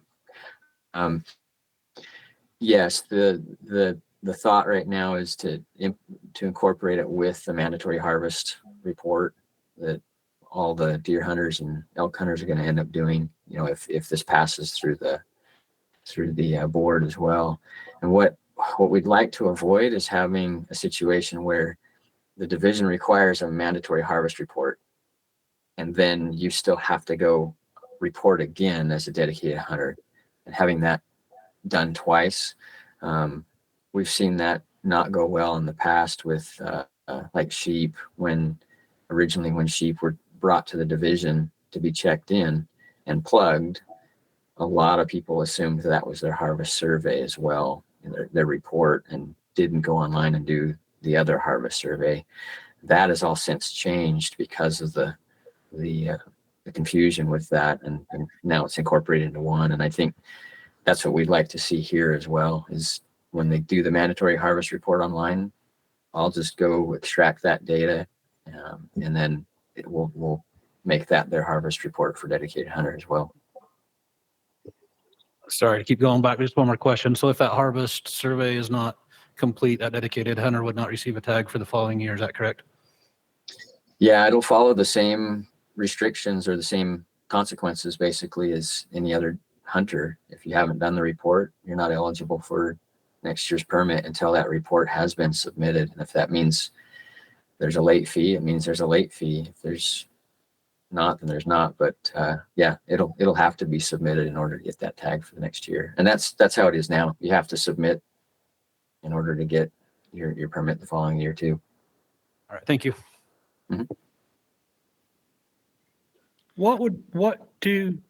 What's the penalty? Do you know what the penalty is for someone who, is it just treated like shoot? Let's say they didn't turn in their tag or it went ahead and shot a third deer in their third year. They killed 3 of them. Would that be considered like poaching? I mean, I'm just curious what the penalty is. Let me ask, is there, Mr. Chairman, is there a law enforcement officer in the room? They've been waiting for someone to ask him something. Because I can give a general answer, but this would be essentially fraudulently obtaining a permit if they report falsely. Yes, that would be considered poaching. Yes, sir. Unlawful take or wanton destruction is what that would be. Thank you. Yeah, I'm glad you guys are here. Okay, any other questions from the RAC? Go ahead and ask if there's any questions from the public. You do have a comment card. We got a question. Go for it, Tyra. We'll probably want to address the RAC comment though. Okay. Tyrell, hey, big one. Brian, I can't tell you how much I really am excited about this proposal, just because I really hated driving 150 miles just turning a piece of paper. But to kind of elaborate on Nathan's point, that's been my big worry too. I mean, you got like this year, I didn't worry about doing the extended archery, so I turned my tag in early. Is there a way that people who won't be able to turn in their tag early and then still have their tag in their pocket? You know, see what I'm saying? If they have to wait till after the extended archery ends before they can do their, return their permit, is there a way to doing that?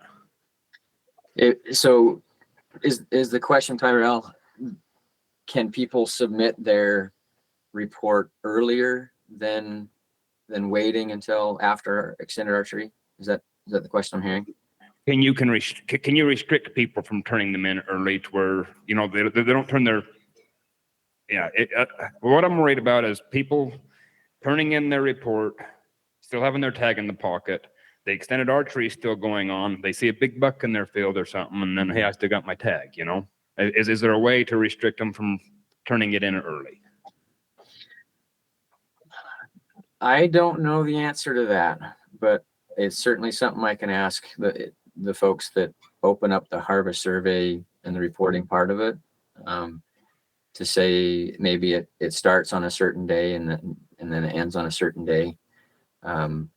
Some may want to have the opportunity to report, you know, within the archery, you know, you shoot a deer during archery, you may want to report right away. But I'll ask that question, and then if you want to get back with me, you can give me a call on my phone, and I can let you know what I came up with on that. It's a good question. Absolutely, thank you. Mhm. Any other questions from the public?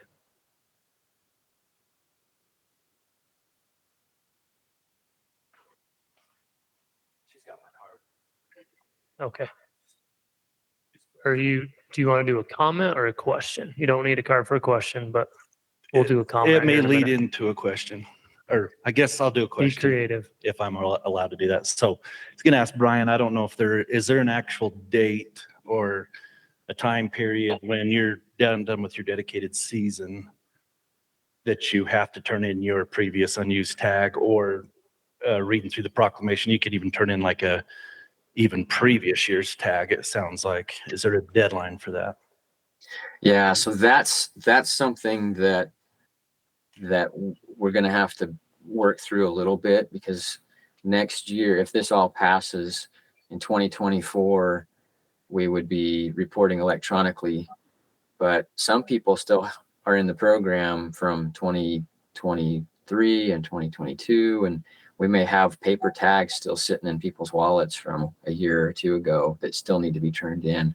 So we're going to have to be a little flexible with how that works for the paper tags that are still, you know, in people's backpacks and wallets. But the electronic version of the report, there will be a true deadline for when that has to be done. And that one I don't think will be quite as flexible with. The other ones, we're going to have to find the best solution for getting those permits turned in and those reports taken. Am I answering your question fully? Yeah, I think so. I guess I was kind of leading in with that question, and then probably go with the comment, because Okay. one of your 1 in 70 statistic that was mentioned earlier. Reading in the proclamation, there is no deadline right now that I can see. But last year I was denied my 4th year when I went to turn it in. So okay, I know that's the past, but I guess that's what I'm bringing up. I'm for automatically rolling this in, the automatic 4th year, or you've got to put a deadline in there. I felt like I was completely blindsided when that happened. I'm expecting a tag. So then also when the hunt draws come out, I didn't even put in for deer because I've got a deer tag coming. So when that got pulled away, you lose a deer tag and you lose a bonus point. So it's a pretty hard slap in the face. So I just wanted to make that comment that you got to do something there. Whether this doesn't pass, you got to put a deadline in there for people, because there is no deadline right now that I can see in there at all. Yeah, the only real one is that the 3-year term ends at the end of the hunt season in the 3rd year. The last day of the hunt season in the 3rd year is when the COR, the 3-year term expires. But you're right, and your situation is the main driver for why I think this rule change is needed. It's a painful experience to have to tell somebody that you didn't get the extension because of this, and this, and now we're going to hopefully eliminate all of those situations with one shot, so it never happens again. Yeah, and I'm good with that. I just saying going forward, yeah, I'm for it. definitely put a deadline in there for people in the future. So. Sure. Thank you, Mike. Thank you. Electronic comments from the public.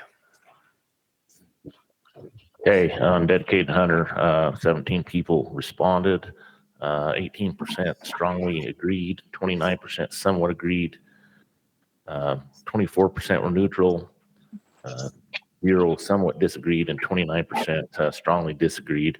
And I don't recall seeing anything really specific noted in these comments. So. Okay, thank you. Mike, you want to count that as your comments, or do you want to say anything else? Okay, Tyrell, do you need to add?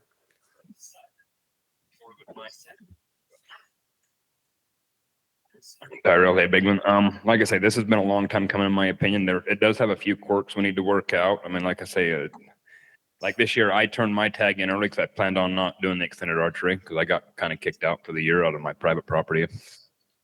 Too many winter kills last year. But I mean, between that happening, them figuring they're not going to do the extended archery, so they're going to turn their tag in. Then a week later, the rut kicks off, and they got bucks everywhere. They still got the tag in their pocket. My other one is with, okay, you got 3 years, you got 2 harvests. When you're issued your tag, you've got a harvest on your record until you turn your tag back in. So on the years that I harvested, I haven't worried about turning my top-notch tag back in. I just let it do its thing. And I'm not sure how that's going to work with this either.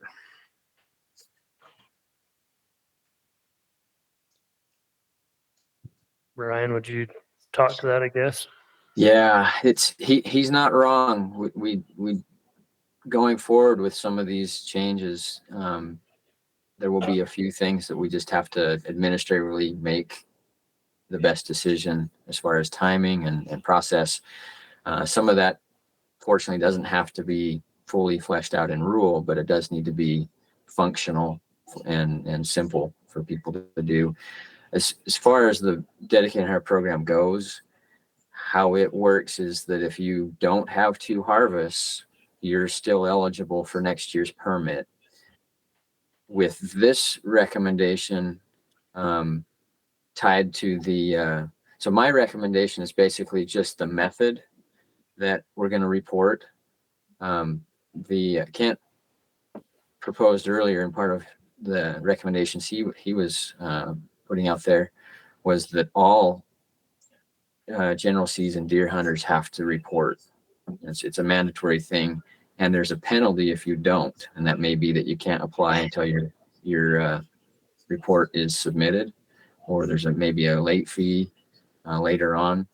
So there's 2 kind of separate things going on. You could have 1 harvest and still be eligible to get your next tag, but be blocked because your harvest survey didn't ever get done. And then once that's done, then you're still okay. So it's a little bit of a combination of factors. As long as folks submit their surveys, they won't be blocked for doing that. And unfortunately, there's generally a 30-day after the hunt time frame to do that. So I'm hoping that folks just submit their surveys, and then there's not going to be any issues about whether or not they can get their tag that they should be eligible to get. They're good points, though, for sure. Hey, Brian, I think something you could do about the guy turning his survey in early and then going and shooting a deer after he's done that is, if you want to turn your tag in before the dedicated hunter season ends, you have to do it in person with your paper tag. And then if you wait, it would wait till after you can do it online. Would that be we can do? And we can certainly talk through the best methods to do that. As far as today's rule change, it's basically saying that it's okay for us to take that harvest report online, electronically, instead of having to do a paper submission. So we can certainly work through the best format of when is the right time to submit. I think some people may just say, don't submit it until the season's over, because you may have a chance of getting back out. You never know if you're going to get a day off, or the family says, hey, you need a break, go hunt today that you didn't plan on. So I'd always suggest don't turn that in until the hunt's over or until you've harvested, one of the two. Yep. I agree. I think we're rolling right into RAC comments and discussion and even a call for a motion. So any other comments or discussion?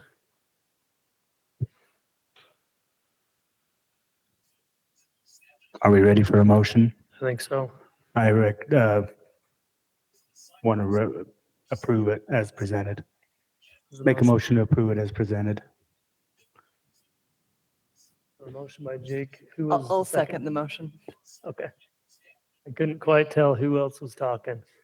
Did you just say it again? So we'll just call a motion by Jake and second by Rebecca, right? All right. Any discussion? Go ahead and call on Grizz first. Yes. Tim Yes. and Richie. Yes. Natasha, you online then? Yes.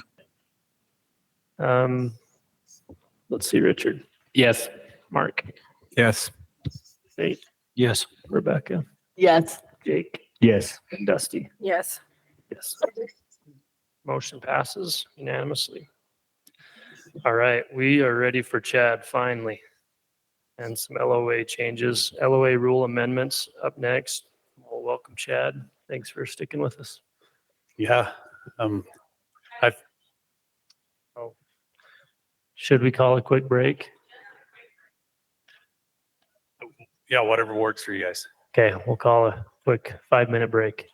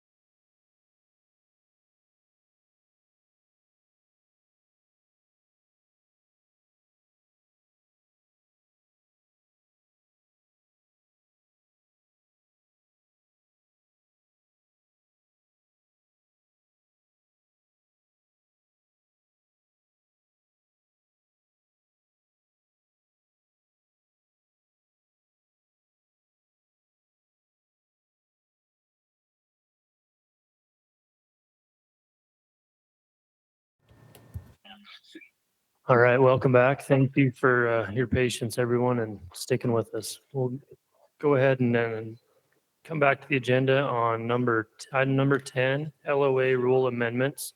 Again, welcome Chad Wilson. Yeah, feels like we always start with a large crowd, and by the time it gets to me, it's not as large, but I don't take it personally, so it's all right. Landowner permit rule. This is a rule that we brought out last year. It was passed by the board last year, and as it's gone into effect and implemented, we've continued to work on that one to try to make some tweaks and make some improvements on it. Part of that was been a lot of discussions and a lot of hours spent finding compromise. So we have 3 changes to that rule that we're proposing. One is that on option 2, where they stay on, the LOAs would stay on their private land, that we would remove the clause of that they wouldn't have to allow any public access. So if they stay on their private land, there'd be no public access. The other one is also on limited entry units, but this is for lands that are not in landowner associations. If you have qualifying land, 640 acres, and you're not in an LOA, we'll give up to 5% additional tags in a draw for those landowners, and they'd have to hunt on their land. And as a side note too, this wasn't mentioned in my presentation, but something that has been brought up afterwards, that we would say that there's a minimum of 1 tag per species per each unit. The other one is addressing the general season landowner permits. In southern Utah and a couple other places, we fulfilled all of those permits and actually had quite a few landowners in some areas that weren't able to get permits. So we're proposing that we'd give 10% additional tags on the general season units that would be available for landowners if they stay on private land inside that unit. And then just one other clarification that was made, this is just to clarify the rule, but in R 657-43-9 5CII, we would just remove the clause of any public land. With that, I guess I'll take questions. Any questions from the RAC? Yeah, on the option 2, I know it was passed, the rule that was passed last year, people that bought vouchers would have access to the whole LOA. Was that rule amended? So for option 2? Or for option 1? For option 1, yeah. So if you bought a voucher, that's still in rule that. I guess for both options. If you bought a voucher. Yeah, that would still be in if you bought the LOA, that you have access to the whole LOA. Yeah. Okay.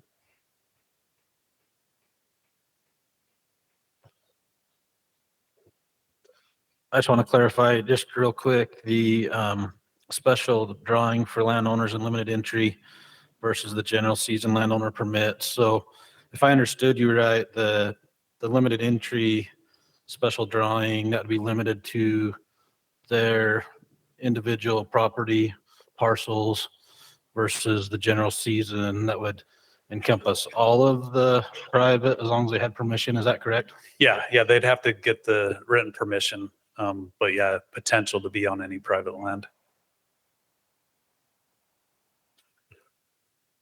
On that 10% in the general tags, I think you said that those could be sold. Yeah, yep. Those would be vouchers that they'd be able to sell. Does the landowner have to apply for those individually, and then they'll just get like 1 tag and then they can sell that 1 tag, or is it? No, it'd be these would be over the counter. So when everything goes over the counter, they'd be able to get 1 for every 640 acres that they have. Okay, it's for every 640. Yep. On that option 2, where they can only hunt their own land, there's nothing stopping them from leaving their land though either, right? I guess if they got caught, they'd get caught, but. Yeah, and I think what would be, I mean, if you got caught, you're probably out of the LOA, right? Like there's going to be some pretty stiff consequences for drifting off of just LOA land.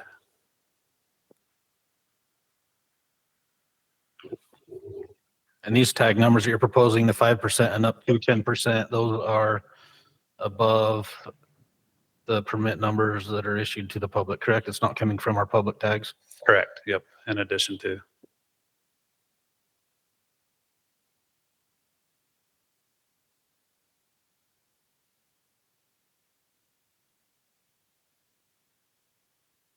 Any other questions from the RAC?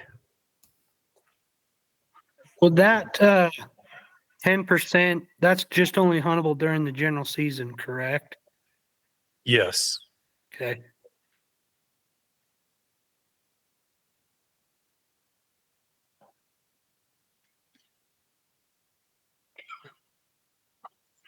Any other questions from the? I'm assuming that's a voucher that they can choose which weapon hunt they want, archery, muzzleloader, rifle, or is it only for rifle? The 10%. Yeah. Yeah. They can choose which one to use it for.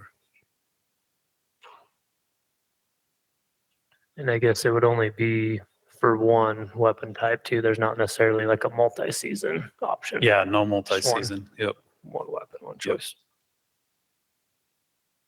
One more quick, if they chose archery, would they be able to hunt extended archery? Only if it's in their unit and inside their private boundary? Or? Yeah. So they would, that's probably one that we probably need to clarify, but the intent would be for them not to hunt. I mean, this is to stay on the private land. So yeah, you're not going to come up to the Wasatch Front and hunt. But we could probably clarify that more in the rule. But if it was, say, here north, the Uinta Basin Extended has a ton of private on it. So if they got the archery hunt. I would think so. Basin. Like if your land qualifies for that hunt and you have the archery, that you would, but you're probably not, the intent's not for them to be able to get an archery permit and go wherever They want. Yeah. Most of this is the ability that, people that have private land, that they can hunt their private land. And so that's what we're trying to accomplish with this. And this is, it was 640 acres, or I know there's a rule for 100 acres of agriculture. Was that been removed? That, not for this 10%. So 10. the 3% stayed the same, that draw, Okay. that's going to be the same. You can get unit wide, and you can get the 100 acres that qualify for this. But with this, where you're staying on private land, we said, we're going to have the 640 acres.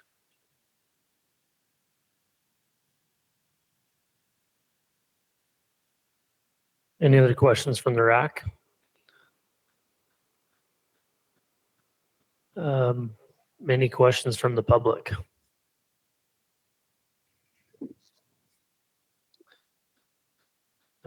Miles. Okay, 13 people responded on this agenda item. 23% strongly agreed. 7.7% somewhat agreed. 38% were neutral. 7.7% somewhat disagreed, and 23% strongly disagreed. Okay, thank you. We do have a couple public comments. We'll go with Mark Shivers, then Dave, or whichever order you guys want. And then also, I think, Jaron, did you have one for this one? Okay, thanks. Mark Shivers, representing Diamond Mountain Landowners Association.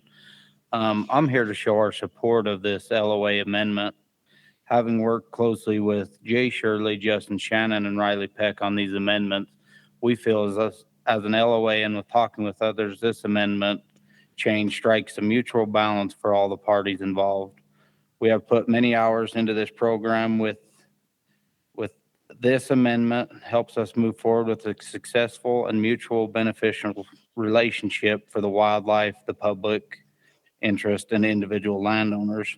Our association has been on board with the Landowners Association program for many years and have worked closely with the division in promoting wildlife within the unit on private and public lands. With this relationship, we've successfully created a high-quality unit,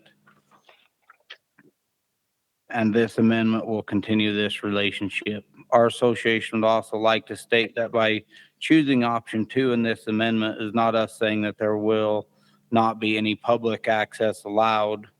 Rather, it's us choosing this option as the dynamic of our association of over 100 landowners choosing to allow the publicly drawn sportsman to seek permission through the right channels. Thank you.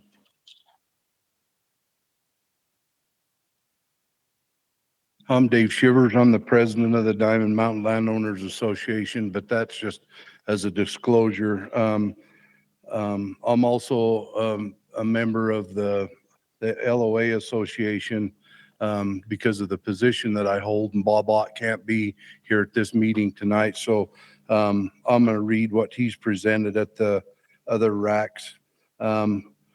Utah Limited Entry Landowner Association organization, which represents 13 LOAs with over 500 landowners, 569,000 acres of excellent wildlife habitat enrolled that provide critical wildlife resources.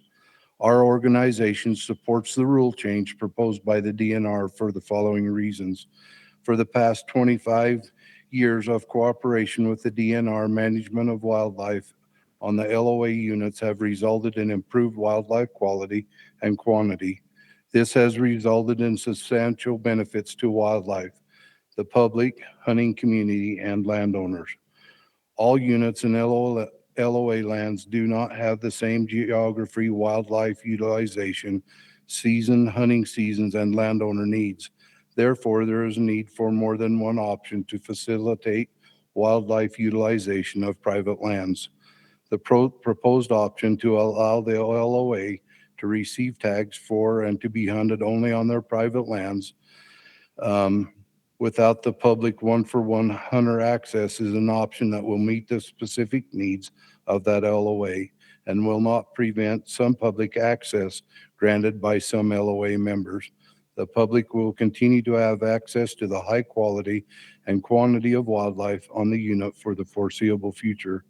Most LOAs have applied for the unit-wide hunting option under the new rules to begin in '24. Although some memberships have been lost over the public access requirements, some members are willing to continue for another year and see how the process works. So as his organization was stated in the letter, we're in support of this proposal. I also wanted to state that as the Diamond Mountain Landowners Group, we've put a lot of money, hundreds of thousands of dollars into projects on Diamond Mountain that has been done 100% on public property for the benefit of the wildlife. Thank you. Thank you, Dave. Jaron?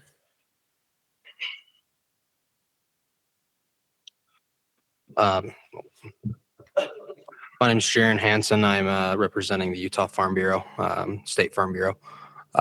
Utah Farm Bureau appreciates the division's work on a solution that recognizes private property rights while also providing private property owners multiple options to capture value as they work to manage wildlife. We continue to encourage private property owners and the division to work together to ensure the program's success. Additionally, we support the proposed changes to the landowners permits section and appreciate the division's willingness to work with landowners and increase social tolerance for wildlife among landowners. Just to add to our official statement, like I said, we're very thankful for the DWR, including us on this, and we have worked a lot of hours, a lot of time, and a lot of thought been put into this by both landowners associations as well as Utah Farm Bureau and DWR, and we're in strong support of this. We also want to include in there that we see this as an increase in opportunity to the public due to the ability to sell. So now that we can have more people come on these private lands, it gives us a little bit more of an option for the public and benefits them just as much as it does the private landowners. So thank you. Thank you, Jaron. All right, we'll move to RAC comments and discussion and a motion.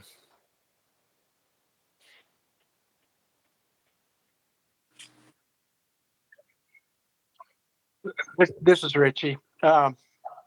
So I worked fairly extensively on this issue. I'm sure Dave and the division could tell you over the past couple years. This is a good compromise. This was a very heated issue a few years ago. A lot of people put a lot of time into this. It really is a win-win. Sometimes I don't think the public or the sportsmen recognize that really how much the private landowners and ranchers do. They, for example, we're doing a water project right now. We're 100% self-funding the project. The project's entirely Dusty there with BLM. She's probably familiar with it, but the project's actually on public lands. It's a water project that we're completely 100% self-funding it. Our cattle's going to use that water source for two weeks to 30 days of the year. But those two new water sources are going to be available for the wildlife year round, 365 days a year. And so to be able to get a permit or something once in a while really helps us be wildlife friendly. A lot of us do what we do because we like being outdoors and we like having wildlife around, but it does come with an expense to us. So I just think this is a really good compromise. Like I say, this was a heated issue. So for these parties to come together and do what they did, I think we need to support it.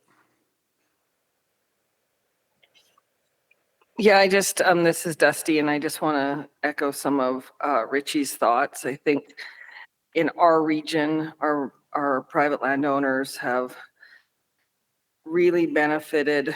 I deal mostly with the wild range lands up on the mountain that border public lands, but those private lands are in amazing shape.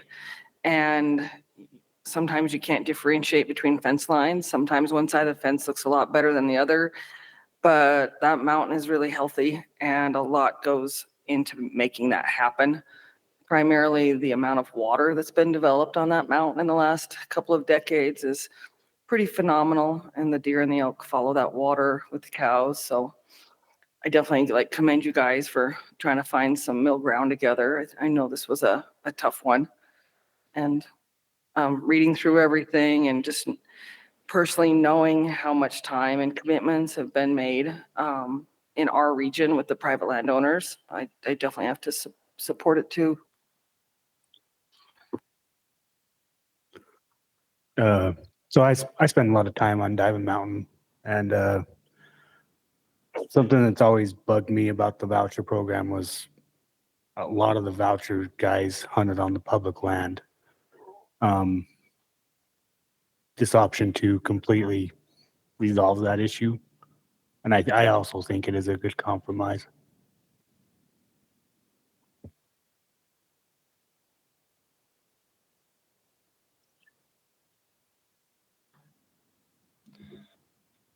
Any other RAC comments?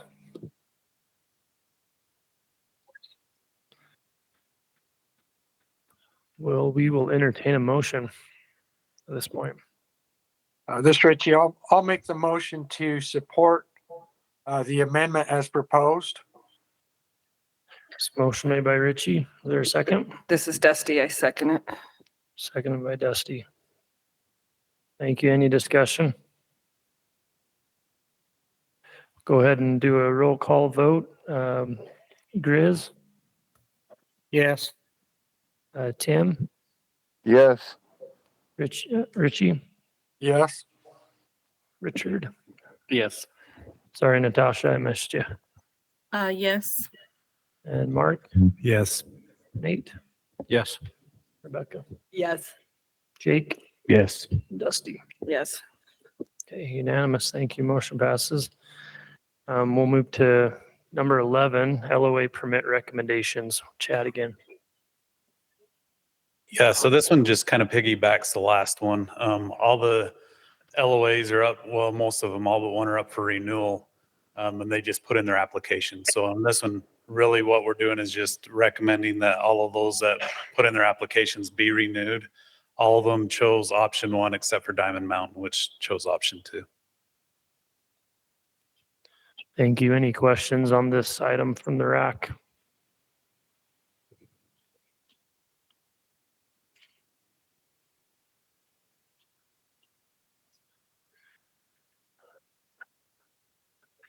Seeing none right now. Any questions from the public? Let's review the comments. 12 people responded. 8.3% strongly agreed, 25% somewhat agreed, 50% were neutral, 0 somewhat disagreed, and 17% strongly disagreed. Thank you, Miles. Public comments. Jaren, did you want to, anything to add similar to what you did? Okay. I think that's all we had on that one. Any RAC comments or discussion? Kind of said what we were thinking from the last one. I would definitely entertain a motion or entertain a motion.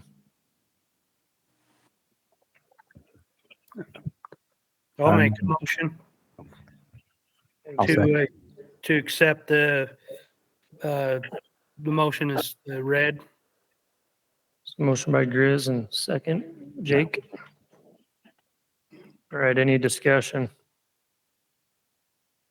Go ahead and take a vote. Grizz, Yes. Tim, Yeah. Richie, Yes. and Natasha, Yes. Richard, Yes. Mark, Yes.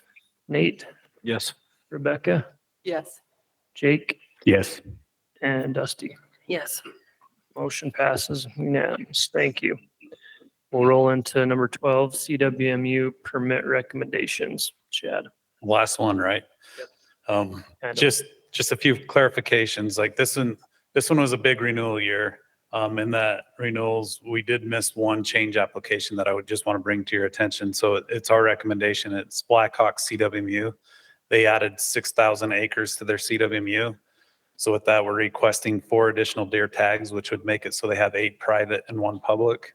2 additional bull elk tags, which would make it so they have 9 private and 1 public, and 5 cow elk tags, which would all go to the public. I also just want to kind of draw the attention to 2 split recommendations we had. One was double cone. Double cone has a lot of public land in it. With that, they've have what we call trade lands, which is private lands that they open up to public access. This went through the CWMU advisory committee and was heard. And they voted that their recommendation was for this to be, for them to give up 1 extra public deer tag and elk tag during the course of the 3-year COR. When they made that decision, the trade lands that we had for double cone were less than the public land. And since then, with this new application, those are actually significantly above the trade lands. I don't want to venture to guess. It may have made a difference in the CWMU advisory committee's recommendation, or it may not have, but I just thought I'd at least throw it out there for you to know that they didn't consider all of that. The other split recommendation is Kimberly. The operator's here. I think you'll hear from him tonight. It has enough acreage to be a deer CWMU, so that's not an issue. We're recommending it to be a deer CWMU. But they also went through all the channels of going to the CWMU advisory committee asking for a variance for it to be an elk CWMU. The CWMU advisory committee on that also recommended that they not be an elk CWMU. And so that would be the division's recommendation on that one too.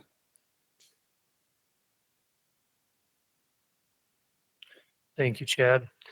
Questions from the RAC?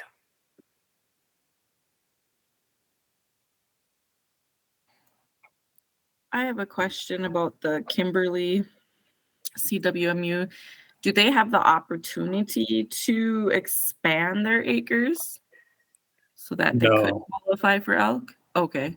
Yeah, it's completely, they've got all the private land that's connecting. So yeah. Oh, okay. What unit is that in? The Kimberly? The beaver. It's the beaver, the elk. So it's in the limited entry elk unit. Yes.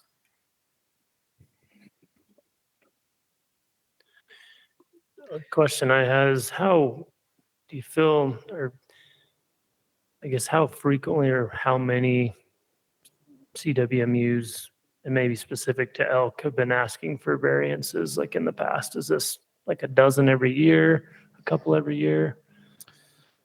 So I've been in for 4 years, and this is just off the top of my head, but I would say it's probably about 4, so probably 1 a year.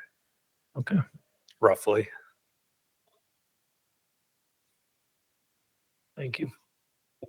Have those been approved, or are they usually? Usually not. It's actually really hard to get them to approve those or to recommend that they get approved. I believe it was 2 years ago we did have one approved, which was Sweetwater in the southern region. It was 8,000 acres. Kind of a similar situation as where it didn't have the ability to get any more private land. They do take that into consideration. So, but yeah, it's the variances are kind of hard to come by, I guess would be a good way to put it. And so this one was not approved just because, like, if you approved it, the one that had 8,000 acres, but this one has 6,000, 5,000? Under 6,000, I think 5,600 acres. And I think that was probably one of the major considerations, is that we have the 10,000 acres, the minimum acreage for contiguous, and with how far underneath it was, I think that heavily swayed the decision. How many tags are they asking for? 5. So it'd be 4 private tags and 1 public. Would there be an option for it to be like a 3-2 split instead, to maybe allow the variance? Yeah. I mean, you could make that recommendation of the wildlife board, and it would be up to the wildlife board. But and I think more than just saying what those tag numbers were, I'd be more comfortable if we followed the splits in the CWMU rule. So it can be 90-10, 85-15, 80-20, or 75-25. And I'd feel more comfortable with. And another thing is just talking to the biologist and making sure, like, if this is, I'll be talking to him between this meeting and the board, and just making sure we know exactly what the division's comfortable with. Because being a split recommendation, that was the operator was asking for 5. We said 0 because we weren't in support of it being an elk CWMU. So we could get on board with the biologists and see what those permit numbers were, and then just split it out according to whatever split was agreed to. Are these elk getting hunted now, or is it pretty limited? I think it's pretty limited. It's a limited entry unit. And this question came up last night, so that's why I feel like I can answer it. But Mr. Labrum can address it a little bit more if he wants as well when he gives his comments. But yeah, it sounds like there hasn't been a lot of or any access to hunt elk on there.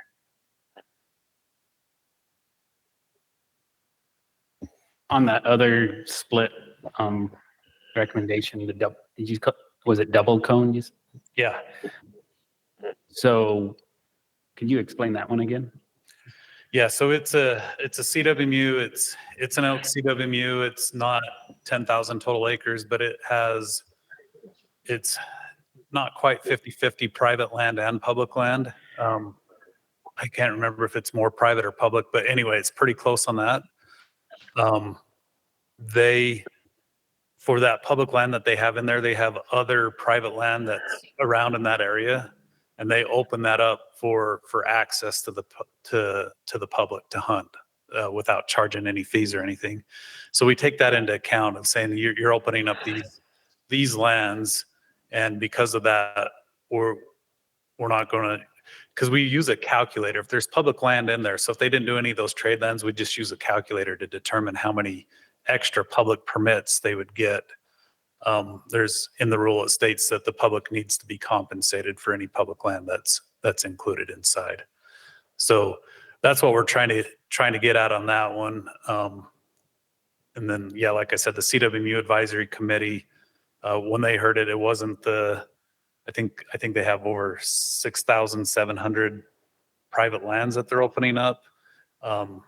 We had it that they had about 2,500 less acres than that. So it was a pretty significant amount less. So it's hard to say if that would have swayed their decision. So part of that where the trade lands were less than the public lands, the CWMU advisory committee felt like you need to trade those and give an extra tag every 3 years.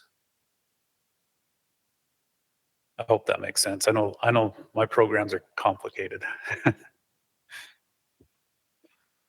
Can I just ask a couple of questions about trade lands? This is new to me. Yeah.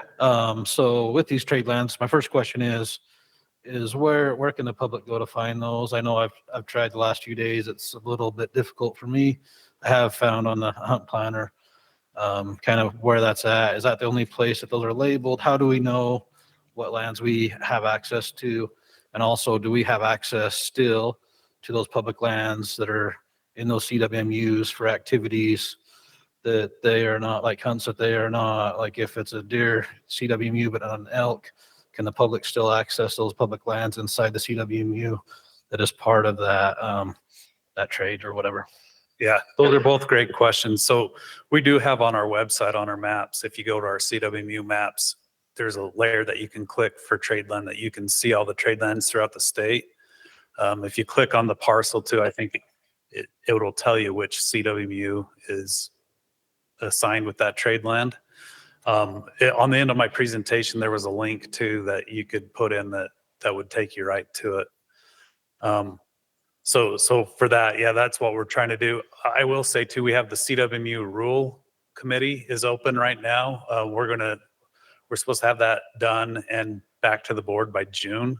This is one of the things we're going to tackle with that. Like we're already in talks of saying, let's get some signs out on the ground marking it that this is open trade lands because of the CWMU program. So not only do you see it on the map, but you can drive by it and see it and readily identify it, and just other ways to promote that program. And I'm really bad at remembering questions. So what was your other one? No, you're fine, and maybe that answers it. So like these properties that have trade lands, are those public lands that they are getting with the trade? Are those public lands still accessible to the public, or are those locked up into the private CWMU? Because I know that there's certain properties that have state land involved, like inside the CWMU, that they don't have trade lands for. And if I understand the rule right, the public can still access those for shed hunting or for rabbit hunting or whatever it be. Is that correct? Yeah, it's just the hunt boundary. So these trade lands that are involved in these CWMU units, if they have trade lands involved, is a state land that's involved, that's inside the CWMU still public accessible or not? Yes, it is. Okay. Yeah, so the CWMU, it's really just a hunt boundary. So you can't hunt the species that are in that CWMU on the CWMU. Everything else that you could legally do or legally access, you can do that. Hunt coyotes, hunt small game, shed hunt. Yeah. So these trade lands, the public's getting double access is what I'm feeling, right? Because they're getting access to the land that the landowners are giving up for trade for the public. Yeah, they have access, but I guess I would say it's not double access for hunting, right? Like it is, the trade is the hunting. You can hunt the public, you can hunt the private land, but you don't get to hunt the public land in the CWMU. So, and that is even if they are not like a deer or elk CWMU. Just for that species. Just for that species as well, correct? Yep, Okay. for the species that the CWMU has. All right, thank you. Yep. Is the trade lands that they open up, the private lands that open up, is it available year round, or is it just for the hunt? That's somewhat left up to the landowner discretion. So they can make it so it's like, hey, we're getting this for hunting. We're just going to give up the hunting. I don't think it's not unilateral. Like this is open for anything you want to do at any time. So yeah, it's for hunting specifically.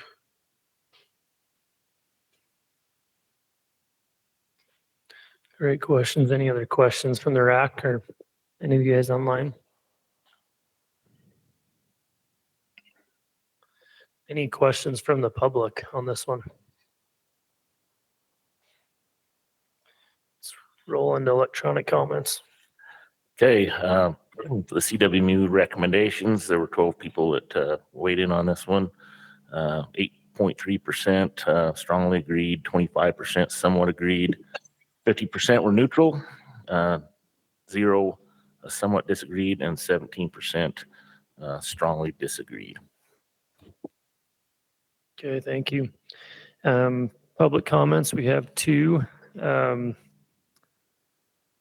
Trace, you want to sneak in? Michael will give you the last. Like I said earlier, I'm Trace Thacker. I've watched, like I said earlier, also I watched almost all the RAC board meetings, and I don't know this individual back here that's representing the Kimberly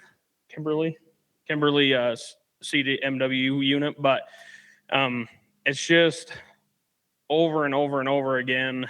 The DNR is, what happened on Diamond Mountain, right? They sell their tags and then they're like, well, now you have to pay trespassing fee, whatever. It's their property and they can kind of choose to do what they want with it. We have an individual here that wants to allow opportunity, right? That's what we've talked about all night, is allowing opportunity over and over and over again.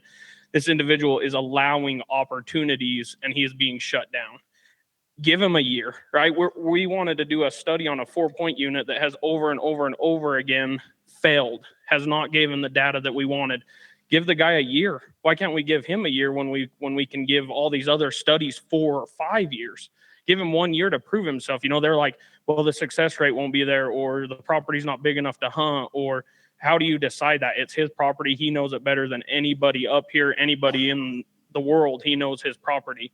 So let's not dictate on what he can and can't do with his property. I say we give him an opportunity, give him a chance, even if it's only 1 year, or even if he's compromising to allowing a few more public tags over the private tags or something. Give somebody an opportunity that's trying to help the hunting community instead of fighting against him. Thank you, Michael. That was refreshing. I've never had anyone stand up that I didn't know and support us, so I appreciate that. I totally agree. And I know we're from the other end of the state and we've got a ranch that's not out here and you guys don't know us and you don't know the property, but our landowners are just like your landowners. We work hard and we try and promote wildlife, and we've got 5,600 acres in the most premier spot in this unit that houses hundreds of elk all through the season. And it's like a refuge. They sit in there and they don't get hunted. And when the hunt's over and it gets late in the season, they get, like anything else, they migrate out with the snow and they're gone. And so we're up here saying, hey, I don't remember your name. Sorry. Trace. We're trying to promote opportunity. I sat by so many people tonight. I heard comments. I got to wait 5 years for this tag. I'm 27 years trying to, and you wouldn't think it would be so hard to convince people to let a private landowner let public into their ranch to improve opportunity. It's crazy how hard that is. It's like we're trying to open our doors, and to your question, the tags that are being recommended are above and beyond what's that unit. So we're not pulling from the pool. Those tags are just to manage the elk that live on this property. So it's extra opportunity for the public. And you think that would be an easy thing, but man, it has been hard. Now at the Southern RAC, they voted unanimously in our favor because they know the property. They know where it is. They know the elk that are on this ranch. They know how highly successful we can be. I mean, they just, and it's the same with the property out here. You guys know ranchers out here better than anyone else can. And so that's been the struggle is, and let me address the advisory board. We've talked about the mule deer advisory committee that everybody wanted to send the rule back and things like this. They're advisory committees. They come up with ideas, and that's what the CWMU advisory committee is. If the buck stopped with them, I wouldn't even be here. I wouldn't be here. I wouldn't go to the wildlife board. They just give an opinion. And when we went to that meeting, They didn't find we couldn't hunt elk. They didn't find that there wasn't elk there. They didn't find we couldn't be totally successful. They just were uncomfortable because we would be the smallest CWMU approved to date. Okay, now there's in the packets I sent out, hopefully some of you read it. I get real passionate, and next thing I know, it's 17 pages long, and I'm like, who's going to read this? You know, but in there, I put some data in there. There's 20% of the ranches that have elk CWMUs that are under acreage. That's a big percentage, 20%.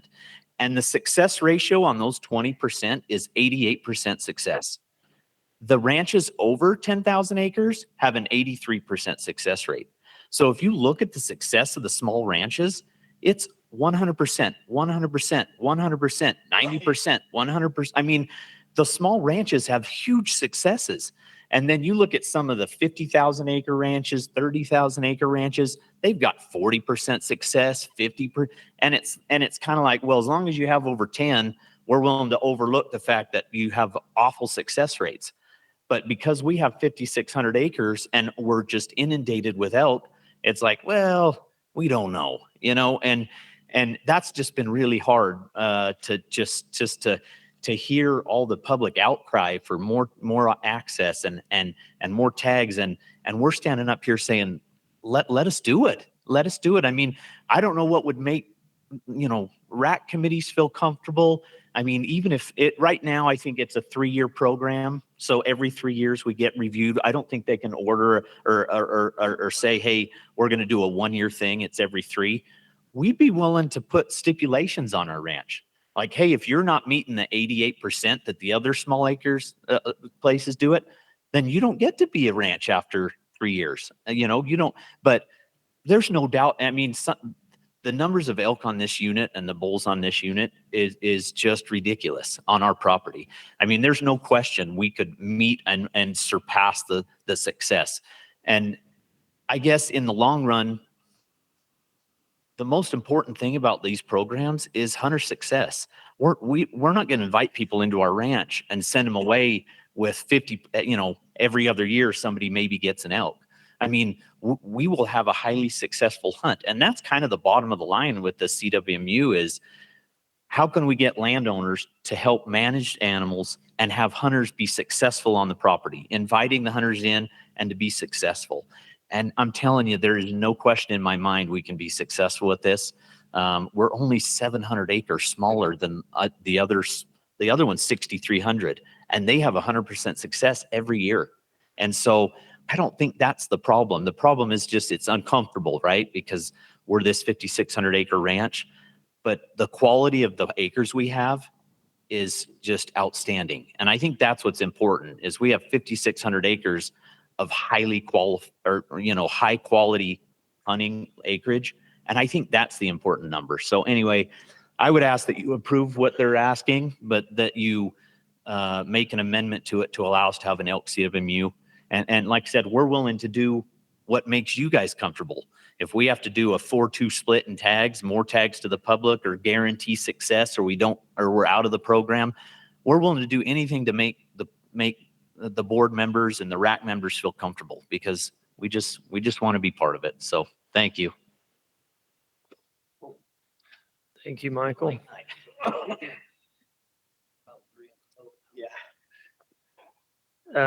Let's move into RAC comments and discussion. I'll just talk real quick. I read through everything, looked through the PowerPoint, and talked to a couple guys that have hunted the beaver and also kind of watched that Southern RAC meeting as well, kind of knowing that those guys know more than we do, definitely more than I do. So I've kind of felt the same way that I know probably the biggest question is if you open, you know, if there's a smaller acreage approved that maybe the next guy down the road is going to start asking and biologists are tied up trying to chase 6,000 acre ranches all over. That's where I guess I appreciate the work and effort that's come from these guys and hopefully that makes the job a little easier and, you know, sets the bar high for the next 6,000 ranch if they would choose to do so to bring that kind of information and also that kind of level of habitat quality to the table. So that's just my comment there. This is Richie. I'll make a comment. So I really struggle kind of with variances because in the past, I think the DWR, the Wildlife Board and stuff's been a little bit, I don't know, not real consistent, I guess, in some of the variances. And if it's true, there's 20 variances on CWMUs currently. When there's that many variances to a rule, it would kind of seem like the rule maybe needs to be revisited. That maybe there needs to be some acreage changes or something in the rule. I think if there's 20 variances to this rule, the rule really don't apply no more, does it? And so, I appreciate what the Kimberly folks are trying to do. And I think I support it. I just, there needs to be consistency. There's been quite a few inconsistencies in variances that have been granted, haven't been granted, those kind of things. And if you got that many variances, let's revisit the rule. But I've been after farmers and ranchers for a long time in my area. You need to treat your property like a wildlife management unit. You need to decide how you want the wildlife to look on your property and how you want to manage. And then you need to get with the DWR and work towards those goals. Not to let the DWR necessarily dictate to you. You need to come up with your own management plans and present those to the division and say, this is what we want things to look like. The Kimberly folks are doing that. And so in that respect, I support it, but we need to be consistent on variances, and we may need to revisit the rules on the CWMUs. Thank you. Thanks, Richie. I would just like to say, for this being a limited entry unit that is very highly sought after, to me, it makes sense to give people more opportunity to hunt it that would normally wouldn't have that opportunity.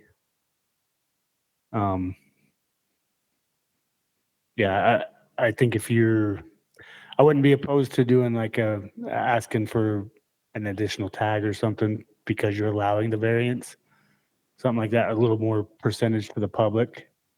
I don't know how that would look, but I would, that's what I would like to see.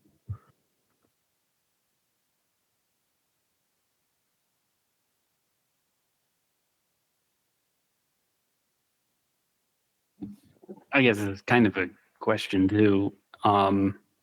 With it being smaller acres and you stating it hasn't really been hunted, if you start hunting it, are the elk going to leave? Or you guys, biologists, feel like they'll still hang out in that spot? I'll take a stab at that one. I think according to the biologists, there's 100 elk, about 100 plus elk there from August through the hunting season.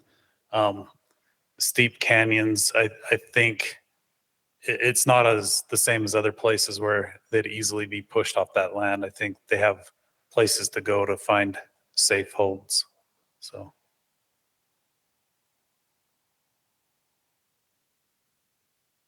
I think that goes back to that same point that each property is going to be different. And I agree with what Richie's saying too. Maybe it is important to look at the rule and really dive into what is the purpose of that acreage requirement, But it's a future thing, I'm sure. I try not to talk, but can I comment on that real quick? Yes.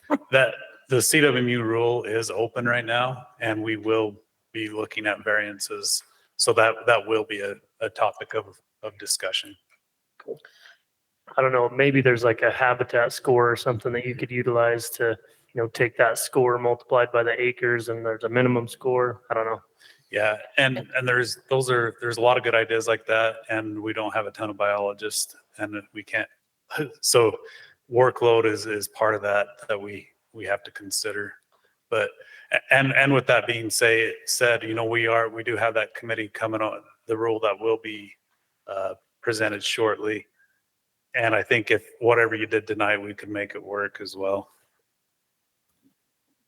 So Chad, I know it's so late. I'm not gonna try to ask too many questions, but is there like forage allocation, water availability that goes into, I mean, not every acre is equal, and some habitat is obviously more valuable than others. I mean, how do you, like, is it just a number that's the minimum, or is quality part of that minimum number as well?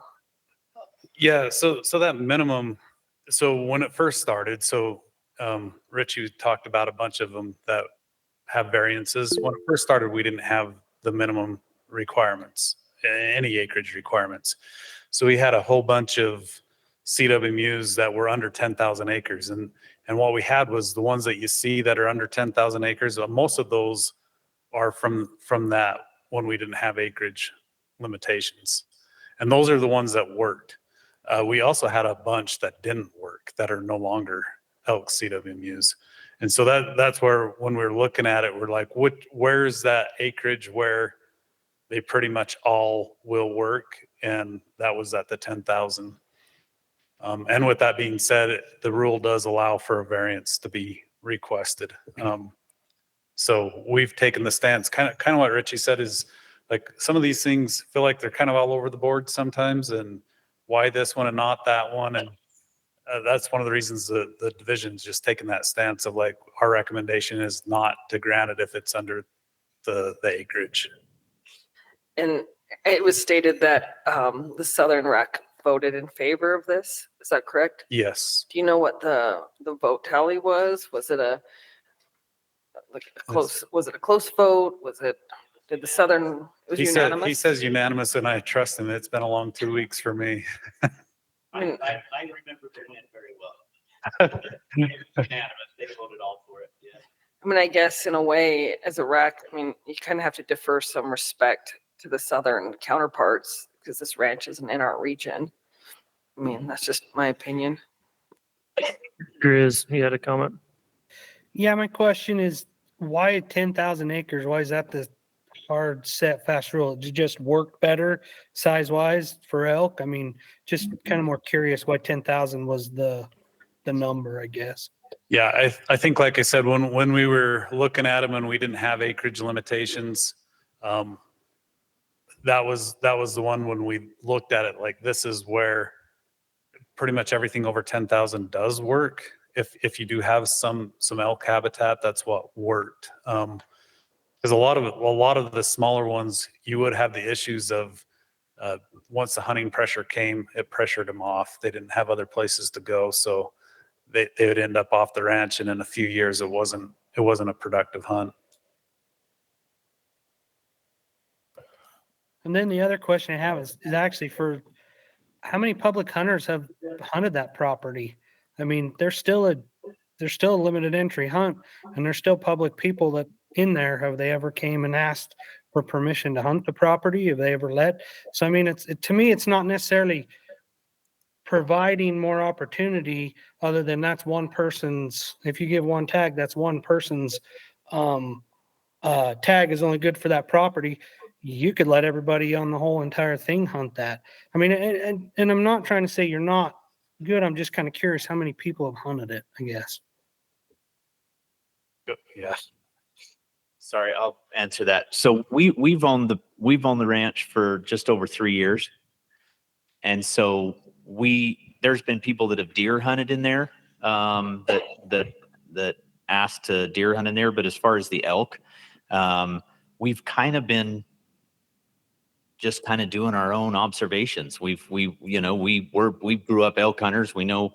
And so this ranch has, like I said, has great big, deep, steep canyons, and we've been watching the elk and where they move. And to be honest with you, I mean, I hate to say this, but we get a lot of people that have tags for the beaver that try and sneak in there and hunt the elk. And they get in there and they push the elk, and the elk just kind of circle around them and stay right in the ranch. And so we haven't hunted them in there, but we've seen their activity when people have tried to get in there and move the elk around. And it's big, steep country. I mean, they got to go a mile just to get out of the canyon. And so they just move around the hunters and stay right in the property. And so our goal was to try and I'm not going to get into this. I know it's late, but part of landowners cooperating for wildlife is there's wildlife eat our feed, they damage our fences, and there's a partnership where we help manage, and there's, you know, landowners, I hate to say this, but there should be some compensation for housing the wildlife, feeding the wildlife. We got water all over this ranch. And so that's why we're going for a CWMU versus just letting all the public just rush in there and start hunting. So thank you.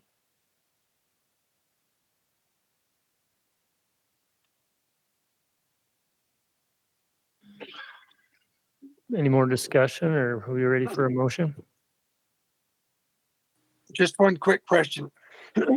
Chad, is there an option to just do a 1-year trial? I don't, yeah, these are done in 3-year CORs. And even if it was granted a year, then like, I don't even know if we'd have the results back in time to decide whether to grant them another year or so. So I think it would, I mean, it's something that we could monitor going forward, and we can do change applications on tag numbers. And maybe that's a way that you could change it to 0 tag numbers and essentially get rid of it. But I would be more comfortable doing a 3-year COR than just 1 year. Okay, thank you.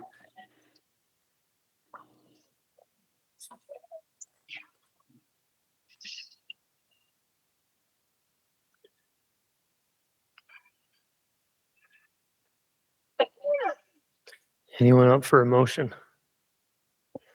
I'll make a motion. I make the motion that we approve the CWMU recommendations and also Kimberly's variance request. Motion by Richard. A second. I'll second. Jake seconds. Jake, thanks. I think I could hear that, but thank you. Any discussion on that motion? I guess one question for me, and I'm not voting, but the double cone, was that also, refresh me, that's currently not in the rule? Remind us where that is. So they'd be, the recommendation is that they're a CWMU, but our recommendation too is that they just give up 1 extra elk and deer tag every 3 years. And the split recommendation is that they're asking that that their trade lands cover and make it so it's equitable, and so that they shouldn't have to give up the extra tags. Okay. Thank you. All right. This is Natasha. I just had a question because they're asking for 5 elk permits. Is that right? Kimberly, yeah. I mean, is that their recommendation or the biologist's recommendation? I don't know if we should change that to like, I don't know what the biologist would recommend in whatever split. Yeah, you're talking about, like one of the splits. Yeah, generally we don't do a lot of recommendations on splits. Generally that's a CWMU choice. I have an email from the biologist that he said he'd do 3 or 4 elk permits is what he said in his email that he thought it could handle.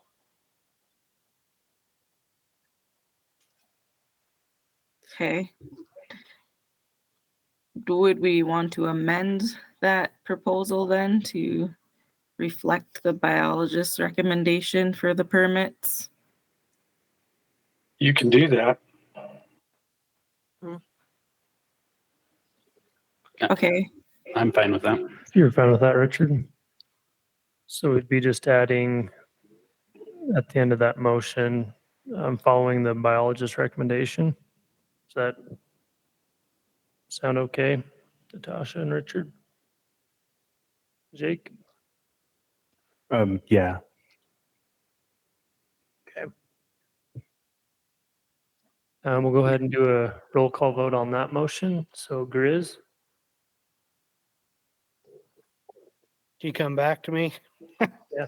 Richie, Yes. Tim, I'd like to see them get the 5 if they, if they can prove themselves. Besides that, it kind of compensates them for all the damages that the elk do too there. 'Cause, it sounds like it's pretty hard fence in that place if it's in the steep canyons. I think the motion right now is that we'll just follow the biologist's recommendation. I think as they work together, they may come up with 5, they may come up with 3. That's, I'm a yes. Or yes. Anything, help them out. Thanks. Natasha, Yes. Richard, Yes. Mark, Yes. Nate, Yes. Rebecca, Yes. Jake, Yes. Dusty, Yes. and then Grizz. I'm gonna be a no. I just think we have to set a point of, acreage wise. And maybe it needs to be reevaluated with the CWMU board. So I'm a no. Okay, thank you. I think everyone else was a yes. Motion passes. Thank you. I believe, so you think we're done, but I think we had a 13th item. I'm going to turn that over to Miles. Sure you don't want to adjourn?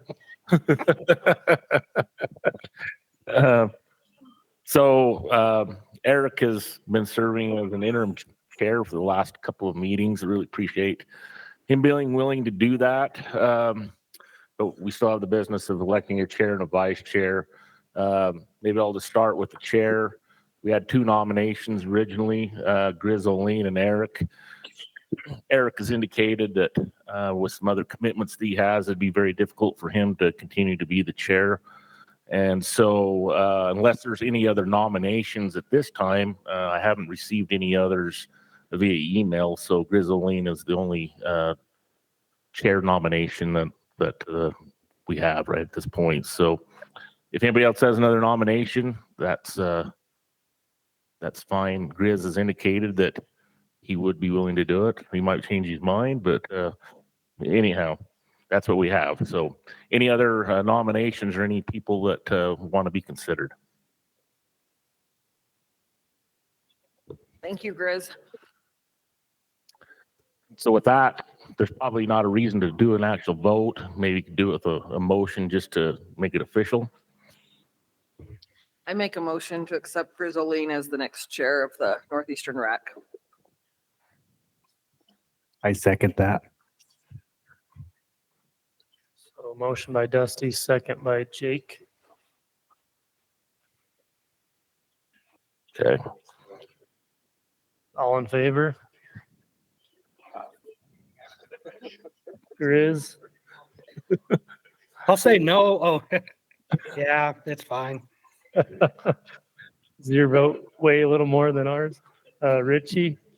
Yes. And Tim? Yeah. And Natasha? Yes. Okay, it's unanimous. I'll vote yes too. Okay. In terms of vice chair, we had 3 nominations come in originally.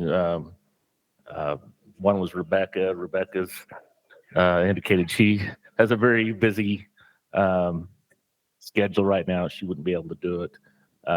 Mallory Harrison wasn't able to contact her to determine whether or not she was interested or not. And then Eric Major is the other person for the vice chair, and he's indicated he could fulfill in that capacity. So if there's any other nominations or volunteers for vice chair, we can consider those. But with that, I think we're basically have one person at this point. He's in. All for a motion? Is that you? We're gonna put Tim down on that one. Is that okay, Tim? Oh, Tim's you too make the busy. motion? Yeah, I made the motion to accept it. I'll second the motion. I second it. Okay, all in favor? Any Yeah. opposed? Okay, motion carries. All right. Well, I really appreciate the RAC members hanging in tonight. It was a long meeting, but you guys had some great questions, some great discussion, and really studied these issues and really thought through them. And I really appreciate that. I know the division appreciates it as well. So thank you for your time and your service tonight. And just hopefully that you guys can travel home safely. And we have another meeting coming up in December. So hope to see you then. Thank you. Thank you. We got a motion to adjourn. Motion to adjourn. Second. Dusty Standing up. and Nate second. Perfect. Thank you so much. Have a good night. Thank you. Thanks, everybody. Yep, thank you guys. Um,